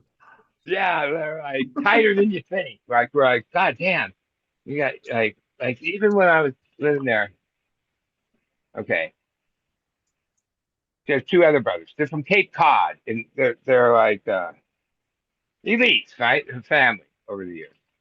Um, and then when the aunt died in the will, the brother and sister each got like a property. They were like millions of dollars, right? And she didn't. Year like that, right? And she always had this trip with her. Like I knew about that. She had an issue with her mom, right? And then out of the blue, years later, her mom sent her a letter with a $3.5 million check in it. So, oh, I forgot. Uh, Jesus Christ. like to make things right or whatever. And I was like, okay. And I already knew the 50 some other million that's in a trust. Part of it is they have they make money on their money, but they spend that, but then they don't want to go what do they call it, their nut or whatever. Yeah, they The like it's not like principle. okay, well I start with 50 and then 10 years later I have 40. Oh no, still 50, No, but now it's like 200 probably. Yeah. yeah. It just grows and grows. And Gotta step out. she was a stoner, Later, Bingus. Have a alcoholic, good one, drug buddy. partier, We and might slowly somehow follow you out of here. It's her, been a pretty good her show. parents Good to didn't see you, know any of Bingus. that side of her. And when they came to visit her, and she had this device in her truck, he had it blowing for it to start. She like told him, "Oh, I get a discount on my insurance." Like, and I thought, and she's The like heiress to the 50 years old. Walmart fortune famously had so many DUIs and killed a few people with her fucking driving. Of course, normal, ordinary people would have their Yeah, license taken away for but life. like, She had to I blow was, into a breathalyzer in her Mercedes. She had like, yeah, she even had I don't remember what it was, but it was a fucking Lamborghini or something, and they had a breathalyzer attached to it. So for the and rich, so there are special rules. like I realized like I've always been straight with my parents all the way from like whatever drugs I was doing as a kid. All that. I've never felt that deep. And then I realized, yeah, she talks to her mom all the time, like family, but like she puts on like I could always tell she's talking to her mom because it was a whole different person. The person she's created for that. Like I'm like, wait, she doesn't know you should, like smoke weed? No, no, no way. She would freak out. I'm like, what? Like like I Because get your that some mom people don't didn't want to start as upset a their parents. stoner, though, did she? I think you mentioned Oh that she no, started my pretty straight mom was the laced. total stoner Oh, she with was. my dad, Okay. and then okay, I was already like had little bits of coke when I was younger, and I come in my bedroom, turn on the light, and she's like in my little thing, like taking some. Right? I didn't. I was like, hey, what? And I didn't even think like that then. But then that was the last drug drink she ever did. She said it like that she was like basically stealing shit out of my room, like whatever. Like, and then so she didn't. I always thought she should go back to smoking weed and all this. She took uh uh what's that Valium. She had her little doctors and shit. Uh, Like uh but now she like and when she was raising my brother's kids, if I brought up her story, God, she would I like will shoot me. never Like forget that among my neighbors down in LA, it was like a fucking underground pharmacy. And mind you, none of these people were actually drug dealers. They weren't making, I'm sure some of them probably were making money from this, but none of them were, I think, at least publicly, intentionally making money from it. They're all trading fucking, I don't even remember the name of them. What are they fucking called? God, I don't take pills, so I never know. Whatever, oxys, and what was the other one? The stimulants, the Excedrin, not Excedrins, fucking the, It's like you a know what I'm side fucking drug. talking. Whatever, It's the a speed. legal, like you were talking about, Yeah, Vicodins, all that crap, right? Jesus yeah. fucking Christ, all day long. But I bet you anything, if you had mentioned weed to any of those people 10, 15 years ago, oh, no, no, no, no, no, no, no, no, no. But Yeah. they're on their fucking tits on Adderall or whatever, Jesus Like my Christ. mom, like created this different image. So when she raised my brother's kids, all six of them, like she never, like I'd be like, yeah, remember when? Because like, yeah, I was a kid. I remember when my mom was that and all that, 60s, 70s. She was, but then she went the other way and never even acknowledged that she ever did any of that. I was like, what? But that's, she wanted, you know, Cheers, folks. uh, Welcome to the chat. well, me and my brother both were drug addicts from teenagers. Six kids she raised, one never touched anything. Tara, she's a principal of high in Vancouver, Washington, uh, and John, the second, he runs the weed thing, and then the four younger ones. No, there's no like however she raised them. None of them like became teenage drug addicts. Huh. Which okay, that's something because she learned all the mistakes. How we could use drugs in the house like for 12 years old. Like the first, I mean, how cocaine got into my life was the night before Christmas. You could do one line. That was the only time. The first time I did it was like 13 years. Night before Christmas.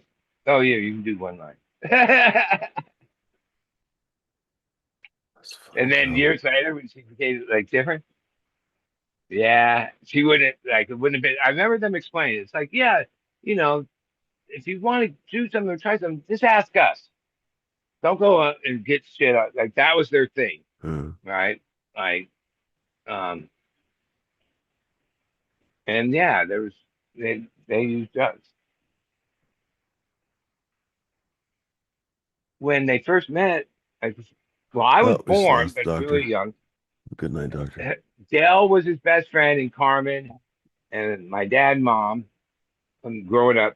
Somehow they intercepted or got a box that was being sent to a mental place in Mexico. They like, I don't know that part. They never really how they got it, but it was a giant amount of Sandoz, the acid that in the 60s from Oh, Sandoz Switzerland. Labs. Yeah, yeah.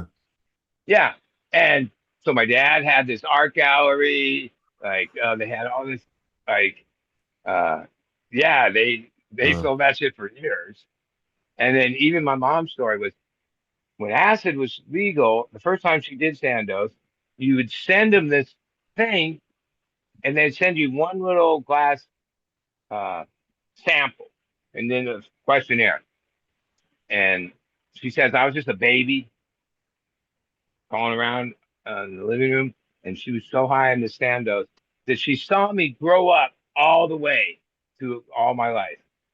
Right. And then over time, like there's a couple times she said, yep, just like everything that she saw was exactly what it was. Like now I've had a lot of psychedelic things. No, I've never like had a trip like that heavy. But That's wild. Sandoz was a special, it was pharmaceutical shit. I remember reading about it in Michael Pollan's book, fuck, whatever the fuck that was called, How to Get High or something. I can't remember what the fuck it was called, Like in the but early 60s. he went down. I think he lives in the L.A. area, but he was talking to people basically in the L.A. area about the Sandoz Labs LSD, and it just makes me wonder if he had had a chance to talk to your dad. Your dad's not around anymore, but if he had had a chance, maybe your dad would have been in that book because Yeah. your dad was probably Yeah. that Well, same I'll exact tell you, my generation. dad That's had fucking. his, That's a uh, trip. Yeah. LA, even his dad, Later, Luke, doctor. and Valley Vista right there in Sherman Oaks. Like they were known thing. Like, okay, during that time, like beyond having this art gallery, he had a Mercedes Goldwing that he talks about driving on the Ventura Freeway before it was even open, that like full speed, where he was so high that his hands were just bones, and he was like, there's pictures. He had a Mercedes Goldwing. I had a like even when my dad was in prison, when I was a kid, uh, my mom had a Woody, right?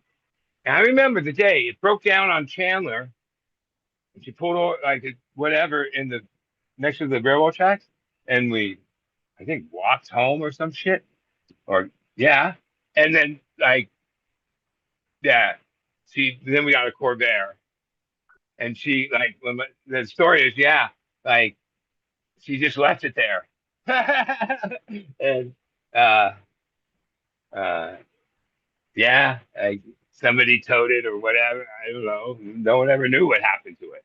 But I remember that. It was like a like fucking killer Woody.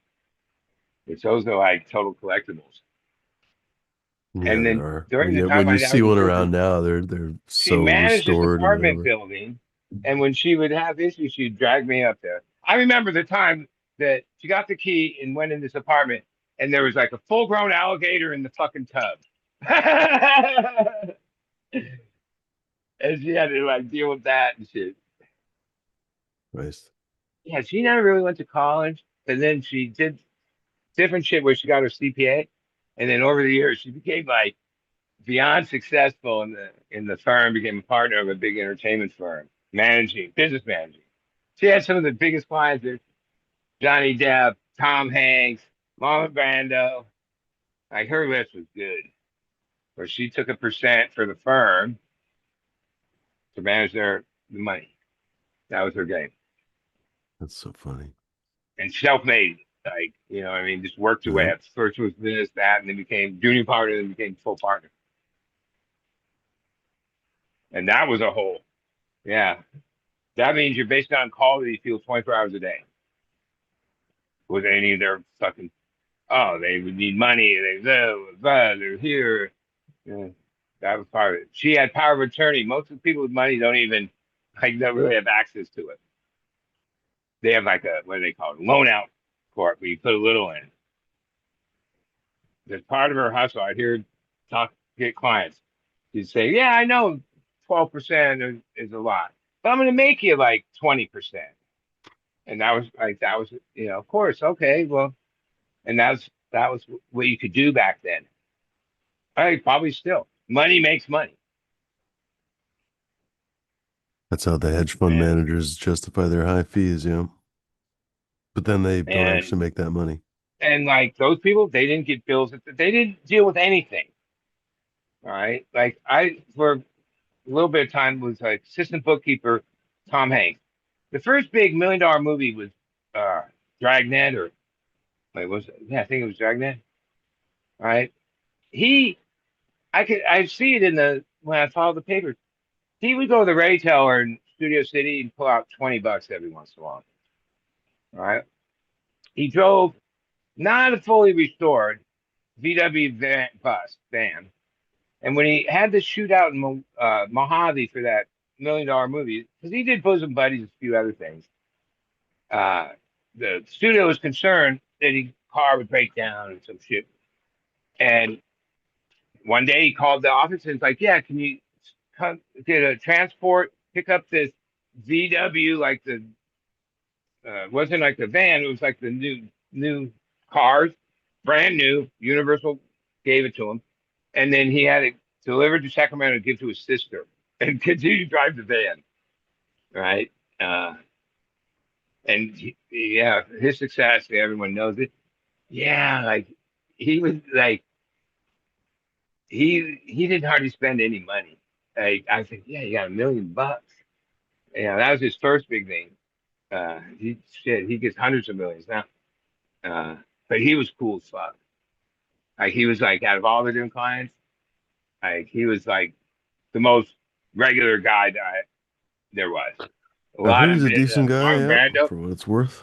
he was like a total nut. Like he was straight out of Apocalypse Now. He lived in what's called the top of the world on Mulholland. were on this driveway, Jack Nicholson's place and his. The whole idea, if you live there, you have 360-degree views of the valley, Hollywood to the beach. That's why they call it Lookout Mountain up there. Okay, so when you drive in the first driveway, they split and go to Mount Brandon. When you were in his property, you couldn't see out. Like he had bamboo high all the way around, and there was a certain like little mark on the driveway that when you got there, you had to put your tire there, right? To have the gate open. And this thing opened up like out of fucking Apocalypse Now. And sometimes I'd had to have him sign something or something. Yeah, the whole house was dark as fuck. Right? And he'd be in this room. Like you couldn't see him really, but shadow. And he was, oh yeah, he had this weird voice. And then during that time, Cheyenne, his daughter, fucking killed, like they murdered somebody at that house. Right? It was the craziest. It was like, and he was a total recluse, and uh, I don't know. I mean, talented guy, but like every star was like different. Like Johnny Depp, he was a nutcase. Like I remember all the partners met with him and said, no, don't buy this. What's it called? This bar, right? That's where Phoenix OD'd. Right? He's like, oh no, this is when he's first getting money together, and yeah, that thing that doesn't make any money. It's like holds 10 people. Well, it's right on Sunset. Viper Room. This is the Vanity Project or something. All right, I think I'm gonna wrap it Oh up, no, bud. I mean it's a historic place. What's that? It's a historic place. Like, No, I but mean, it you was know, when like, celebrities run stuff like that, it'll just be like a vanity thing. They don't give a shit if they're making money. You know? well, I mean, he made gods of money after that, but like the business manager tries to curb them like spending. That's part of, a lot of people blow all their money faster than they make it. I would be one of those people. I already know. Like it's like too much money would be a curse. Not everybody's like everybody wants that, but like I already know. No, that's a whole. You think you won't get caught up in it, but money has a way to, lose that. Like Mary Tyler Moore. A lot of these I don't people, give a the shit about life Mary Tyler behind the Moore. curtain. But let's go. I gotta go. I'm starving to fucking death. Okay, so let's All just right, wrap it up. Okay. yeah. Have a good night, bud. Go for it. Have a good week. Yeah, I'll talk to you guys. Cheers, bud. Have a good night, buddy. What was I gonna say? Oh fuck, might as well read one more because we're doing Gravity. Fuck. Uh.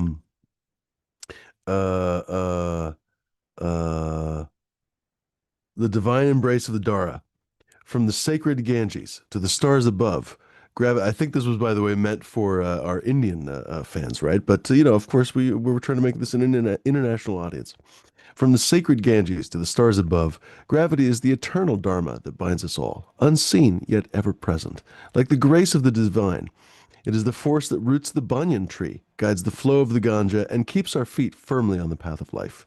Whether you're performing puja, sharing chai with loved ones, or simply reflecting on the cosmos, gravity reminds us that we are all connected, grounded in the timeless cycle of creation. Gravity, the universe's way of saying, you are exactly what you are meant to be. Om Shanti. Maybe I should wrap it up with one more. By the way, I didn't mean to be too abrupt with Bud. I do finally have to leave. 11:11, folks, make a wish. And by the time we're talking about Mary Tyler Moore, I realize that I've had enough.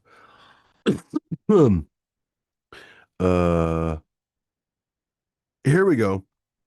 For our lady viewers, if you have been struggling with, for example, flaky dates or something, whatever.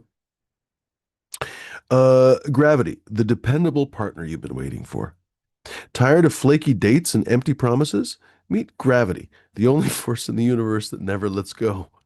Always there, always reliable, and never leaves the toilet seat up. While it won't help with the dishes, gravity will help keep you grounded and remind you that some things in life are constant. Gravity holds you down so you don't have to do it alone. That I think is my favorite right there. I'm also a little bit high, but that might be the best. I don't know. That might be the masterpiece right there. Um, what else? Uh, this one wasn't too bad either. All right, we'll let you guys be the judge. Ladies and gentlemen, final word from our sponsor. Thank you very much, very kindly for sponsoring the Fumidor and the Flavor Show. Our sponsor of the evening is gravity, ladies and gentlemen. Yes, the physical concept of gravity. Uh, love never gets lighter. After all these years, you thought love might be a thing of the past.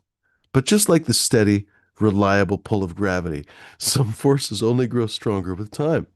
It's what keeps you on your feet on the dance floor, your hand in theirs, and your heart right where it belongs, close to home. This season, let gravity remind you that the best connections are the ones that grind you. I'm sorry, I am a little bit high. I'm giggling a little too much. The ones that ground you, lift you up, and never let you go. Because love, like gravity, is a law of nature, and it's never too late to fall gently. Oh, and the gravity, keeping hearts together since the dawn of time. That wasn't timed very well. These are some of these are delightful. Some of them are not as funny as the other ones. I was going to read you a whole one that spent a little bit too much time on. That's not as funny as the other ones. Ladies and gentlemen, thank you very much for joining us. Is there gravity in the water? From the way I'm giggling. Also, my dog apparently has to go outside. You want to go outside, don't you? Yeah, it looks like he wants to go outside. Ladies and gentlemen, before I giggle my face off, and I'm also starving. I need to go to the store, actually. I could technically make food here, but that will take longer, ironically, than going to the store and getting something. Very annoying situation. Or I could potentially make pizza, not make pizza, get pizza. Dude, I think I might just get a pizza. I hate to say it, but I think I might get a pizza. This dog sheds so much that he just walks around and random floofs fly off of him. It's fucking ridiculous. I could literally assemble an entirely new dog from this dog every 3 or 4 days with the fur that comes off this dog. It's surreal. Send help. Ladies and gentlemen, thanks very much for joining us. Folks, martial artist, Jay Patrick, not 100% sure about some of you. Welcome to any new viewers, but unfortunately, we've been getting trolled by one particular fucking mental deranged fuckwit. So, ladies and gentlemen, any new voices in the chat, I'm just going to wave and not specifically shout you out because he's just looking for reactions or whatever. The guy's fucking deranged. Like, just move on with your life, dude. You're banned from the show. You did it to yourself. Like, you weren't banned until you fucking banned yourself like a fucktard. Like I've never seen someone more fucktarded in their life, to be perfectly honest. You banned yourself, you dumb asshole. Well, move on. Take accountability for being an asshole, dude. Like, come on. It happens. Move on. Go somewhere else. Do something else. Go to other shows. Let's see you discuss AI on the daytime show. We won't mention because I don't want to fucking make fun of anybody. But let's go see you discuss your AI subjects on that show. Let's see how far you get. Yikes. Anyway, ladies and gentlemen, rest of you, Jess and Bean. Shout out to Jess and Bean. Jesus H. Christ. Ladies and gentlemen, if Jess and Bean watches this far, I still think about you. I'm sure the rest of us still think about you. Cheers, Jess and Bean. I'm sorry we can't say hello to you in the chat on a regular basis. Everybody, please send good thoughts to Jess and Bean. Jesse Brown, 420 is who I meant to say. No disrespect to you whatsoever, Jesse Brown. Justin Bean is a good longtime friend of the show who's going some really tough things in his life.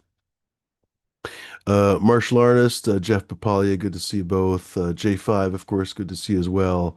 Who else is hanging with us? Of course, good to see Bingus, although he's probably gone by now.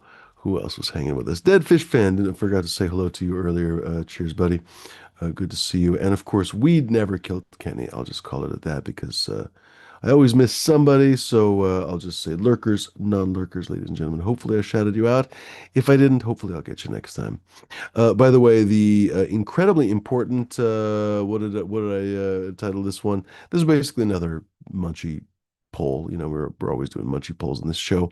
But we were talking about, I don't know, shot callers and murderers and whatever else. I was like, oh, Jesus Christ. I'd murder or commit great larcenies for some. Nobody, hardly anybody. A few people wanted bacon loaded fries, 13% of you. 17%, slightly more, wanted fresh wood-fired calzone.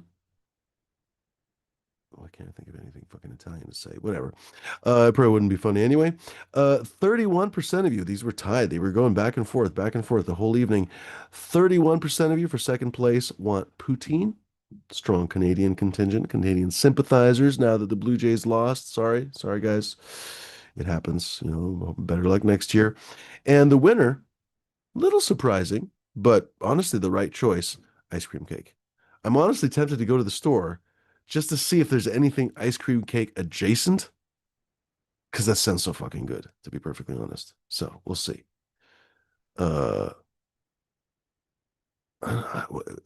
Is this you doing the weird shit again? Like, dude, I'm tired. I'm tired of it. We're just gonna, I don't even know. We're gonna ignore him. Ladies and gentlemen, thanks very much for hanging. Adios, later gators, and deep fried taters. Be kind, be decent, be gentle. Don't be fucking pricks, dicks, or lunatics, ladies and gentlemen. Hopefully you puff something wonderful. And until we meet again, I hope I wasn't rude to Bud. God damn it, I hope I wasn't. I just, I'm actually quite hungry, and I'm just like, it's time to go. Folks, adios. Thanks for hanging. Later, gators. And until next time, bye-bye.